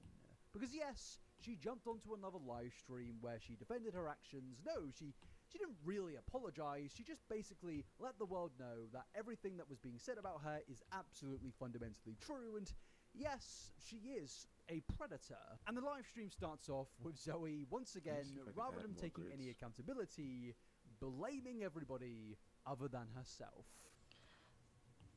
Oh my god, there's a lot of people in here. Okay. So I wasn't going to address the situation until Connor and I had communication to talk so we could both go live together and talk about it, but he, I'm pretty sure he's gonna go live probably after he sees this, if he sees this. So if he's on here, pretty sure he'll go live and address the situation too. But as you guys all know, some stuff got leaked about me and Connor, and I just wanted to tell y'all the truth and tell y'all that, like, a lot of people are making this out to be something that it's not and making it to be worse than it seems.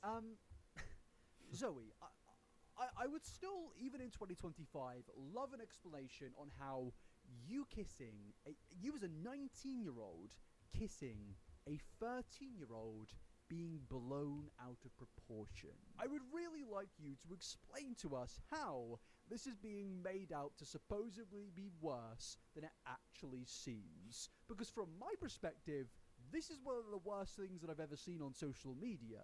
So I would love to hear your explanation. I just wanted to come on here and let you guys know that I didn't groom Connor, wouldn't do that to him, literally love Connor to death. I wouldn't do anything to Connor ever without consent. Connor and I both consented to kissing. That was how it went. We both liked each other, and then we realized that the ages were too different.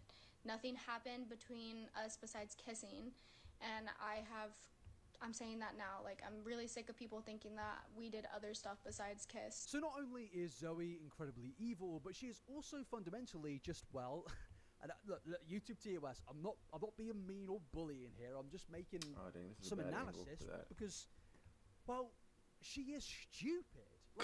Like, she's dumb. Why would you admit these things? Because what she just admitted here, ladies and gentlemen, is a crime. Because a 13-year-old in the United States of America cannot consent to these types of activities. And you, an adult, have taken advantage of that child who could not consent. Which, word for word, dictionary definition in law, is a crime. So again, I'll say it for a millionth time, I don't understand how she has gotten away with everything when she word for word has admitted to the things that she is being accused of here. She's just defended it with, oh, we both consented, which in US law does not make any sense. You cannot have a 13-year-old consenting to these actions. So fundamentally, she is just admitting to a criminal action, and you have to just start to ask questions of why. Why have the police done nothing? Now after this, Zoe goes on to make further defenses of her terrible actions, and the main one being of, oh guys, this happened months ago. Like that's any form of valid defense. I just wanted to come on live and let you guys know that they're about that big, I think. It stopped months ago. It had. I'm pretty sure it goes like, yeah, it goes. It's like the length of her neck, kinda. But since she's at this angle, it looks longer.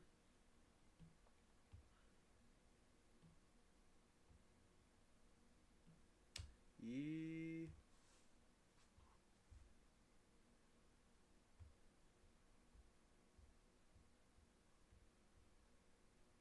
And these ones trying to use that perspective little grid to make it kind of go that way.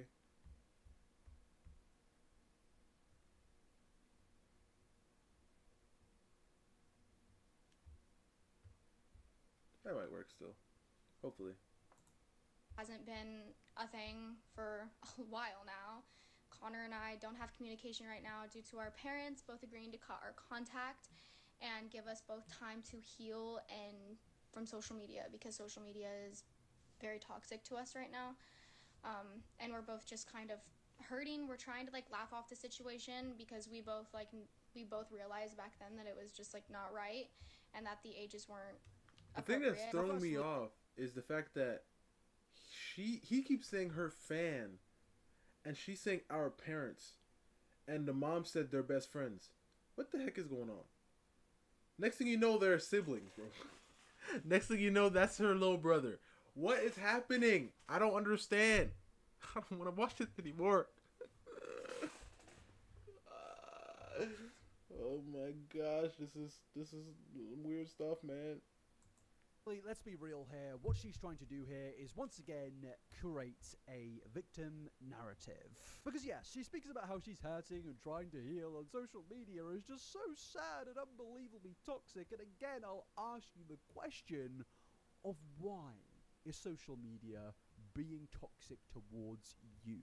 I am so sick and tired of hearing these influencers complain about toxicity when the toxicity is absolutely justified. But also, now, let's talk about her defense here, where she's stating that, oh yeah, this was months ago, and that's apparently a good form of defense. It stopped months ago. It hasn't been a thing for a while now. Look, let's be so for real here, people. I do not care. I do not care that this was months ago at the time, and honestly, if we were 5 years in the future now and this was 10 years ago, I still would not care. What you have done here is a criminal action, and from what we're going to get into later in this video, you have damaged a young child. You have possibly ruined their life. You have done so many heinous things that will impact this victim for the rest of their life. So excuse me if I do not care that this took place 10 years ago, 15 years ago, 5 years ago, or last week. I am here to say that you should be in jail. But then after this, it just continues to get even more bizarre as she seemingly starts to blame her depression on, I guess, everything. And look, I'm gonna be the first person in history to say, I don't care. I don't care that you have depression. I don't care. I don't care. My neighbors probably heard that and they're like, Jesus, what's he talking about? And because social media is so toxic nowadays, and because people like to put their little noses into other people's business, it makes it worse than it needs to be. So I'm here to tell you guys right now that this all was dragged out of proportion and put into something that it was not. People have so many rumors going around saying different things, and it's none of the stuff that people are saying is true. I didn't Connor, wouldn't do that. He's a kid, and I'm aware of that, and it just happened. We both were in a dark place. First of all, when we first... that was kind of... like, why did she say it like that? She said, I would never do that because he's a kid. It's kind of strange, I don't know who this lady is. At the end of the day, this girl's evil. This is your type of chick, ain't it? I'm playing Zara. I'm joking. But I don't know this chick. I never seen this chick before in my life. I'm not gonna say that because they said she was one of the biggest TikTokers of all time, and I was on TikTok for a while, so I probably seen her before, but I don't remember. I don't remember her. Not one bit. Not one bit at all. Like, became friends, and we both just ended up catching feelings for each other. And friends do that; they catch feelings for each other. That's not a bad thing. Yeah, but she just said, I think that changes a few things.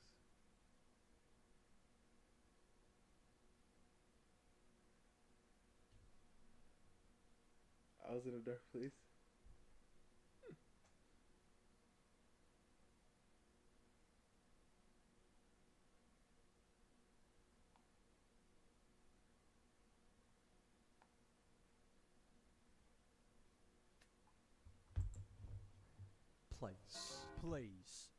Please shut the fuck up. This is like such like I'm not trying to be the woke police here, but this is such a disrespectful thing to say to like anyone that has any form of mental illness. I was in a dark place. I'm sorry, but when someone's in a dark place, they can't get out of bed. I don't know, they struggle at washing, brushing their teeth, they maybe comfort eat, they cry, they're sad, they don't fall in love with a 13-year-old child. So sorry if I don't take this as some form of valid excuse. And I'm sorry if it sounds harsh to say this, but I don't care if you were depressed or if you were in a dark place.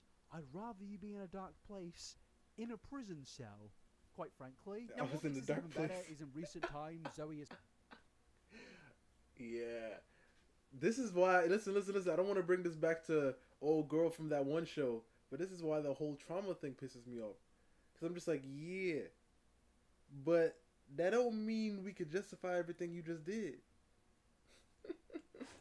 Has continued to post about being depressed. This was posted around 2 days ago at recording this video, and also in April of this year she claims that she was diagnosed with BBD and bipolar. And to kind of jump ahead in the timeline, there has been rumors for a long time that the victim in this story is going to come out eventually about all of the information that we don't really know about and tell his side of the story.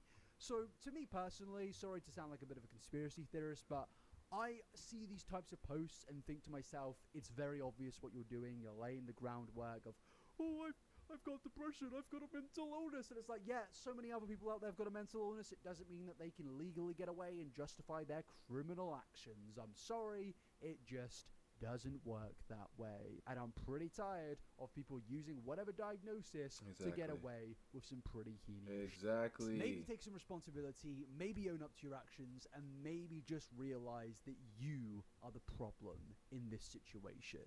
Don't go around disrespecting people that actually have valid mental health diagnoses who do not use those diagnoses as a way to escape genuine criticism. It's disrespectful and it's outright disgusting, to be honest with you. Yes. But then, hilariously enough, in a worst possible way, she then goes on to deny being a predator and states that, yeah, she is an adult, but don't we all have to learn from experience? And I'm like, what did she just say? You're really a bad person, aren't you? But because, like I said, it got brought to social media, people are making it such a big issue. I'm not, and I will continue to say that. I don't care what anybody has to say. I'm not a I am 19 years old. Yes, I am labeled as an adult, but I am still a teenager. And we all mess up and we all do things that we don't know, but we have to learn from experience.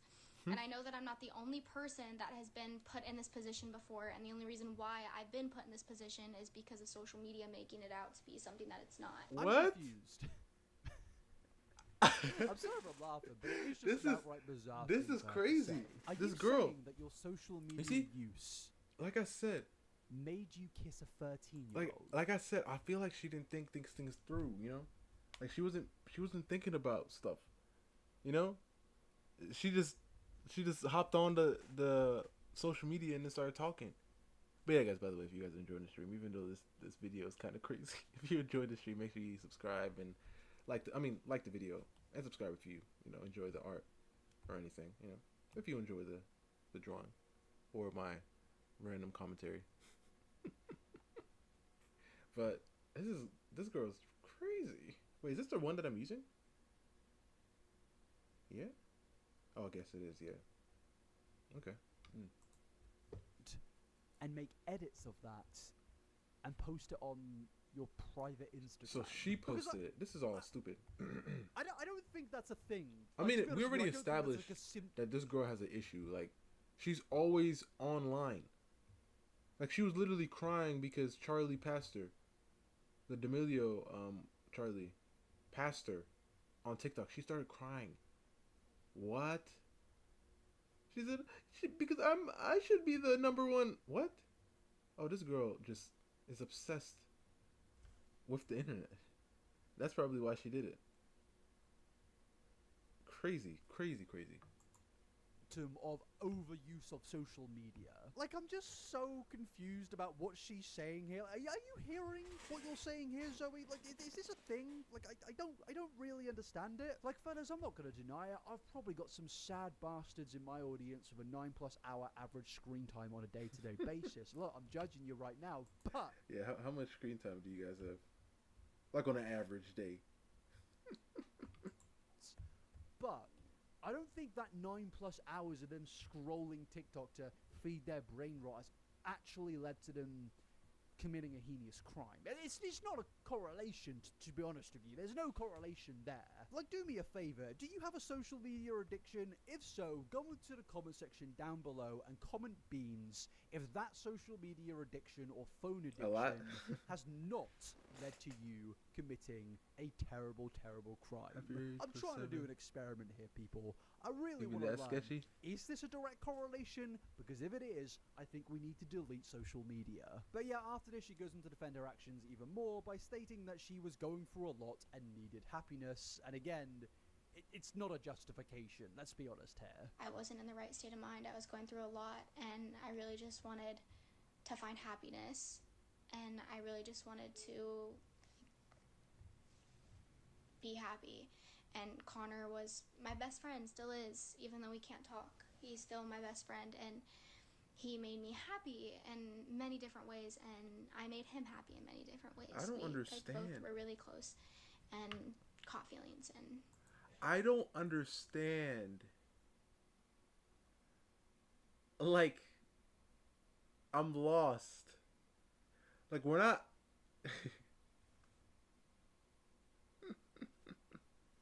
It's just crazy because it's like everything that you hear her saying, you might sit back and just be listening and be like, yeah, I mean, what the heck is the issue? Yeah, she was just in a bad place, and a friend of hers helped her out of a sad place. They caught feelings, da-da-da-da, right? But, first of all, this kid, hold up, 13, that's middle school. That's 8th grade. This kid is in 8th grade. He's a kid. He is. This kid in 8th grade helped her get out of a dark place, and she caught feelings? What? Like, I don't understand what's happening. What is 19-year-old live? Exactly. That's the thing that's throwing me off. Like, because the guy said fan, and then she said best friend, and she knows the parents. So I'm just like, is this like a family friend whose kid that she grew up with or something, and she saw him? Or did she just find a random kid and was like, hey, this is bad, this is bad, this is bad. But this is crazy. I don't understand. How are you guys friends? Like, how did this friendship even happen? And she was posting edits of them too. What? She was posting edits. This is crazy. And she said, we caught feelings. This is really interesting. Really interesting. Like, looking how her mind works. Like, she really doesn't think she did anything. Like, she feel like everything is perfectly fine. She posted it. So she thinks everything is fine. This is the type of people we need to study, you know? This is why we need to bring back those buildings that they shut down. Because they really need to find out what's going on in that mind of hers, you know? Because she doesn't see anything wrong with it. we didn't really understand like what was going on, and even though people will say like, well, you're old enough to realize it's wrong, I just wanted to be happy. And it's not.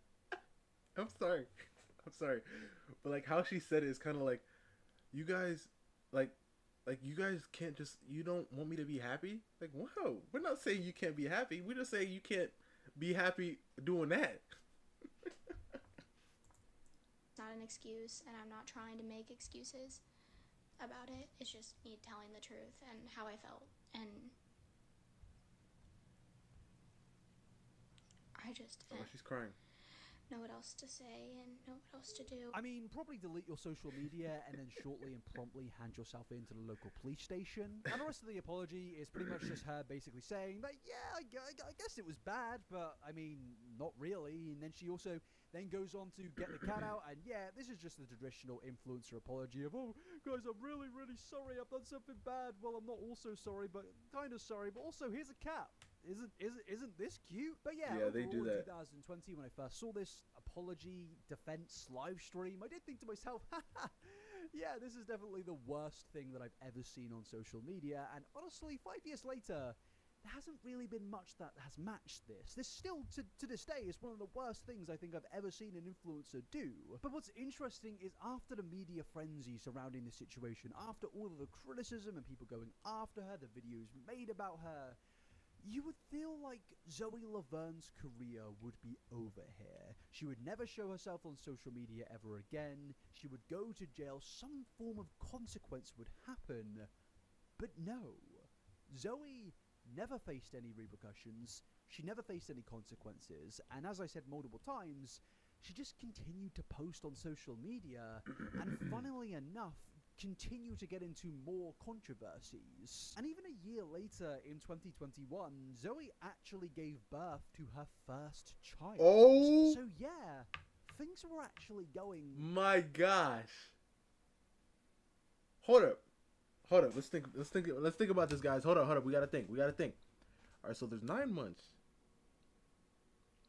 All right, so 9 months.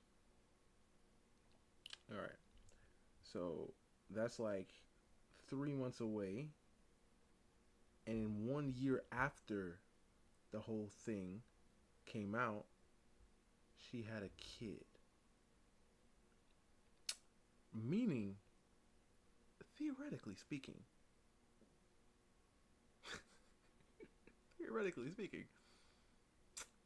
in that video right there that she was talking, she could have been pregnant. So, this is crazy. I don't know yet, but because it said it showed the little boy in the car. She was talking to him. I mean, he's making a video after, so he might come out and say, "Hey, yo, this is gonna be crazy." Let me just stop talking and let this play. Let's just let this play. Let's see what happens. Play. Pretty peachy for her, which just makes me sad to know, to be honest with you. And even after that, she was involved in more controversy of where she was caught charging $15 for her fans to see exclusive photos of her newborn baby. What? I mean, this woman has absolutely no shame She's whatsoever, like and it really does just show online that all the time. there is no limits to what Zoe will do to maintain her relevance and to make a little bit of money. Now, moving a bit further ahead in the timeline to October of 2021, I actually uploaded a video that month titled, "This TikToker is a predator with 21 million followers," and in that video what I do is go over the fact that Zoe has clearly not learned from this situation, and that she has obviously gotten away with everything, and that led to a point of where Zoe was seemingly getting a little bit egotistical, seemingly actually starting to combat against people that would dare to criticize her. All the people that come into my life and say, "Oh, I've changed, I swear. You know how they do. I won't expose you. I'll let you speak your mind and speak your opinion, and it'll stay between us." Never again is that happening. What the You're heck? never gonna be trusted again, and that's your stupidity and that's your mistake. Wait, she told somebody? So you can live with that, and you can just realize that. I feel like there's no, listen. There's no way. There's no way. Like, there's no way. I'm not no priest. I'm not going to sit here and just... What? Like, you think a female friend of mine... I don't really have a female friend like that, but walk up to me and be like, "Hey, I have something to get off my chest. Can I confide in you?" I'm like, yeah, sure. What's going on? Well, you know how I was in a dark place.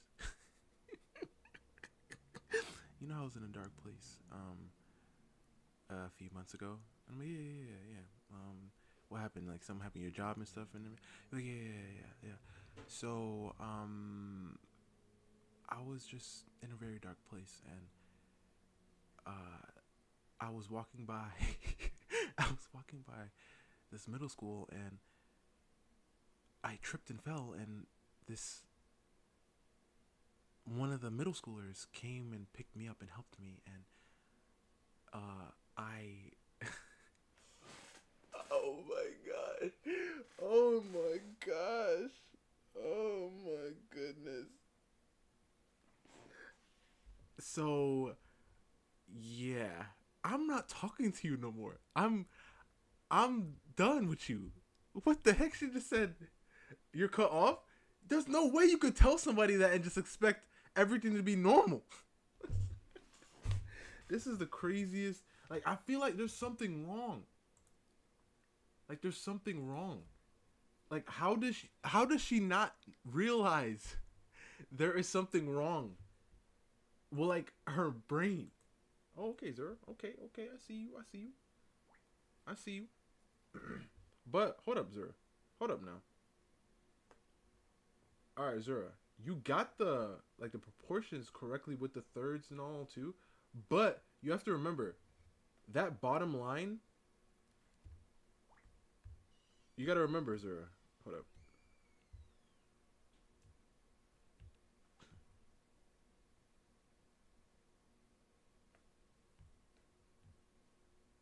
You got to remember this bottom line right here, Zura, is the bottom of the hips. So the box comes down and touches this line practically, right?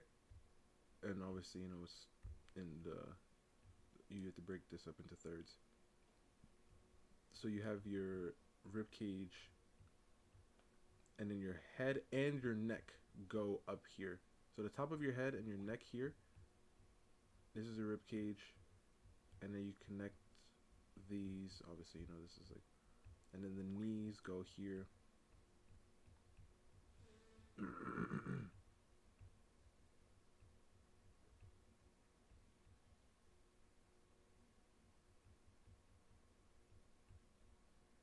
Okay.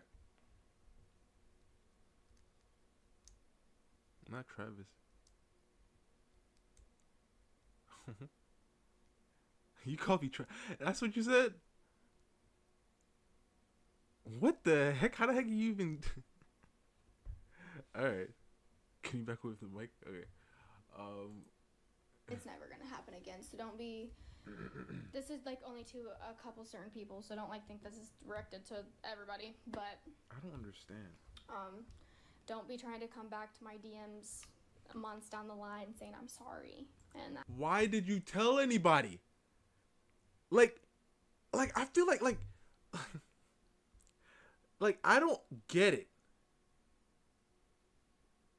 Like I feel like if you're, it's kind of like let's say it's kind of like if you smoke, right? Let's say you smoke, and in your community or whatever, it's frowned upon, right?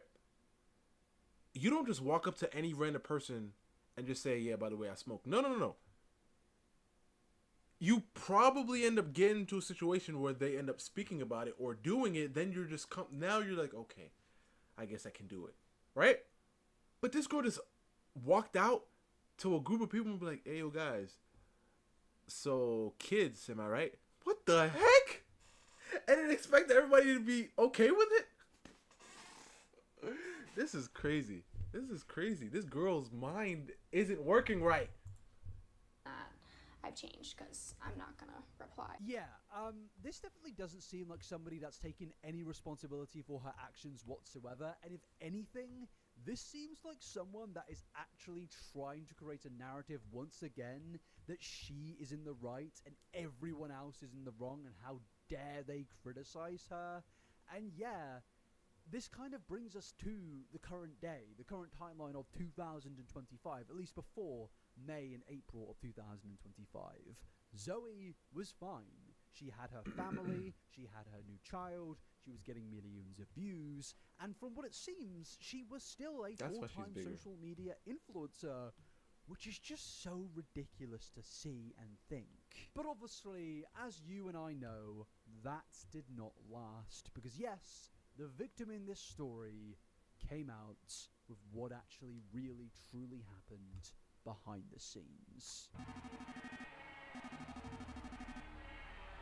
So yes, 5 years after the original situation, Connor has now gotten to the age of around 18 years old and has finally found the courage to address the situation and let everyone know what truly took place. And at the time of recording this video, there are 2 TikToks that he has posted where he has explained his side of the story and also provided a large amount of screenshots. And personally, after watching these 2 videos multiple times, I think what really stood out to me is just how much worse Zoe Laverne is than we originally thought. Like, some of the things we see in these videos, some of the things that he tells us about, we really had no idea about in 2020, and it does just give us a whole new perspective, but also confusion around how Zoe Laverne managed to get away with everything for so long. So what I want to do now is go through these two TikToks and just see what really took place here and also what the screenshots really prove. Now the first TikTok is Connor giving a personal retelling of the events and just in general letting us know how horrific this really all was. And yeah, we're going to go through that now. I did just want to give a bit of a warning and state that some of the clips that they will be playing are very detailed. Who's the dude who put a baby in her? I don't know, but listen. I'm just gonna keep watching the video. Just keep watching. 'Cause I don't know, but it might be the one who's on the screen right now. That's all I'm saying. That's what I'm thinking, which is going to be crazy if it is.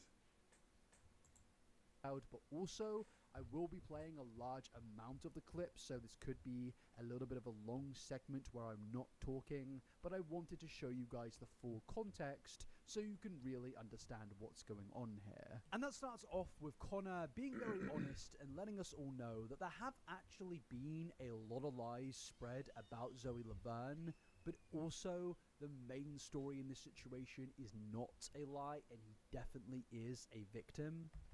My name is Connor, and at the age of 13, I was statutory R-worded by a popular TikTok influencer. This happened 5 years ago, and I'm sure that a lot of you are familiar with the situation, and it's taken me a while to come to terms to talk about it.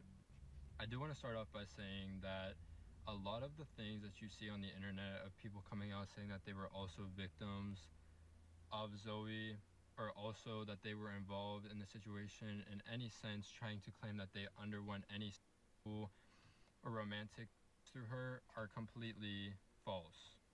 One thing I won't discredit is her being inappropriate on the phone with other minors, saying inappropriate things, or let alone just manipulating other children. But I can confidently say that the extensivity that it got to with me, it has been with just me and no other children.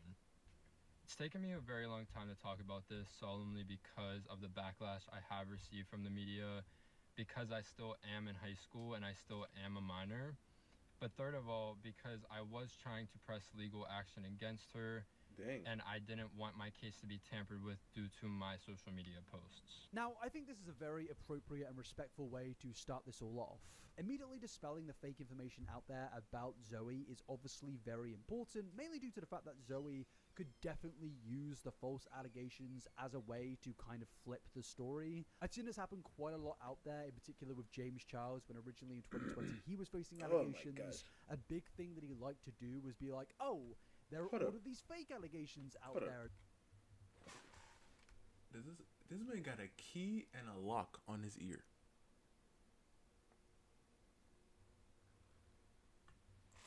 A big thing that he liked to do was be like, oh, there are all of these fake allegations out there, and therefore that means that these things, I guess, aren't valid or something like that. And it just really led to a bit of a confusing situation of trying to work out what's real and what's not real. So dispelling everything here and just getting to the point of what is real, I think is fundamentally very important. But yes, after this, Connor then gets into explaining how he actually originally met Zoe.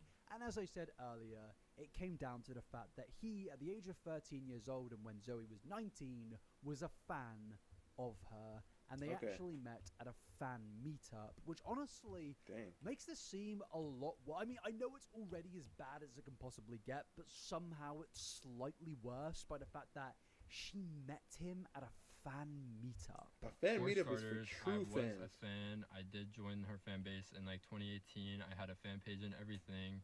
And I went... but for what? What does she do? All I've seen her do is dance. Are you telling me that's why... and press play. On a tour stop in Washington, D.C. in 2018 to meet her for the very first time. Now, at the time, there was a lot of other influencers on this tour. We went to solemnly take pictures. Like, it was for fans to meet their favorite creators. Now, over the time of 2018 and 2019, she would talk to fans that I ended up becoming friends with. We had mutual friends, and I was then introduced to her through, you know, she added me on Snapchat. And we would talk every... Zura. Okay. Okay. So you have the top line, the bottom line. Right? And you have the halfway line. You have to split the top portion into thirds. Right? So you have this. This is what you have. Alright? Solar! What's going on? But you have to split this into thirds. So each of these sections have to be even.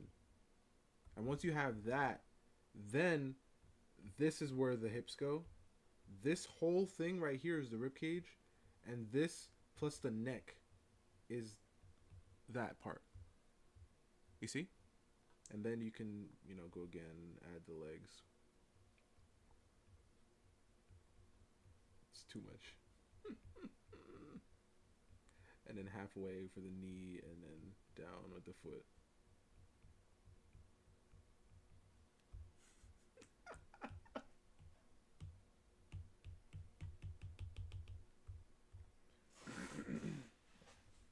Shadow Wizard. Money game. No.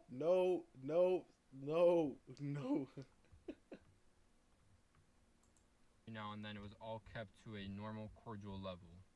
Now in August of 2019, she had a tour stop in my hometown that I went to, which I went with 2 of my friends, and after the show, I was talking with her. She brought me upstairs to see the venue. It was more of a secluded thing from the rest of the people that were there to attend. I also attended another one in December of 2019, so by the 3rd time of me meeting her in person, she knew who I was just based off of seeing me. Now in 2020, I still was keeping it going with this fan page, and I had a lot of mutual friends that talked to her, and we would all FaceTime and group FaceTimes, but slowly it started sectoring off to just private FaceTime calls between the 2 of us. In April of 2020, things did start to get a little more personal. It was causing issues between her and her ex-boyfriend, Cody. He was concerned about things, all of that. Now, my birthday is on May 10th, and at the time, it was COVID, so I was having a drive-by birthday party past my house. My mom had reached out to Zoe to see if she'd be able to make it out here because she knew how much I had idolized her and thought it would make my whole birthday if she was able to come here to surprise me. It didn't end up working out, and she came out here on Memorial Day, which was only like a week or 2 after my birthday, and things were a little uncomfortable for the time being, but everything was normal. Now, it was about 2 weeks later, the first week of June, when her and her ex-boyfriend had broken up, and she was in Tennessee at the time with her friend Amber, which then they both drove out here instantly to come visit me. Now, immediately, for me personally, this is where the problems begin. Yeah. Because I just have to ask the question of why is a 19-year-old and her friend, why did they come visit me? What the heck? I'm just sitting there playing Xbox. Gonna knock at the door. Is Connor here? What the heck is going on here? Oh my god. Oh man. Driving out to meet a 13-year-old. There is no reason for this connection. It wasn't like they were related or family, friends, or something on those lines. And honestly, I think this is just completely inappropriate. Even regardless if nothing actually took place, I just think this type of friendship should not have been happening. There are multiple power dynamics here. The age, the fan aspect, the financial aspect, and just in general the emotional intelligence aspect. Zoe would have been a grown adult. This was a child with no life experience. She could do what she wanted to do and get away with absolutely anything because she could simply manipulate a fan into doing what she wanted, which now, sadly, we know she absolutely did that.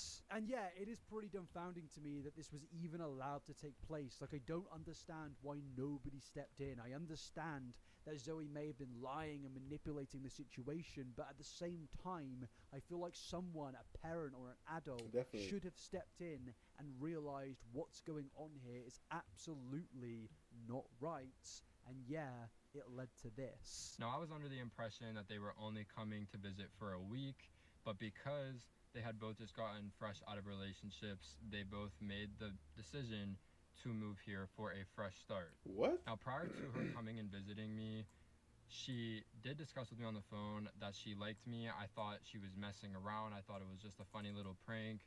She told me that she liked me and that when she came to visit me in May, she wanted to hold my hand. She wanted to kind of be more intimate. Now, at the time that she had came here, I had just turned 13, maybe a week prior.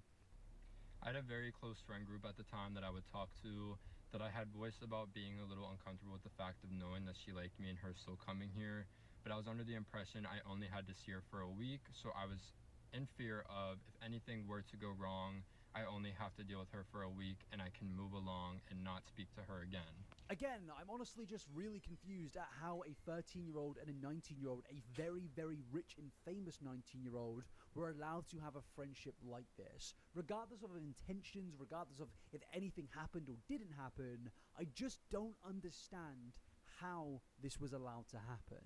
How did the parents in this situation not see these inappropriate actions and step in?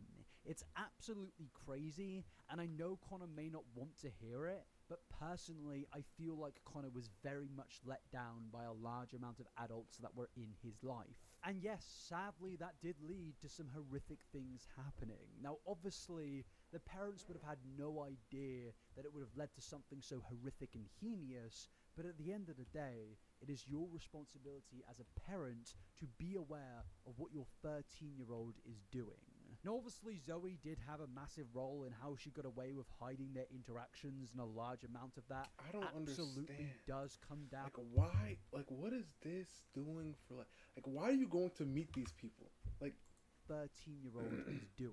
Like Now, this. obviously, Zoe did have a massive role in how she got away with hiding their interactions, and a large.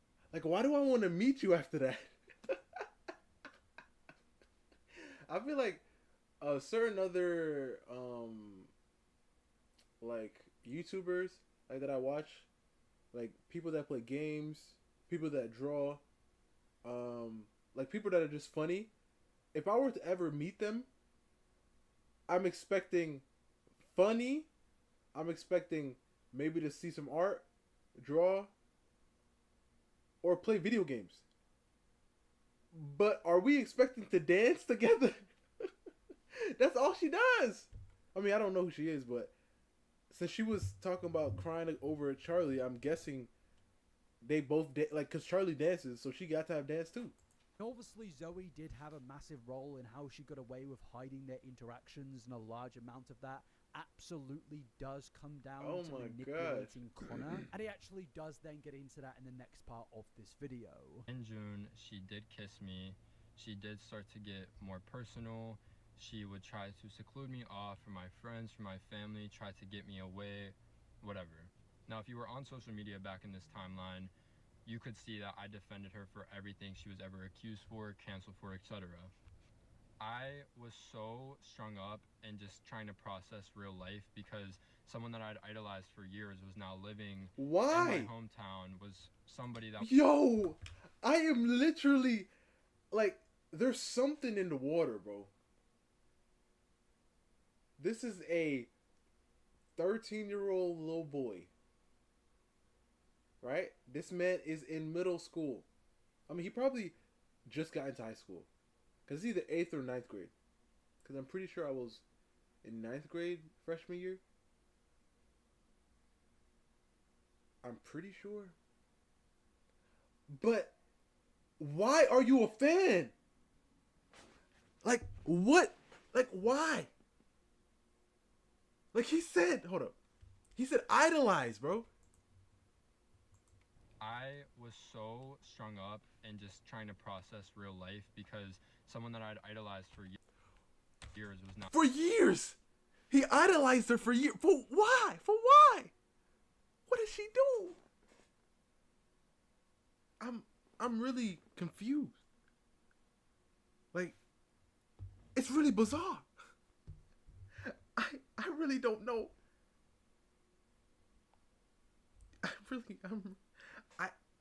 I can't. There's nothing that I can think of right now that is making sense. He said he idolized this girl. This girl dances on TikTok. Like I said, I don't know who she is. She probably does more. But from what I've seen, every clip, this girl is dancing. So what did you idolize about that? Do you want to dance too? Does he just like the fact that she's famous? I don't know, because I feel like a lot of kids are like that too. They're like, well, I just like this YouTuber because this YouTuber is famous. Okay, Zura, you see Zura, you're doing some things, but listen, Zura. But listen, that whole section,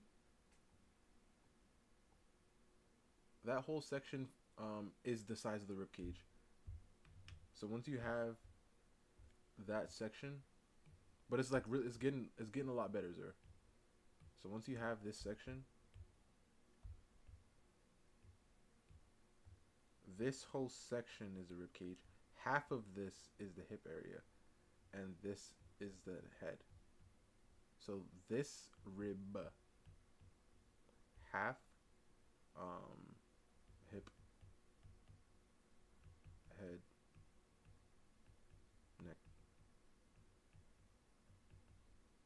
Okay.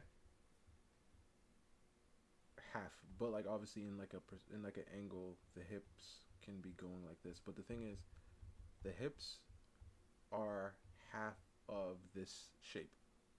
That's how big the hips are. But it's getting better and better. It's getting better and better. Now living in my hometown was somebody that was becoming my best friend, someone very close to me, and I was so caught up in just, wow, how is this real, that I wasn't paying attention to what was actively happening to me in the time being. I mean, there's nothing I can really add here other than this is just so unbelievably sad. This is a person who was once a child that idolized and looked up to someone, and that person took that idolization and used it as a way to take advantage of Yes, them. 100%. What she That did is was wrong. so unbelievably But I'm turning the switch. Listen, we already know this girl's crazy. She got problems. But what did you see in her, bro? I need answers. I need answers. Does she have like a secret Twitch account where she be playing games?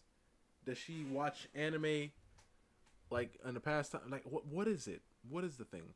Or is it just because she's famous? Because I feel like that's the only answer that kind of makes sense, because like kids nowadays, especially with how social media is, they just idolize these YouTubers just because they want to be them. They just idolize these people because they want to be them. So I feel like that's the only other thing. This little boy was like, she makes TikTok videos. Look at her followers. Oh my goodness. That's it. That's what kids are like there nowadays. Like they know all the biggest YouTubers and streamers and stuff, but they don't know nothing about them. It's a TikTok thing? Yeah, probably. Because I don't understand.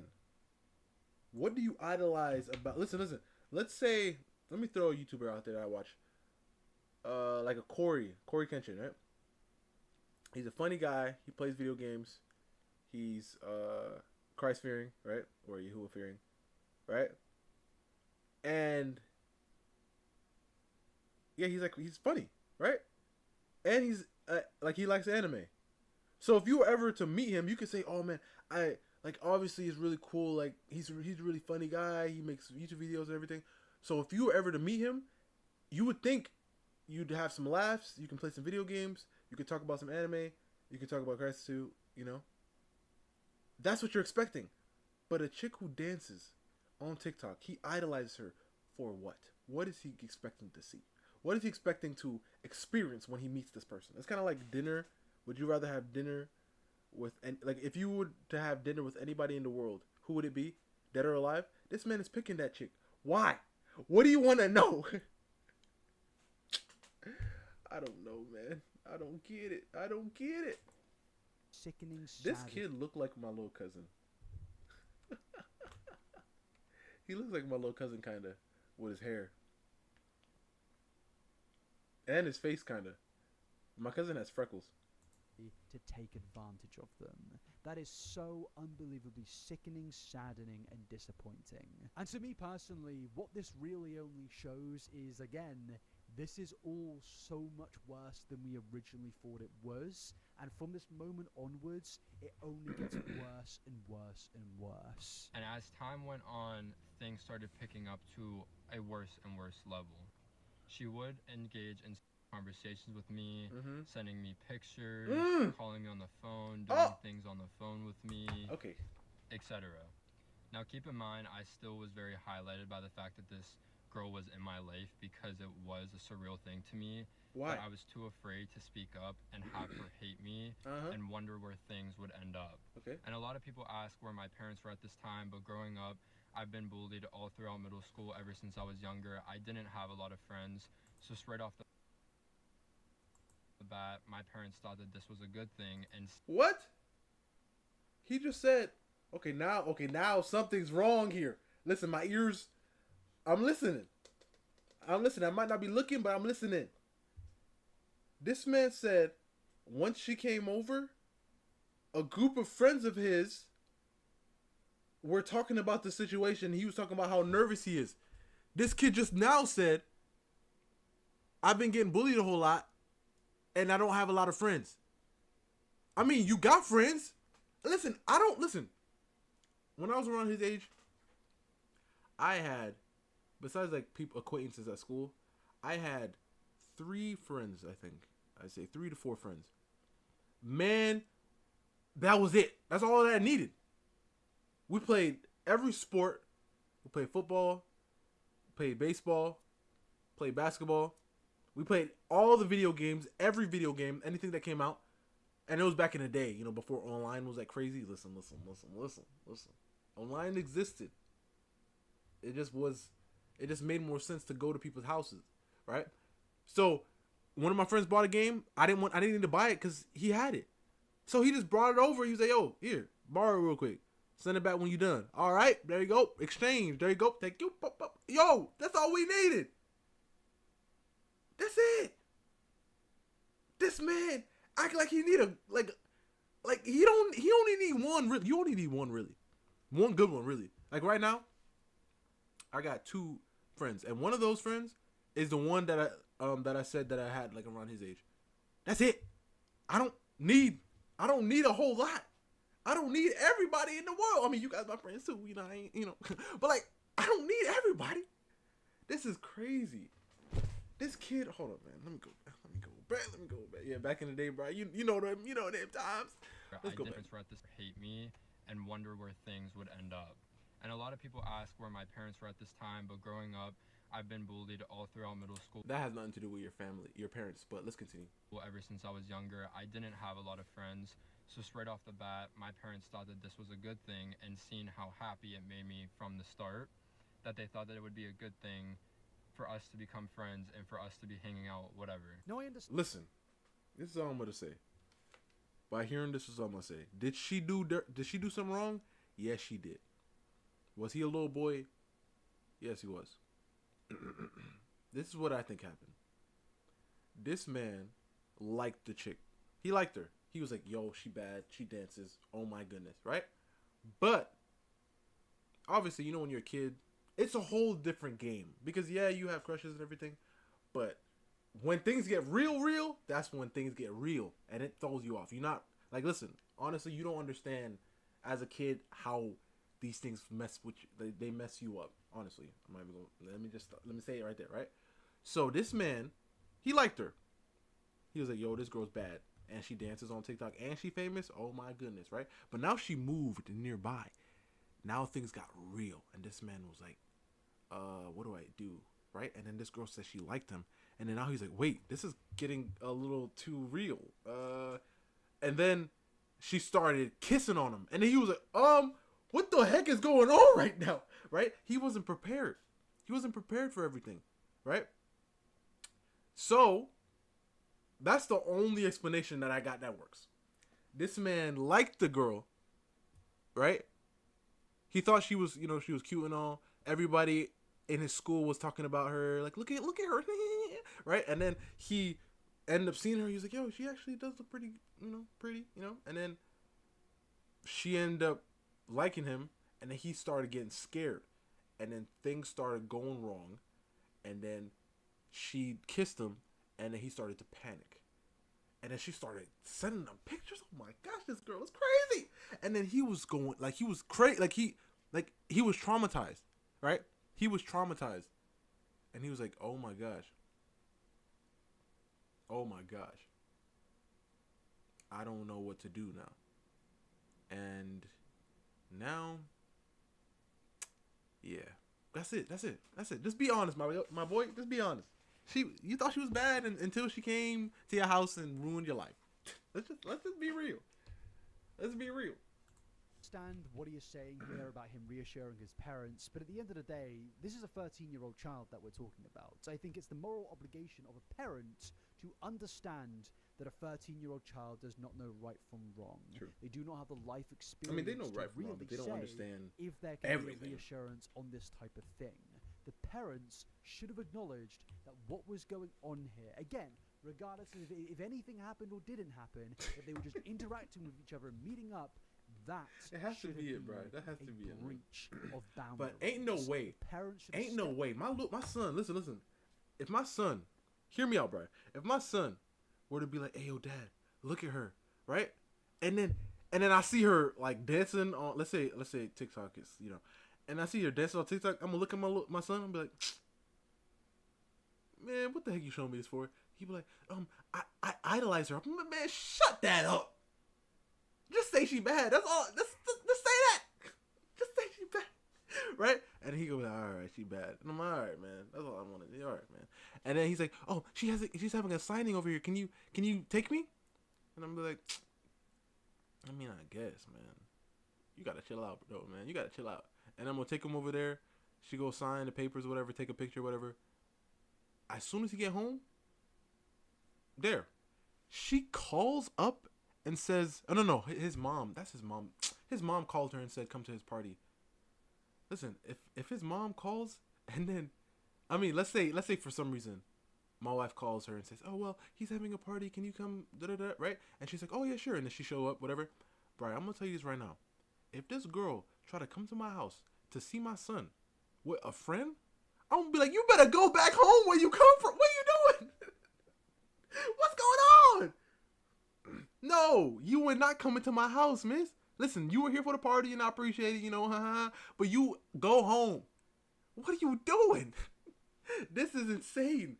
The mama just said, oh, my son doesn't have many friends. This random girl that he idolizes, I really don't know her family or nothing. And another girl, I'm just going to let them come over to my house and be able to contact my son on his phone. What the heck is this? What the heck is going on? Oh my gosh. Listen, I blame the mama.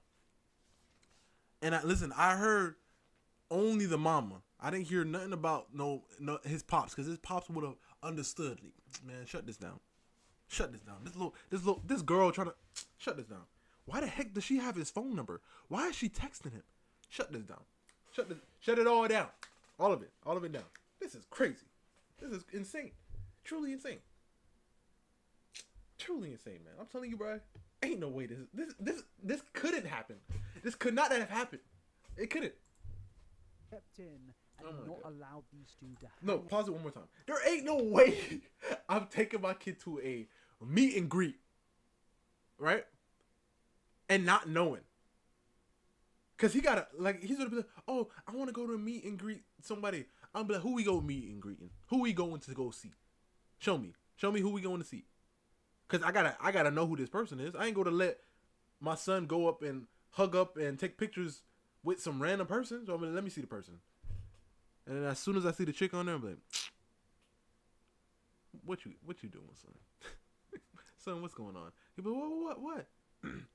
And I'm like, all right, show me some of her content. If I don't see no games, where the pops? Exactly, the pops not around. Listen, if I don't see no gaming, no reacting, if I don't see none of that, bro, I'm gonna be like, if I just see, like, I'm gonna say, hey, show me some of her videos. Show me some of her videos. All I see is this girl dancing. Hold up. Hold up.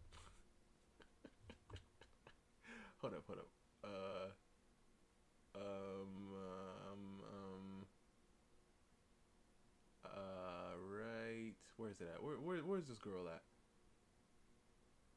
Where's this girl at? Oh no, dang. How long is this video?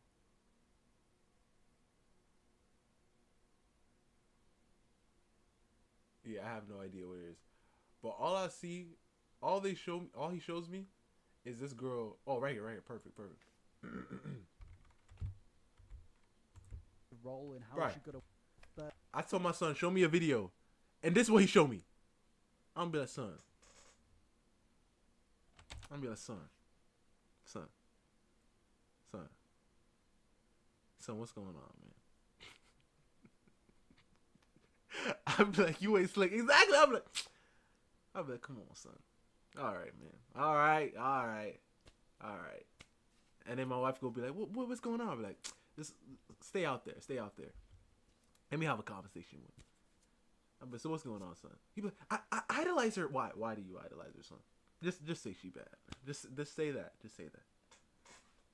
I listen. I ain't gonna take you if you don't admit it.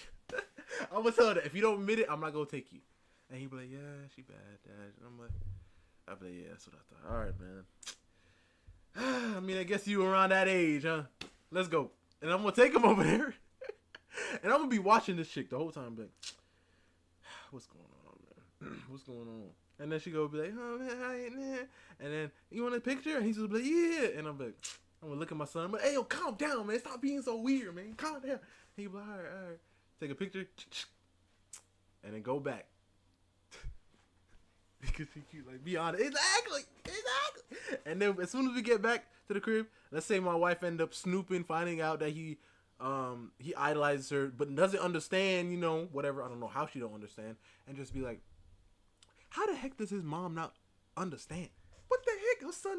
Her son randomly say, Mom, I want to go meet this girl right here who dances online. I really like her. Why? Because she look good. That's it. That's the only explanation. Oh my. Look at this, right? This is what he showed his mama. When his mom said, who is this? This is what he showed her.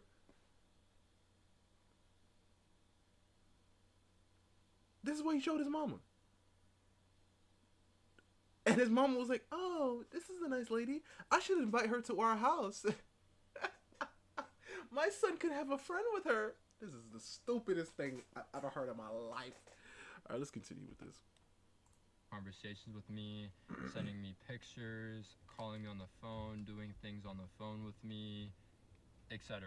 Crazy. Now keep in mind, I still was very highlighted by the fact that this girl was in my life because it was a surreal thing to me. Why? That I was too afraid to speak up and have her hate me and wonder where... You see, I feel like that right there is true, though. Because you got to think about him as a kid, right? She's famous. He thinks she bad.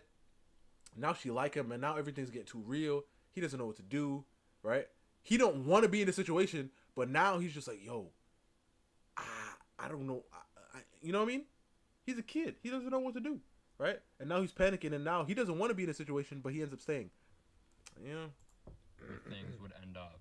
And a lot of people ask where my parents were at this time, but growing up, I've been bullied all throughout middle school ever since I was younger. I didn't have a lot of friends. So straight off the bat, my parents thought that this was a good thing, and seeing how happy it made me from the start, that they thought that it would be a good thing for us to become friends and for us to be hanging out, whatever. No, he's lying. His mom thought that was a good idea. His dad did not think so. His mom did. I understand what he is saying here about him reassuring his parents, but at the end of the day, this is a 13-year-old child that we're talking about. I think it's the moral obligation of a parent to understand that a 13-year-old child does not know right from wrong. They do not have the life experience to really say if there can be a reassurance on this type of thing. The parents should have acknowledged that what was going on here, again, regardless of if anything happened or didn't happen, if they were just interacting with each other and meeting up, that should have been a breach of boundaries. The parents should have stepped in and not allowed these two to hang out, become friends, because obviously it's a child and a grown adult who have no connection other than one is a fan and one is the person that is idolized. Exactly. Let's flip the roles now. Let's say it's your daughter, right?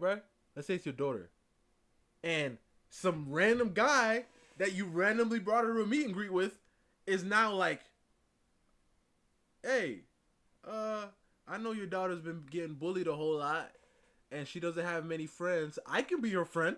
What the heck is this? You better go somewhere. You better take your grown self somewhere. What the heck? This is, bruh, it's insane. It's because people can't People can't look at it that way. You know what I mean? First of all, if the roles were reversed, I would have fought the guy. Listen, violence isn't the answer. You better take your grown self. The thing started playing, but listen, listen. Violence is not the answer. Violence is not the answer. But ain't no way. Ain't no way. Ain't no way. I'm telling you, it's the mom. The mom is the only one who had to have let this happen. Because there's no way that the dad is going to be like not thinking. What the heck? He gonna let a random girl that I bet they don't watch, they don't know them, right? Just have your son's number? Obviously, you didn't know that part, but like probably. But meet up with your son? Like when y'all not around? This is stupid and crazy. Because she kissed him. Meaning that she was somewhere with him alone. Where the heck? What the heck is going on here? This is insane. This is insane, bro. I really, really do not understand how this was allowed to happen, because I fundamentally do believe that all of this could have been prevented if the parents just did a little bit more. And again, I understand that may come off as harsh to Connor, and I understand it's 100% the parents' fault. That what I'm saying here isn't the truth, but from what I'm taking from his own words, I just feel that the parents should and could. It's the mom's fault. The mom's fault. It's the mom's fault. The whole thing is the mom's fault. Listen, let's say listen, I'm going to give 2% to the dad. All right, because he should have been like, yo, this is stupid, right? 2% to the dad, 98% for the mom. Ain't no way you're going to let your kid be somewhere alone with a random person that they introduced you to. I don't know this person. Why the heck? Listen, it's different when it's like a school thing, because that's practically what it is in school too. But like, she kissed him. She kissed the little boy, which means they were somewhere alone together. What the heck was the moms? Where was the pops? It's their fault. Because the kid don't have a car. He can't get away. He's 13. He can't get away. It's the mom's fault, bro. Have done more. Now after this, Connor starts to go into more details, just in general, surrounding everything that went on between him and Zoe Laverne. And this next clip is going to be pretty long, but I feel like you need it for the full context. Now, I specifically remember there was one specific day that we were hanging out and I was at her house. What? And she had kind of... He was at her house?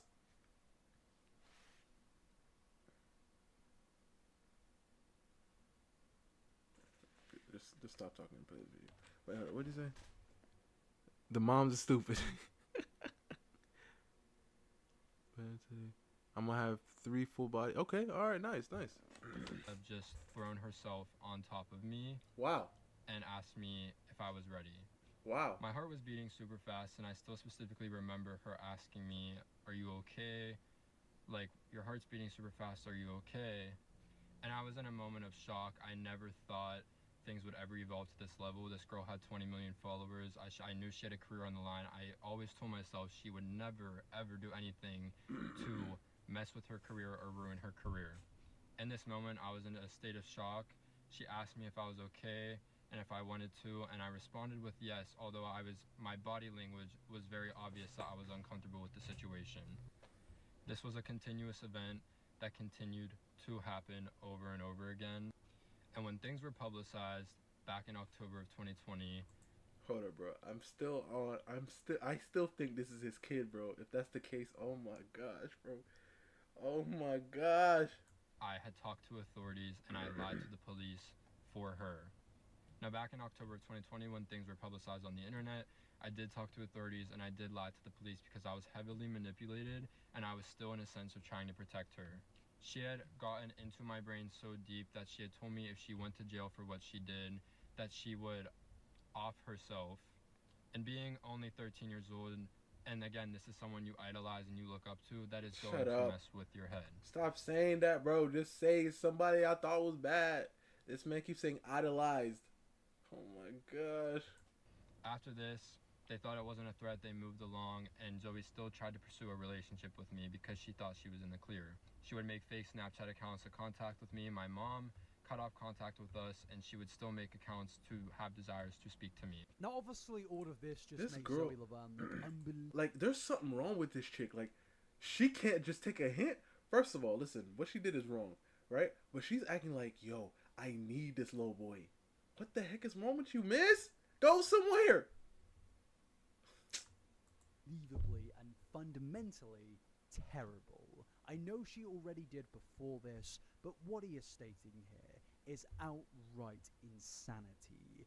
Basically, Zoe was stalking a 13-year-old child, and there's something that I have actually left out from the previous chapter, which actually coincides with this, that only backs up what Connor is saying here. Because look at this headline here, stating, Zoe Laverne says she misses 13-year-old Connor online despite backlash. And as you can see here, it's Zoe going into his live stream and saying, hi Connor, I miss you.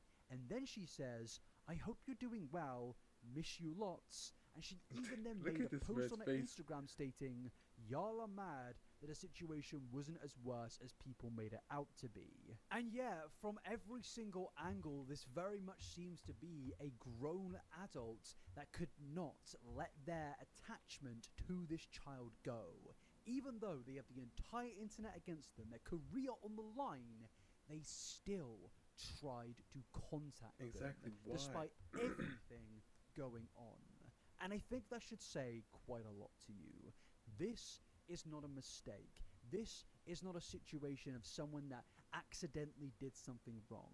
This is a calculated, evil individual that has absolutely caused so much pain and suffering on someone, and I do not understand, once again, how she got away with this. Now, for the rest of the TikTok, Connor basically goes on to speak about how horrific this experience has been, and just in general, how much this has badly impacted him and his family. And again, I know that he will disagree with what I was saying about his family earlier, but obviously hindsight is a wonderful thing. So yeah, maybe we can be a bit more lenient on that. No, But at the no end of the leniency. day, there is no denial that this person right here has been absolutely impacted and affected by Zoe Laverne's actions, and he will probably be affected by them for the rest of his life, which he speaks about in these TikToks. And that's such a terrible thing to have to say of, oh, this is going to impact this person forever, but sadly, it's the truth, and I feel like the truth needs to be spoken about,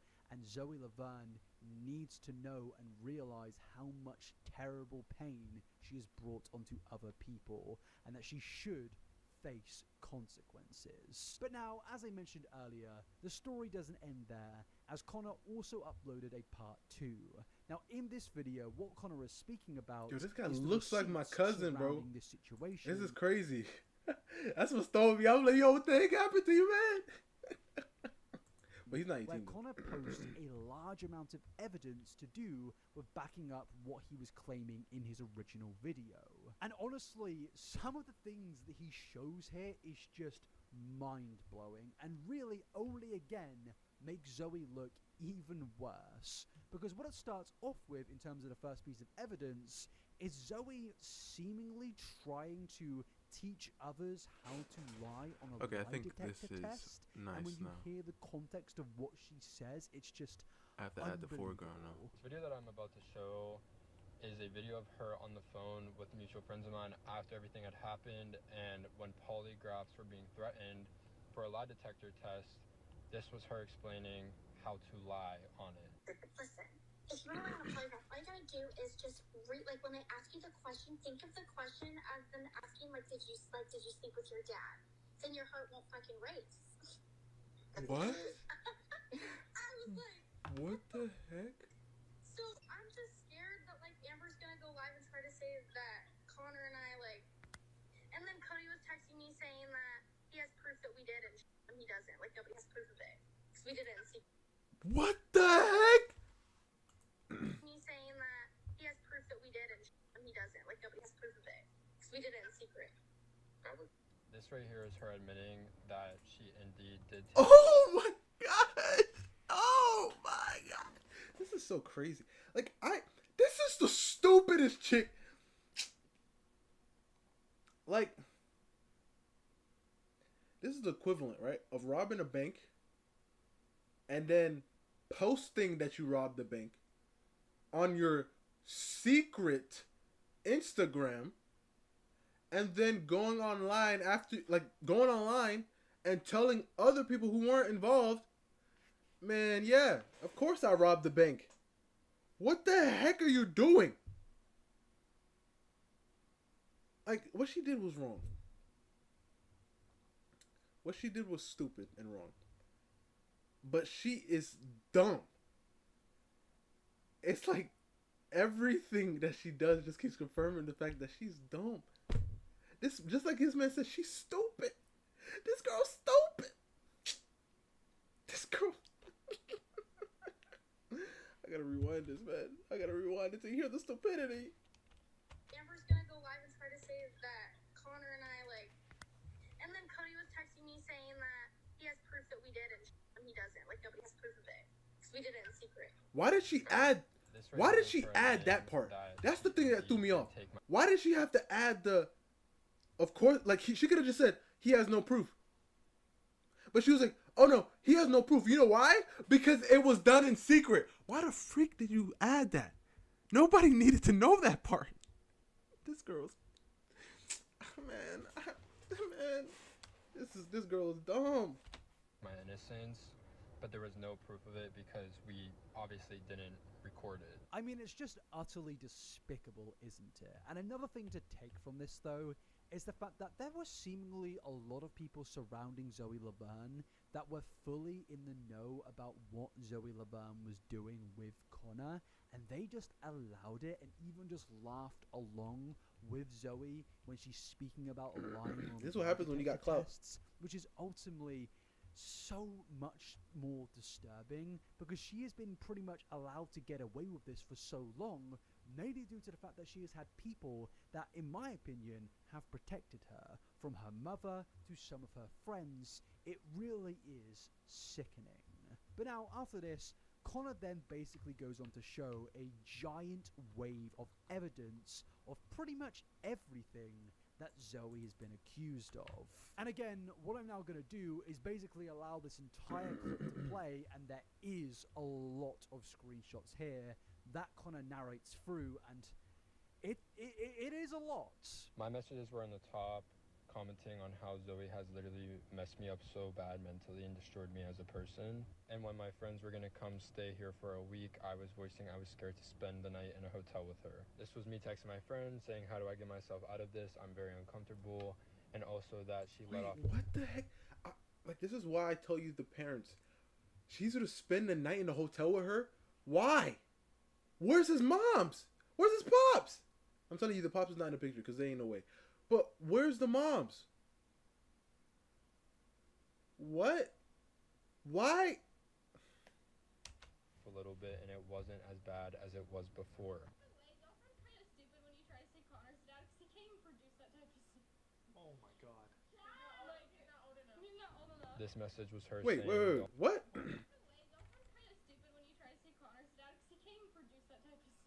Wait, what? Wait, what? And also that she let off Hold a up. little bit, and it wasn't Hold up, I as can't bad hear as this. It was before. Wait, can I put like the captions and hopefully?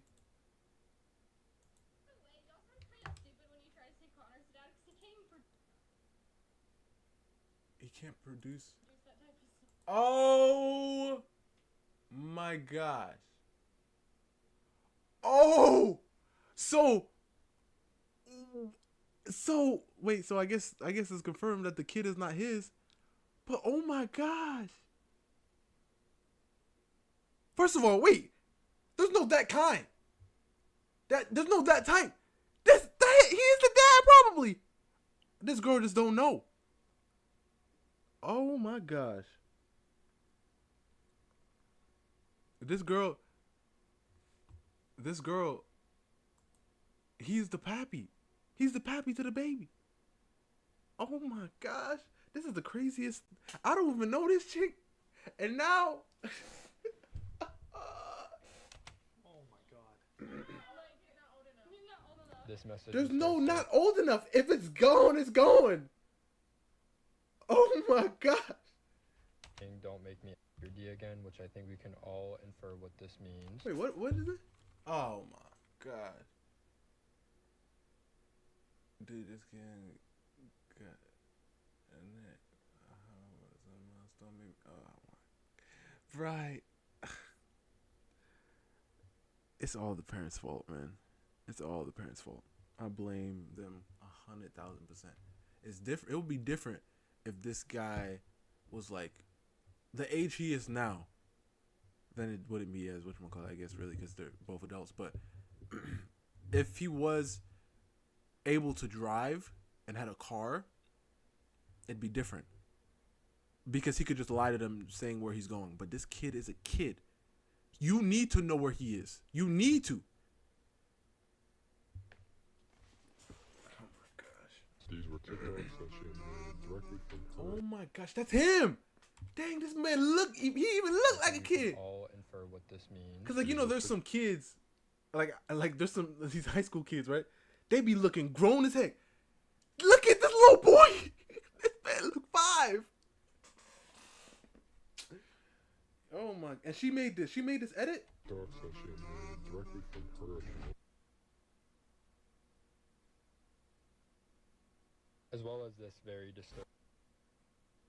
You can't date it.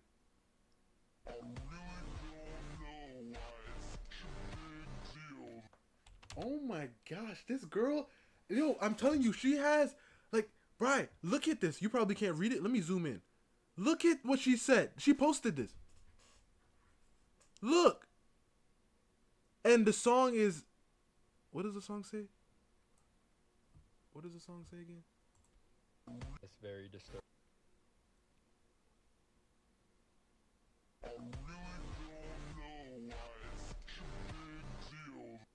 She just said, I really don't know why it's such a big deal. Her telling me that she's been risking her reputation for liking me and that she doesn't want to go to jail as well. This girl is crazy. She's crazy. She posted it, right? She's telling everybody. She's telling the world. She's like, hey, everybody, guess what? That's what she's doing. Oh, my gosh. I was stressing that there were being other videos sent around of us. Thing weird about this. In this screenshot, you can see that she's laughing about it, saying, ha ha ha, I'm going to jail. Do you guys think prison has designer? Talk that she had made off her own personal phone. Oh my gosh. Which this right here is another angle of her directly, you know, pulling it up and showing it on FaceTime.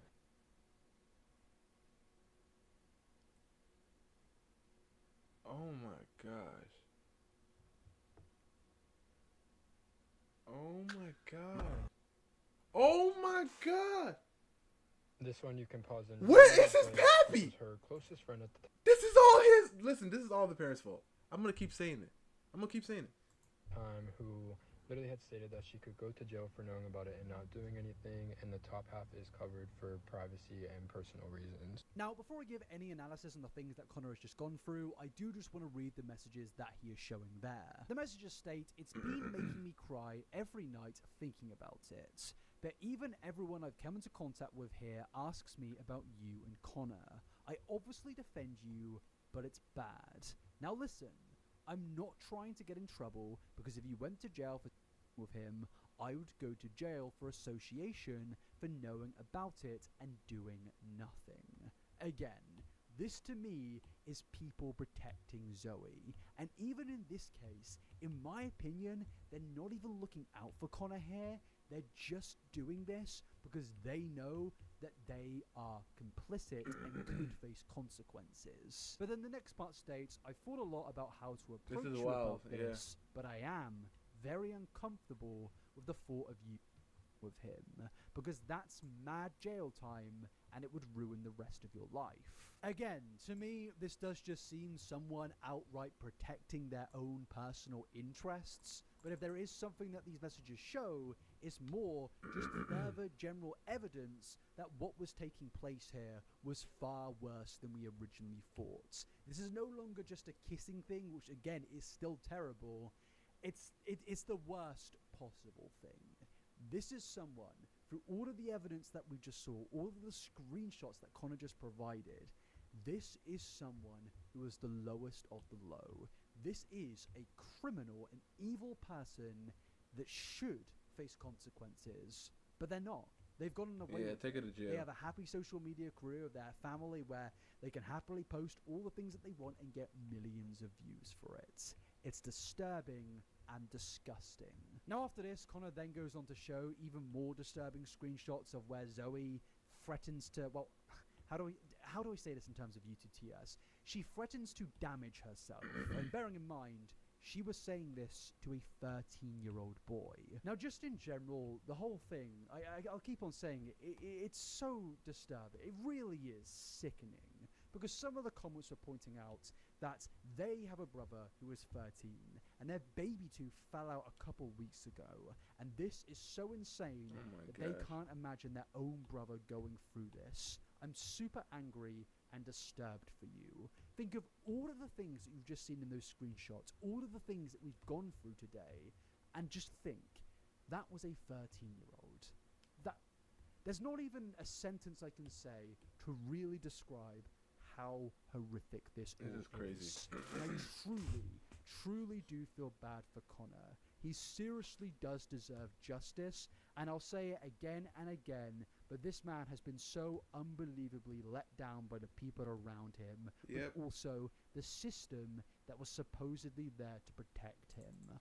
I can't even comprehend how brave of a person he is for coming out and speaking about this, especially knowing the system, and particularly the police, have let him down and just done nothing about any of this. This is probably the biggest slam dunk case I think I've ever seen in my time of covering controversial issues on the internet, and yet somehow nothing has happened. Even despite the mainstream media themselves covering this in 2020, it just led to nothing. The story blew up, people were talking about it, evidence was everywhere, and there's even evidence that we didn't even know about, yet the police did nothing. And overall, in terms of what I think that his TikToks will do, sadly, despite how brave and how conclusive they are, I don't think they're going to lead to absolutely anything, which is just so tragic. Now, some of you may be wondering, what is Zoe doing? Has she responded? Is she doing anything interesting on her social media career? Well, like a lot of influencers do when they get exposed for terrible things, she's seemingly found religion and has Jesus in her bio. Oh my gosh, take that! Take it off! You better take that out! You see, Zoro, this is why you gotta open your eyes, Zoro. This is why you gotta open your eyes, Zoro. Look at this. Zoro, you better be paying attention. You gotta open your eyes. Look, you see that right there? You see that right there, Zoro? Zoro, you see? You see? Hold up. Terrible thing. Zoro, you see? You see, Zoro? You see this?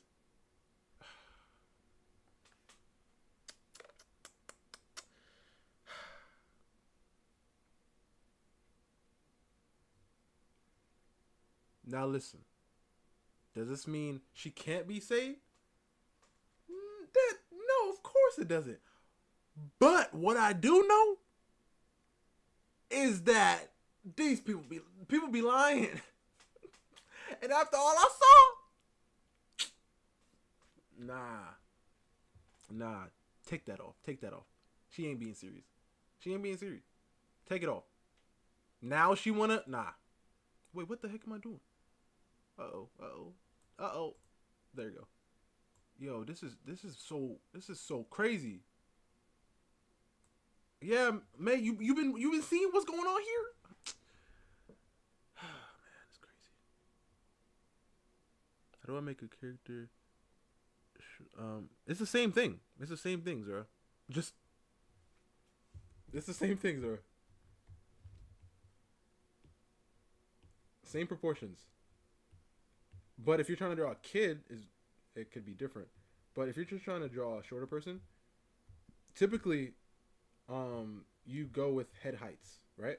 So you still can get that halfway point, and then split them to thirds, right? And if you really want them to appear shorter, you can just make their head bigger. Have their head take up more space, right? And then their torso.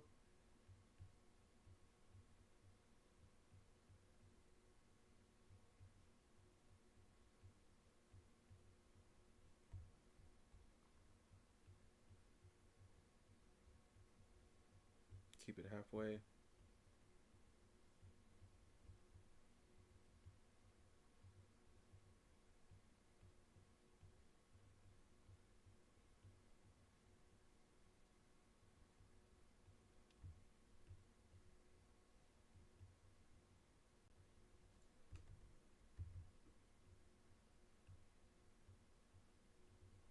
Right? And then obviously if I were to do somebody tall, I would just make them taller, but keeping those same things in play.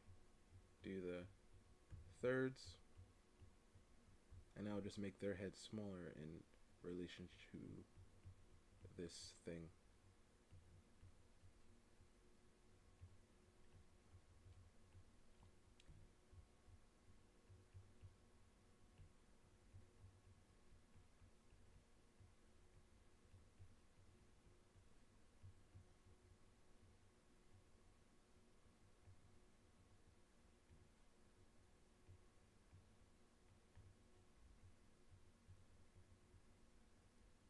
See what I mean? So it's a shorter person, but the proportions are still the same. I just made their head bigger in that section, but the head and neck is always in that same thing. Adachi repented. Exactly. She just said, you know what? Let's just put this in here. No. Oh my gosh. And like I said, that kid could still be the pappy. She's seemingly found religion and has Jesus in her bio. She says she's thankful for God and that she's got this Jesus glow. What the heck, Jesus glow? And she's Chucky? Oh, no. I'm not saying this as a way to disrespect or discredit religious people or Christians, but there is definitely a noticeable trend of where an influencer or celebrity will do something terrible, I feel like, and then they'll mysteriously... I feel like you still have to acknowledge it. You know what I mean? If she would have, like, let's say she does, right? You still have to acknowledge it. Come out and be like, I did this is whole wrong, and then you could, and then we would be like, all right, you know what I mean? But she over here just, I didn't do none of that, and then everybody come out and say, oh, this girl done did something, and then he comes out with the evidence, and now she's just like, oh no, I'm actually a child of, no, go back home. Does that mean we don't accept her over here? No, we accept her once she repented, like you said. Clear up all those cobwebs. Especially then turn to God, and obviously the reason that they do it is because a lot of religion preaches forgiveness, and they probably think that, oh, if I post these things, people might forgive me, which in my opinion is just so unbelievably disrespectful to the people that actually practice those religions and don't use it as a way to get away with heinous actions. Overall, Zoe Laverne has done pretty much everything you can possibly do to make you a terrible person, and I don't understand how she has gotten away with it. This is an utterly despicable story, and the fact that she is still posting is incredibly disturbing. I do not think that she should be allowed on social media, but sadly, TikTok will allow her on here, and she will continue to go about her days with millions and millions of followers. But just to interject here and make the story even worse, it seems that TikTok themselves have actually done their best to censor and silence the victim in this story. As you can see she here, big. Connor posted a TikTok story stating that his part 2 was taken down. How TikTok is. And specifically, this is the part where plenty of evidence and screenshots are posted to back his allegations and claims. To me personally, this isn't a very good look for TikTok, considering they are allowing Zoe to do whatever she wants on the platform while silencing real Apparently she's one of the biggest TikTokers. And to kind of conclude everything that we've gone through today, that's what they trying to be like, oh yeah, we gotta chill out. TikTok predator We gotta chill out. has gotten away with everything. I want to Crazy. end this video by kind of just wishing my best thoughts and feelings towards Connor and hoping that eventually he does get justice. I would really appreciate it if you shared this video, get it out there, get the word out there. If you don't want to do that, just go make your own videos about this, make your own posts about this. Let people know that there is a severe danger still on TikTok with 20+ million followers, and God only knows the things that this person has done that we still do not know about. But with that, that is the ending of this video. Thank you very much for coming along. I understand that this was a bit more dark and depressing than the usual videos, but honestly, I thought it was very important to cover this, especially considering that I have covered this multiple times in the past. And yeah, I'd appreciate the support. Please like this video, please comment something down below, and more importantly, please subscribe to the YouTube channel, and I will be providing updates on this story as it develops. But I think this is kind of a good conclusive video to just wrap everything together and really show you how terrible Zoe Laverne is. But yeah, that is the end of the video. Thank you so much for coming along. Crazy. I'll see you in the next one. Peace out. Bye-bye. Oh, that hurt. You and Oh. Crazy though. Truly insane. Oh dang, look at the time. Guys, that's gonna be it for me. We did a whole lot. We started like here today, right? Yeah, I think we started here today.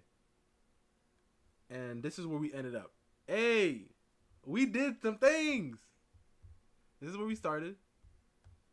And this is where we ended up. Start, end.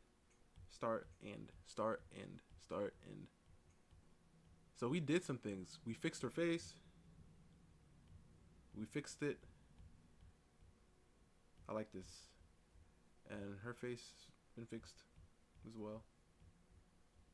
Oh, I gotta fix those shadows. But we did some good things. I'll see you guys tomorrow, and hopefully this is finished before then, or just added a few things more. I might actually put them like in a bathroom.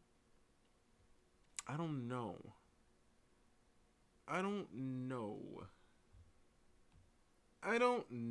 me turn off the shadows real fast. I don't know. Like, maybe not a bathroom. I don't know. I could just put like a carpet on the floor though. Like she's sitting on a carpet. Like a nice red carpet.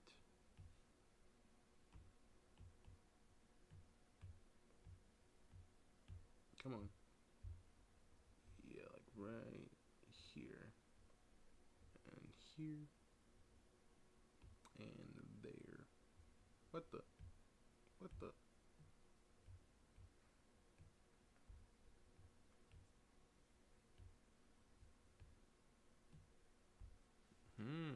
Peace, love, and hair grease. Peace, love, and hair grease. This was 6 hours, bro. But it was a productive one. We actually got some things done today. So I hope you guys enjoyed, and I'll see you guys tomorrow with the next one. Yeah, I definitely need to. If I would wanted to make it like a fuzzy carpet, so like right here we'll do like the little fuzzy shapes.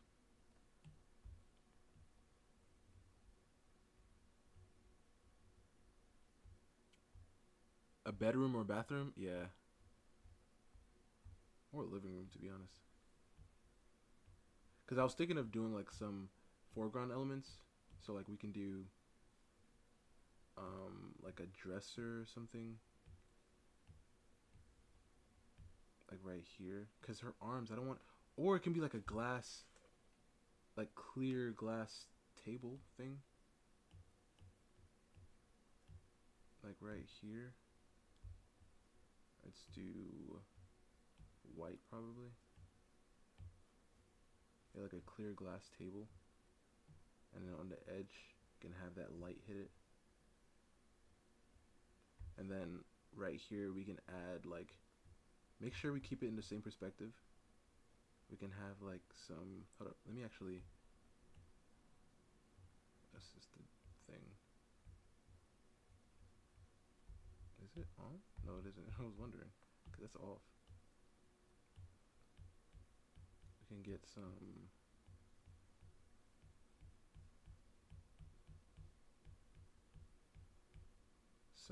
items here in the foreground.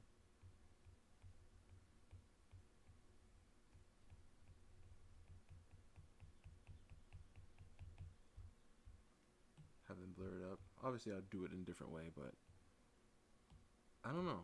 Bathroom, bedroom. We'll end up seeing what ends up happening then. But have a great night, guys. Have a blessed one, and I'll see you tomorrow. Oh yes, me. Oh yes, me. But it's looking good. I think it's nice. I think it's looking nice right now. Like I said, from where we started to now, we did a good job. We truly did.